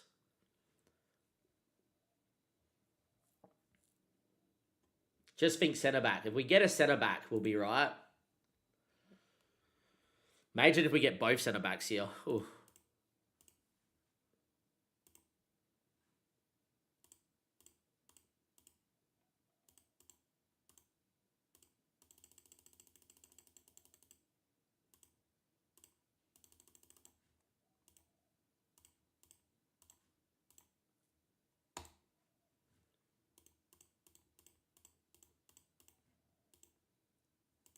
Are we resting? We are resting. Yeah, the pop-ups kill me that they've taken all the individuals from the game to offer us away. I don't know. I'll probably still pull the trigger, but I'm going to be pissed off playing. Yeah, don't worry. I'm the same. And this is the thing. They made it for console. Even though they said they didn't make it for console, they made it for console. Literally in one of their patch notes or one of their interviews, Miles said you probably get more enjoyment by playing it with a controller. Cuts a wheel. It's a computer game. And what their biggest problem was is that, like, we've got all these players. We had 20 million people playing FM24. It came out free on console and everyone loved it on console. Right? So we're now going to make the game for console. It came out on console, it doesn't even work. And they can't scroll or get around. All these tiles are made for console and it doesn't even work. What they should have done, and what they will do for FM27 and moving on, we're really good at making a computer game. Here it is for computer. If you want to play it on console, great. You just need to get used to what you need to do. And yeah. Look, I am happy with that. Accept demands. And exit talks. All right, we've got a centre back in, which is great. Means that Andy Wakefield's not going to get as many minutes, but he's not good enough to be playing here. That's the big thing. By the way, we need to go to Thornley and now talk him down in terms of regular starter. He's happy to be a fringe player now, though, which is good, because he's declined so much. This guy has been playing at centre-back for me all year in the League One. That's how much this is what's crazy, is I have guys like Fornley. I have guys like Gomis, who's not a centre-back, playing at centre-back, right? I have, I've got people that, like Finn Welch, for instance, is carving it up in the league, and he's a good League 2 player. I've got people that are of this level, and we are winning games of football. And we're fighting for promotion again. The system just works so well. Team cohesion, I'm telling you, in the lower levels of England, up until the championship, team cohesion is the most important thing. Anyway, my missus did text me. I wonder what she said.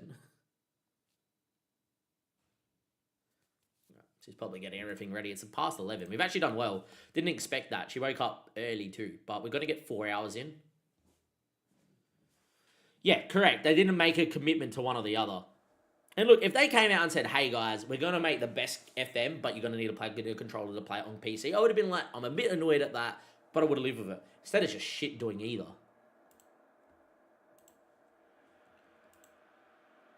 Anyway, I played Charlton here in a biggish game. They're in 7th. At least with the new update, our kit isn't always red, because we've just played in red all the time, because red was the away kit and the home kit. Like that thing, for us to play in the black and the white kit, we had to be away and play against a team in black and white. This is a weird camera angle. There we go.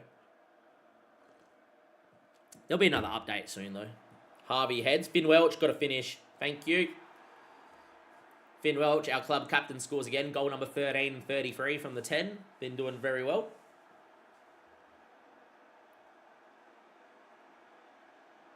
Yeah, that pissed both people off, as Tree Teller and yourself have both said. But yeah, it is what it is.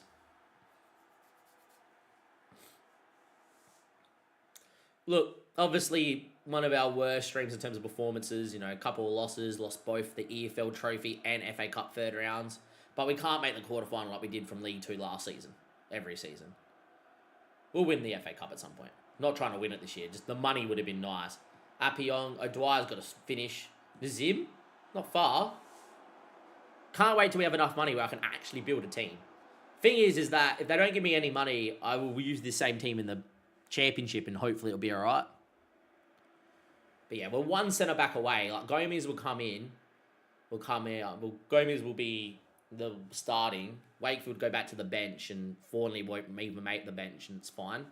Because there's no way that Wakefield should be starting for us. He's got 6 passing, 5 headering as a centre back, but he's got good potential. And he's tall. Anyhow, Filbert, ball in, cleared. Well, good challenge by Jebson, not known for that. Have a dig, Phil. He's got to go to Appiong now, and Appiong will just go and shoot because that's what he does. Yeah, we've got him on cross early and shoot less often. They just shoot all the time. That's what annoys me in the match engine, is that bloody wingbacks and wingers, when it's so obvious the cross, will shoot. Anyhow, Filbert, ball in back stick. Wakefield's a big boy, didn't even jump. O'Dwyer, you got to hit that. Somehow Appiong's onside and Finn's missed from point blank. Still winning 1-0, but not going our way.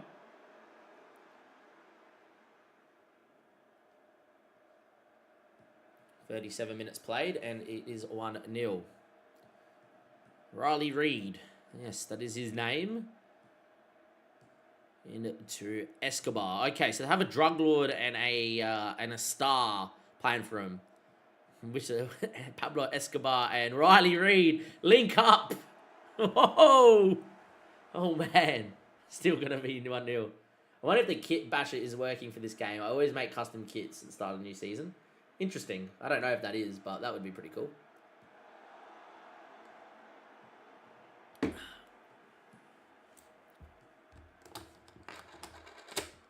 Need to do the face pack. Is what I need to do for this game at some stage, but yeah. I don't like that this highlight's still going. Well done, Casanova. Maybe I love that this highlight's still going. Casanova. Well done. Out the other side. Yes, and now one more. One more. Beautiful. Good football, boys. O'Dwyer, you got both a left foot and a right foot. Can you get the ball across the box? Beats one. Jebson. Oh, he's missed. Daniel Jebson, we pay you 5k a week and put this club in debt for you to score goals. Not miss. 1 shot on target today. 1. Annoying. At least the 1 shot on target went in. Finn Welch. Header Gomez. Oh, what a save. Look, great save from their keeper to keep it at 1-0, but Gomez at 6'3" should never, ever, ever not hit the back of the net. To be fair, it was a good header too. It wasn't like it was a bad header. Back in the box, Finn. O'Dwyer flies over the bar. Unlucky. Well, 1-0 up here against Charlton in a pretty big game. This is a pretty big 6-pointer for getting a playoff spot this season. Delighted with the performance so far. Keep it up. Start the second half. I've done the face pack. Took about 90 minutes. Which face pack did you use, True Teller? Thinking about doing sorted out SI's face pack so you don't have to do the DFL. Like, Rankin Costello, what a legend, by the way. Can play in like every position. Oh, Webb, what a save. That's why I love this game. The animation of the goalkeeper. Brilliant.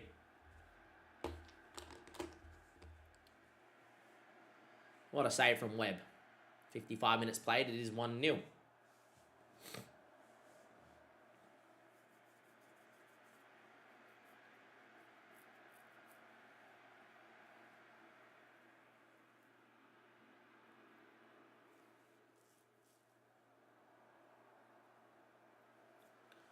Look, we've been the dominant side here, but it's still only 1-0. Right, Weller in for Filbert, and Jebson's going to come out for Billy. Double change up front. Jebson again having a stinker. Nothing else, I don't think, for now. Yeah, which face pack did you use? DF11's face pack's always good, but you have to update it every month because they take the player shirt in the face pack. And so when you get transfers, it's like, like real life transfers, that is. So you have to update it. Where the sorted out SI one, I'm pretty sure it's just a face cut. And I was like, oh, that's all right. You can use it no matter what. Casanova going to shoot. Good bend on it. Never kept it down. Probably had more time than he realised is what I would say.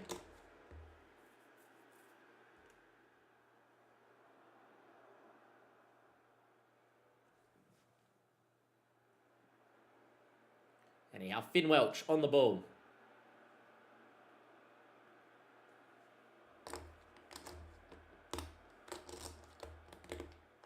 Good ball back stick. Headed by Gomez over the bar. 83rd minute, still going to be a 1-0. Highlight continues here.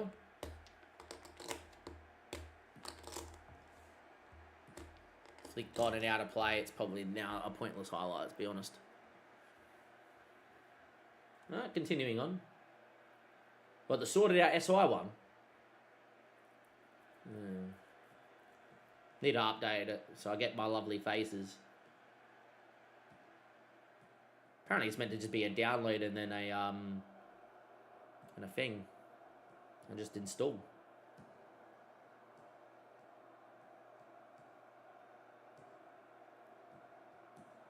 Out the other side. Well done, Wakefield. I'll go and look into it in a second. Go Dwyer. Good boy. Cut it across the box. Shot that fell to Finn Welch, and Finn Welch's header was straight at the keeper. He had no right.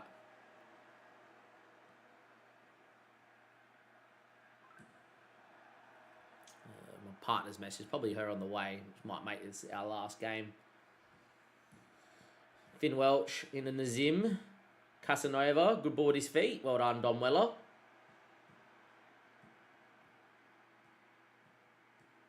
Touch. Out the other side. Harvey, good. Good link-up play here, really probing. Billy made a good run. Billy. Good save from their keeper. I think we're going to make one last change here. Harvey's going to come out for Comely. And I think Shield for Casanova to help see this game out, I reckon. Highlight continuing. This is what I hate, is if you make changes and the highlight continues, it's a laggy highlight because it's trying to compute that you're making changes. Yeah, so you use the sorted out SI one. Yeah, that's the one I was going to use too. Did you torrent it or did you pay to download? Because I'm probably just paid to download it for $5, whatever it is. Good save from Webb. Stood strong. Yeah, this is what I hate. Is like you make a change and then you get this very statically highlight. It's very annoying. I'm going to move into balanced or cautious here, and going to move into a more time wasting 3rd minute of added time highlight. That's never good. Easy roll is just here, Webb. Instead he goes long with a Billy. Doesn't win, but it will fall to Nazim. Good touch. Now here to Appiong is on. Instead he flicks inside to Finn. Can he beat his man? He goes for goal. Wasn't far. Interesting. Anyway, 95th minute, 96th minute. It's a 1-0 win and a clean sheet, which I love. You know, maybe we don't need the centre-back, but we definitely do. If we want to get promoted this year, which is kind of, we're in this position, might as well do it. And then, yeah. Fees 10.5k. I think that is absolute piddles. Absolute piddles. Torrented? Yeah, I don't have a torrent link on this computer, and I'm probably going to try and keep it that way, which is a bit annoying, but yeah. Here we go, boys. Here we go. Filbert is developing quite nicely and doing very nice, which is good. And we've got ourselves our centre-back, which is quite nice as well. Let's save the game here, and I'll welcome in YouTube for another episode, which is all well and good. Wait for it to record. 3, 2, 1, and let's go. We're in the playoff promotion. 3, 2, 1, and let's go. We are in the playoff / promotion push, ladies and gentlemen. To get us over a line, we needed a centre-back, and Fulham have come to our rescue. Let's go and have a look at what De Figueroa is like. Let's run that intro. Let me show you our new centre-back, and then show you the league table and why we are in this title / promotion / playoff race. Yeah, that will do. Fuck it. I don't really care. Boop. And do that. 3, 2, 1, and let's go. Yes, as always, welcome into another episode here on the YouTube channel. It's, of course, Park to Prem. We're looking to take Maidenhead all the way from the Vanarama National South to the Premier League and beyond. Before we get into Luke De Figueroa, we're going to need a nickname for him. But before we get into Luke, we are going to go and make sure that we have some more subs and likes on this video. And over 90% of you aren't doing that, so if you could hit the big red button, hit the notification button where we've been live for just over 4 hours already with the boys, and go and subscribe to the channel, that would be really greatly appreciated. Anyhow, this is Luke De Figueroa, and as you can see, he is fan-freaking-tastic. Fulham have got him on the loan list and have him part of their first team squad, and we are paying a little bit of money to get him. Even though our affiliate, they actually wanted me to pay wage for him, and I said no. In the end, I've got a 2.1k unused monthly fee and a 2k monthly used fee for him, which means that it's going to cost us 10k for the rest of the season to use him. But he's going to come in as a centre-back, and preferred role is a centre-back and an important player. And guess what? We use that as part of our centre-backs. This is the reason why we brought him in, and that is because we've had, obviously, a bit of a decline with Thornley. As you can see here, my general manager thinks he's a good League 2 player, which makes him second best at right back, but hopefully we can select centre back. Nope, and the game's bugging out. That's always good. Can't even select centre back where he'll play in his natural. But yeah, he would be our second, if not our best centre back, according to the squad. And that is because our centre backs are Wakefield. And if you go look at Wakefield at centre back, you can see now we've got Figueroa at the top of the list, and if I move my webcam here, you can see that he's there. Then you got Harvey Bunker, who won't play there. Then you got Gomez, Thornley, and Wakefield all in a row on 2-star. So to get a new centre back in is fantastic. Now he doesn't want to play ball playing, and that's all okay.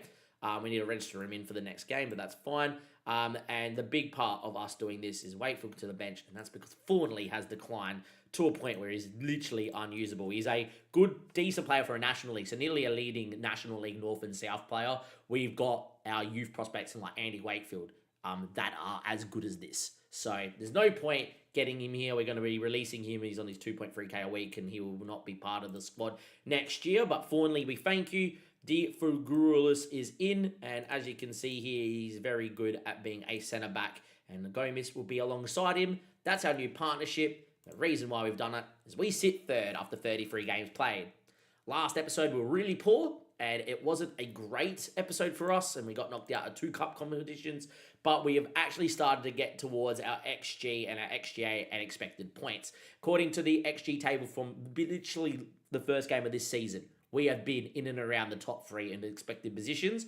We have been underperforming on data, but finally got our XG in and around the goals, and our XGA has come down from +9, +8 to +4. And we're only now -3 points. We were at one stage -11 points from where we should have been.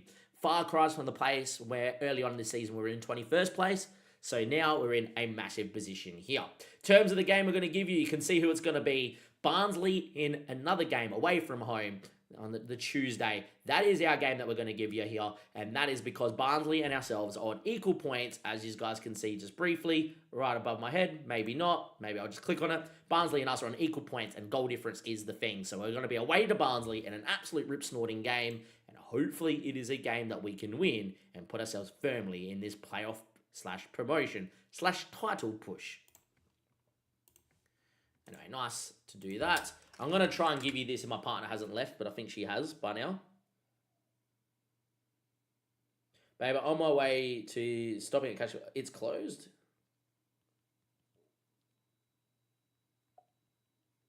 You have to go and get something for her son, but apparently it's closed, so that's no good. All right, we're going to do that. Means that she might be on her way. I'm not unsure. We're going to also just quickly go to list and just be like, guys, look, I have no money. Just do what you need to, and off you go, which is perfectly fine. And we got Burton in 6 days. Briscoe did well on loan, did he? Well done, buddy. I've got him on loan at Bradford. Did he play? Played 2 games here. He started one, and he played one, and he got a goal and a man of the match. The reason we got Briscoe out there just to give him some minutes, because I don't think he's going to be playing for me. And yeah. Anyway, let's try and get these next 2 games played.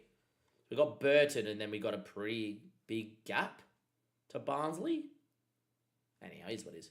We're also going to get free international break. We might not be able to get this game done, but that's fine. All well and good. Would love to end with Barnsley, though. It's a pretty big game. We need to register, what's his name in as well? Squad and register. Where is he? New signing. Leaker. Bang. Confirm. Yep.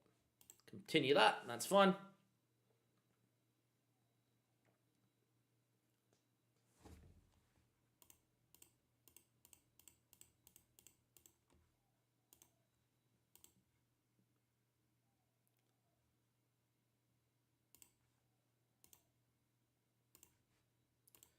List Sutton up for 60k here. See if we can get something for him. He's got good he's got good potential, but I don't think he's one that I really care about too much.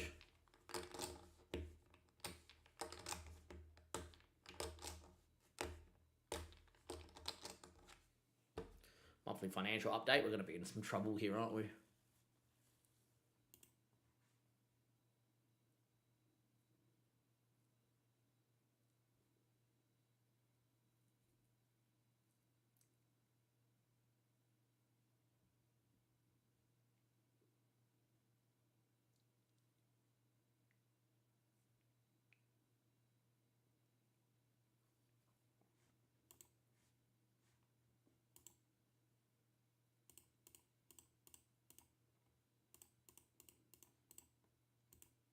$237k in debt, and we're not even close to the end of the season. We've got no big money coming in, so yeah. Not good, not good. It's okay. We get promoted, it's 30k. It's nothing, but the TV revenue of the championship should help. Got no one unregistered, which is good. Got Burton next, and then I'm going to try and get to this Barnsley game. Could instant result this Burton game very quickly, but I kind of don't want to. Where Burton? They're in 19th. Do I instant result, boys? Just trying to get away with it. Maybe something we do.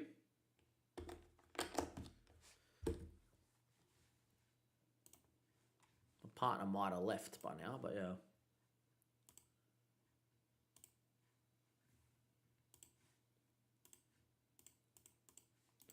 Not too many people around today. Usually YouTube, we get a lot of views, but yeah, that's pretty odd for us to get no views.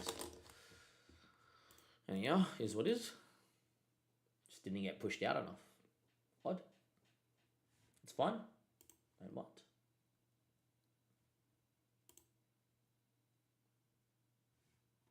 Picked up another sub though, so I'll take that.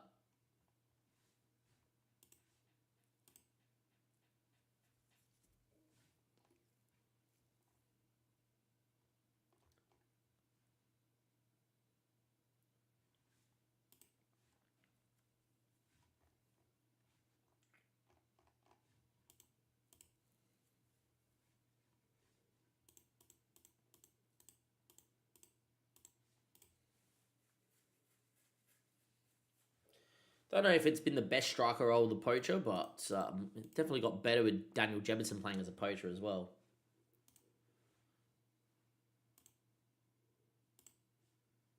Confirm registration, financial roundup. Yes, we're in debt. We obviously pay our wages out at the end of the month to all the players.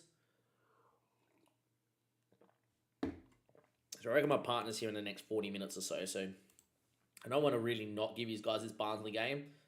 So I am going to instant result. And look, all I can say with an instant result is that we will likely lose. Because they will go, oh, your team's not great, and whatever. But yeah, we'll instant result. Play for the win. Confirm that. And squad number 34. For Luca D. Fogulis. Luch D. Oh, we won 2-1. Daniel Jebison scoring both. Let's go. Well done, Mr. Jebson. We were 2-0 up and then conceded from kickoff. So there you go. As always, let's just save the game. I would like to see Daniel Jebson's goals. But nice. Our man that's not been in great form, our man from Sheffield in Bournemouth has decided to go bang. Not too bad. All right, can I go to the match, please? Nope. All right, we'll do it that way then. And now we go to the match and go down. Doesn't take you to the last match, which is a bit annoying. All right, let's see if this works. Goals. You sometimes get some glitches here with the goals, which is not good. Hopefully it doesn't glitch you out here. Nice that we win, though, which is good. Anyway. So, yeah, our problem is in the red kit. We have red numbers as well. So, yeah, the latest updates killed the numbers, but that's fine. Ball to Filbert, flicks on to Daniel Jebson. He's got a lot to do here. Does he go himself? Oh, what a touch, Daniel. And then a great finish too. Joe Bursick, who was in my Stoke save. He's an ex-Stoke youth prospect. Brought him back to the club at Stoke. Now, whatever you do is you don't click leave match because that seems to break the game. Filbert. Good again from Phil. And again from Phil. Into Comely. Cuts it. And Jebson is there. He did his best to miss. Actually kicked it into the centre-back. And then, yeah.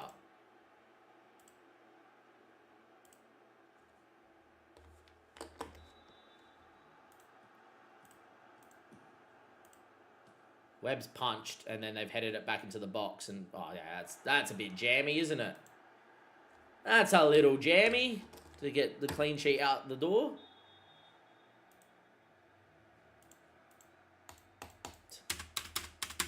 And this is why you don't do it. Fungal. This is why you always save to go watch the goals because you can't get past that screen. It is what it is. We're going to speed run very quickly back into the game and give you guys the thing. Third time we've had to restart today because of a glitch. This is why whenever I instant result, I don't normally watch the goals, but I just want to see how Jebson scored both because he's been out of form. And sometimes it works. But that is annoying that you can't go and watch the goals. They give you an instant result feature, which is great, but you can't go watch the goals. Very annoying.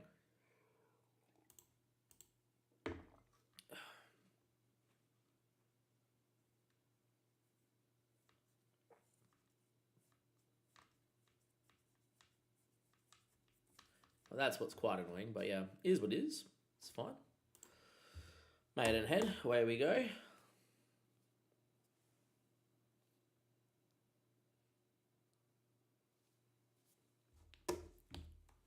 So my girlfriend's about 50 minutes into her 45-minute trip to get down here, so that's fine. Barnsley's in 17 days. Wow, really? Barnsley's in 17 days. Why do we have a 17-day break?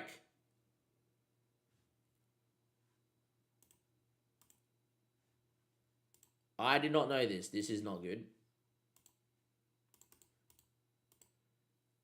Couldn't get past that screen. I couldn't close the box. That's very interesting. Anyhow, luckily we saved. Cool. 17-day break that we have to get through to play this last game of the stream.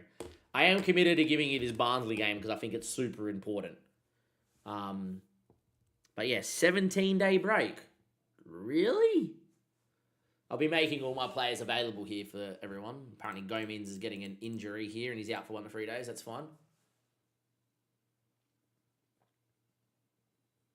Try and keep him match fit. Why is there a 17-day break? It's good for if you have an injury or something, but yeah, that's pretty odd. 17-day break. We might be here a while, boys. We're going to try. If we can get to this game in the next 4 minutes, we play it. If not, then I'll get off and have a shower. And it'll be the first game I play back tomorrow. I am in the office Monday, Tuesday, Wednesday. My big boss is down, so I'll be working all 3 days. So we won't have a day stream till Thursday, but I will be live, obviously, Monday and Tuesday night when my partner's not here. So Monday, Tuesday night next week, we're going to be streaming. Thursday during the day, and then, yeah, maybe Sunday. It's probably where we sit, but it is what it is. Reject the loan approach for Shield. Shield hasn't really been developing, I know this, but he's doing okay. Again, see what I mean? I have to change the preferences. It's very annoying.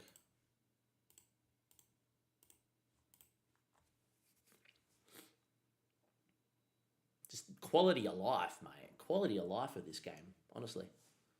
But yeah. They'll fix it all. They'll get there.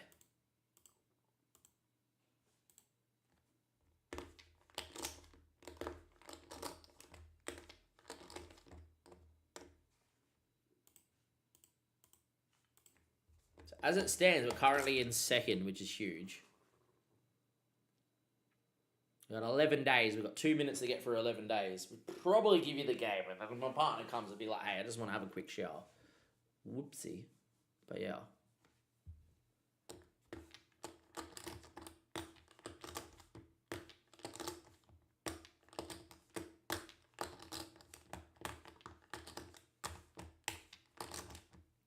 Moving to back into third now that Rotherham won.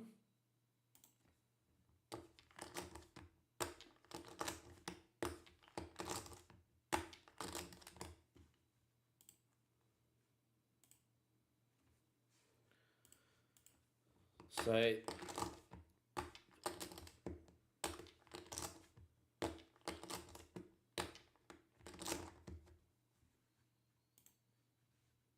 Barnsley game's on a Tuesday. There's an under-21s game coming up. So they give us no games and then all of a sudden 3 games here.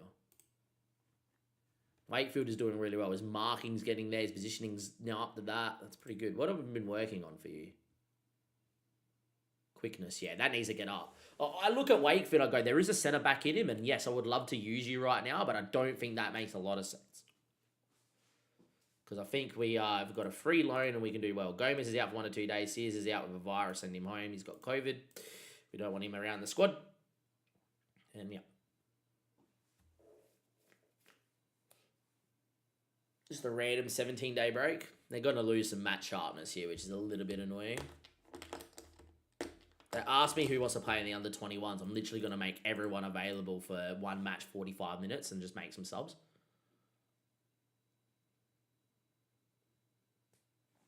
Casanova's now is ill. Flu. Send him home. All right, so we've got 2 people out with COVID. We're getting COVID through the squad, which is not good. At least 6 of these days of the 12 they're out for will be spent without a game being played. But yeah.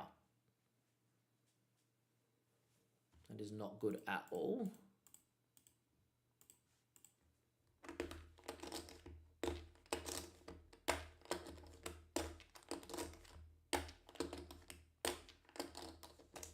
Webb is developing. Now Patton's injured. 4 months.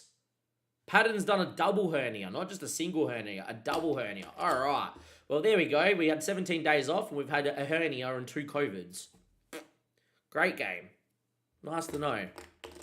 On it real. All right. This is what it is. We're 4 days away. We're going to give you this game. Cool.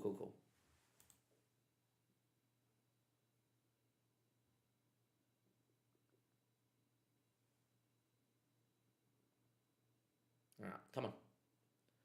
Camina. Barrel resumes full training. That's good. All right, let's have a look at our bench here because it's absolutely whacked, isn't it? Casanova's out. Ollie Shield will come in to keep the team the same. All right. Patton is out and doesn't even make the bench anymore, so that's pretty good.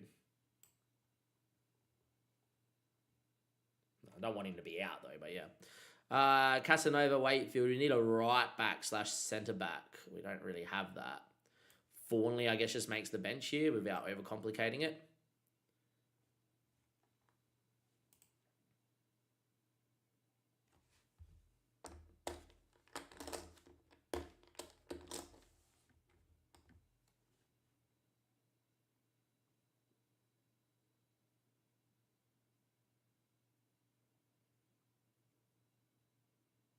Another injury for Josh Okocha.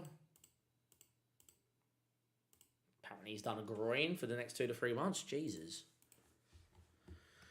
Well, there's a few injuries just like that, which is not good.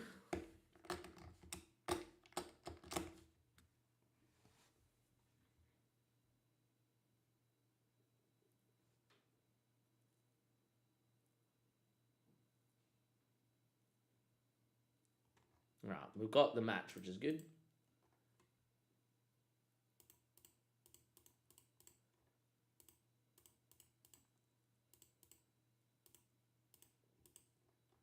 Don't know who Jamie Forward is.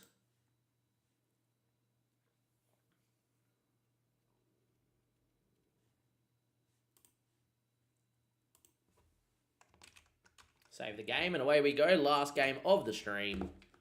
See what we can do here. And yeah. 3, 2, 1, and let's go. Here we are, ladies and gentlemen.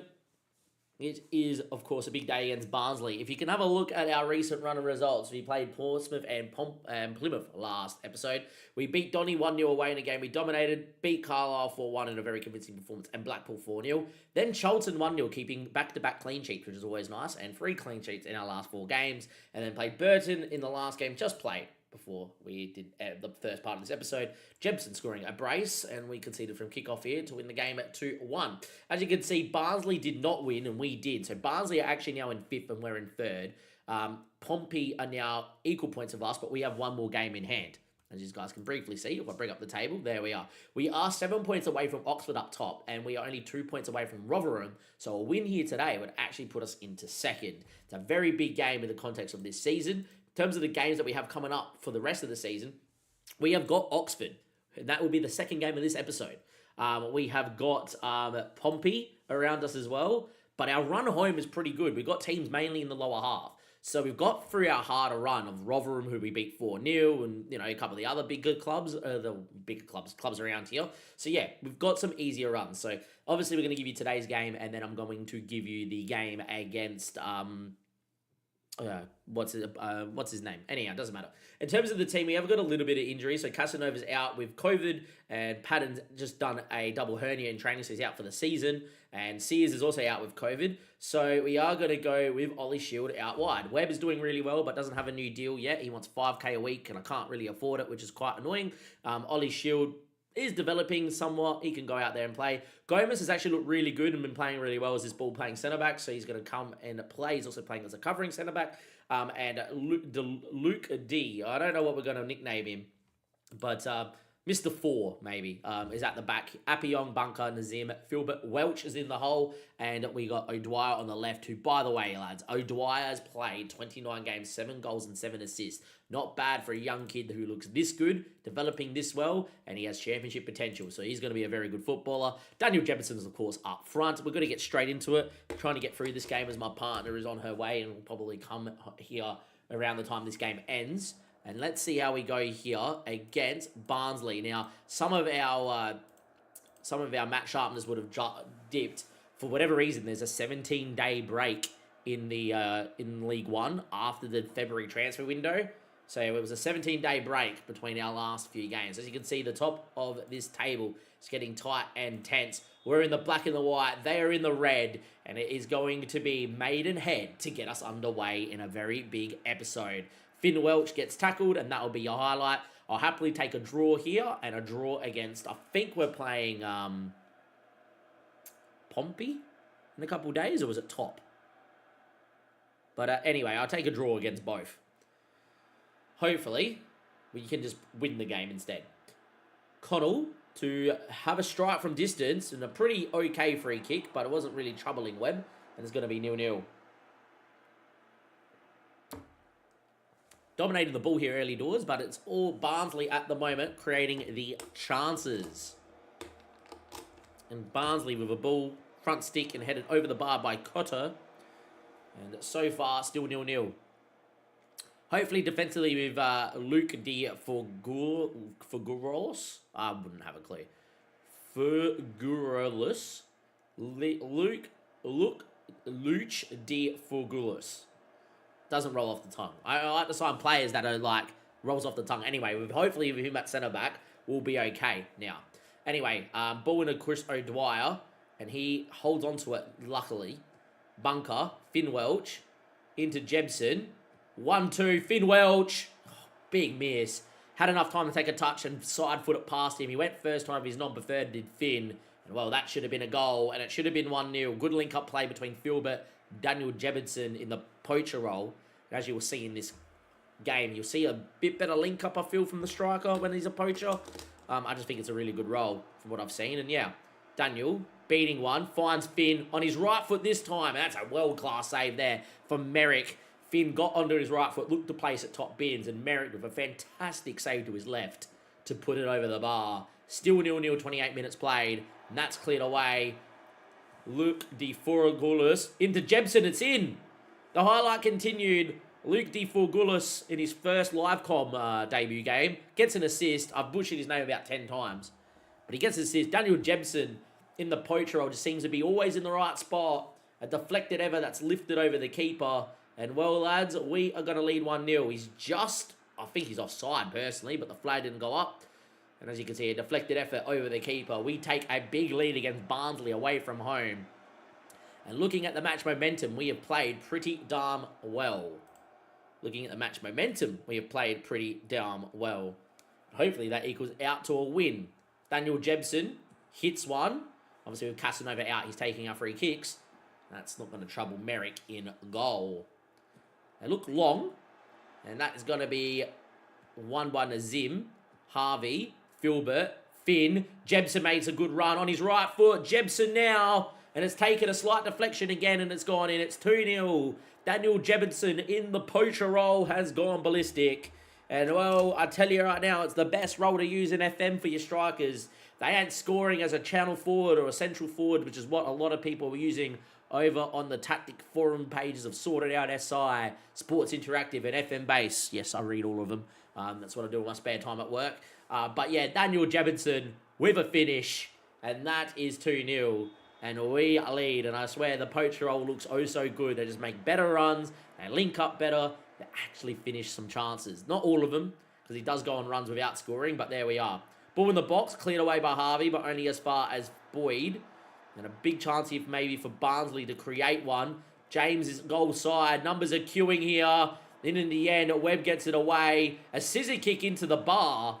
And well, we somehow stay at 2-0 to the good. Good keeping from Webb to intercept the initial cross. It needed a touch or else that was a goal. Time has ticked away. Yet to have a shot on target of Barnsley. So a very good half. Let's start the second half now and hopefully win this game. And look, win this. We're going to start putting ourselves in a points position where I think we're going to make the playoffs at a minimum. Not if we win this game, just another game around a team around us. With the run home we've got a lot of sides of that bottom half of the table. We're going to pick up points. And maybe just with this new centre-back signing, we'll be a little bit more defensively solid, as it's a highlight for Barnsley, so a brave thing to say. And we'll be okay. But Gent on the ball, shoots. Webb makes a good save, was alert to the danger. He probably should have crossed the ball. It's not just our players that don't cross from that position. It's also the AI. But yeah, 2-0 to the good. And Webb makes a save from their first shot on target. Every time we do seem to play Bycroft, he concedes that chance. So good to have Webb. And I would like to tie him down for one more season. But it may be the case that we're releasing our first choice keeper and needing a keeper next year, along with probably an actual centre defensive mid and an actual centre back. But anyhow, Filbert on the ball, inside the Ollie Shield, playing in case of injury, looks for Yebbenson, Harvey Bunker, Appion can beat a man, he shoots and it's in. Appion knows how to score from left back and he scores his 6th goal this year, a good little bit of contribution. I've been saying it now, and I'll continue to say it, that if we can get to the Premier League and sign a world-class left-back that can actually shoot, like 11 finishing, they're going to score over 10 goals a season for the way the wing-backs play. And full-backs play on FM, and they always shoot, not cross. But yeah, we are 3-0 to the good. We're looking great. 60 minutes played. And hopefully we'll be all right. Ball over the top, finds Jebson. Now, he's got nothing around him. He will just hold it out wide. Beats one. What a run. No one with him either. Jebson still going. Keeps it in the box. Beats another. Still going. Daniel Jebson, what have you just done? Oh, my word. Filbert's goal. Jebson had 5 to beat. He peeled out wide. He zigged, he zagged. He beat 1, he beat 2, and then he beat a 3rd. And the presence of mind to get to the byline, look up and not shoot when he gets on his left foot here, but lay it to Filbert. What a goal. 4-0. If we play this football, we're going up again. Back to back to back to back promotions is on. Are we in the title race? I think so. Appion, 65 minutes played. We're going to start looking to take people off here to rotate as well. Nazim into Filbert. Filbert now. Ollie Shield. Great run from Phil. There's people queuing in the box. Filbert into Bunker. It is 5. Barnsley are 5th or 4th, and we're 2nd or 3rd. I think it's 3rd place 5th. And we are 5-0 up away from home. This is a team that does not have one player that is of the level of League One. Our best players are like Appion. They're a very good League 2 footballer. We are insane. It is 5-0, and we're just going to rip some people off the park here today. So, who's not 100%? Filbert for Weller. Why not? We're going to get Bentley in, who's one of our new signings, by the way. If you look at Bentley very quickly, signing from non-league, did Aiden Bentley. He's playing as, came up my scout report, was the non-league team's best player. He's actually got good League One potential, so yeah, we're training him to play in the hole, which is not too bad. And yeah, we'll go with that. Comley's going to come in here for Nazim. Harvey Bunker actually, and move these two around. And yeah, I am over the moon. Actually think we're going to go and get Wakefield in as well for Nazim. Just 4 changes. Off we go. Make him. Do it. Thanks for coming. Brilliant. 5-0. I'm in shock. You're in shock. I didn't expect this. I'll tell you what, it could be more. Aiden from... Oh, my. On the half volley, the new signing nearly put at top bins. Outrageous. What a performance, lads. What a performance. And Webb will come and claim it very comfortably. And I'm going to just bring Billy on here for O'Dwyer late doors as well. Billy back from loan. I've also lined Briscoe out instead to give the 18-year-old some minutes over in League 2 for Bradford. Very good performance. And, oh, boys. At the back, we've done really, really, really well. Appion. Ball into the channel looking for Billy. Won't find him. But Billy gets back underneath it. Doesn't win that one. Gets that back. No, he doesn't. Little bit lucky there for Barnsley to keep the ball into Bland. Good ball out there to Dunn. Are we going to concede one late doors here? Woodcock. Good save. And with that, I want to keep the clean sheet. So let's just go to balanced and try and keep this clean sheet. A great save from Webb. And we will go into the time-wasting options here. Good ball in. Headed and wide. Well, we're onto the time-wasting balance system now. Keeping the same, everything the same, just time-wasting. Been very clinical today, which is not like us. And we have played sensational. Daniel Jebson with a world-class performance from a man that played in the Premier League 2 seasons ago. Time it ticks. There's one last highlight here for Barnsley to maybe get a consolation goal. And they probably should have. And it's not going to be Luke Forgulis and Appion combined to make 2 blocks. And that is going to be 5-0, a 5-star performance. And we move in the second spot on the table. As it stands right now, we are second and in a promotion position. I will say Rotherham on equal points with us, but we got them on goal difference by 16 goals. We're 3 points clear of Pompey. We got 6 points now on Barnsley with 7 points on Hull. There's 11 games to go in the season. It's looking all right. We do have Oxford, who are top next. Win this game and we're in the title race. I'll see you guys for that one there. What an epic performance from the boys. I am over the moon.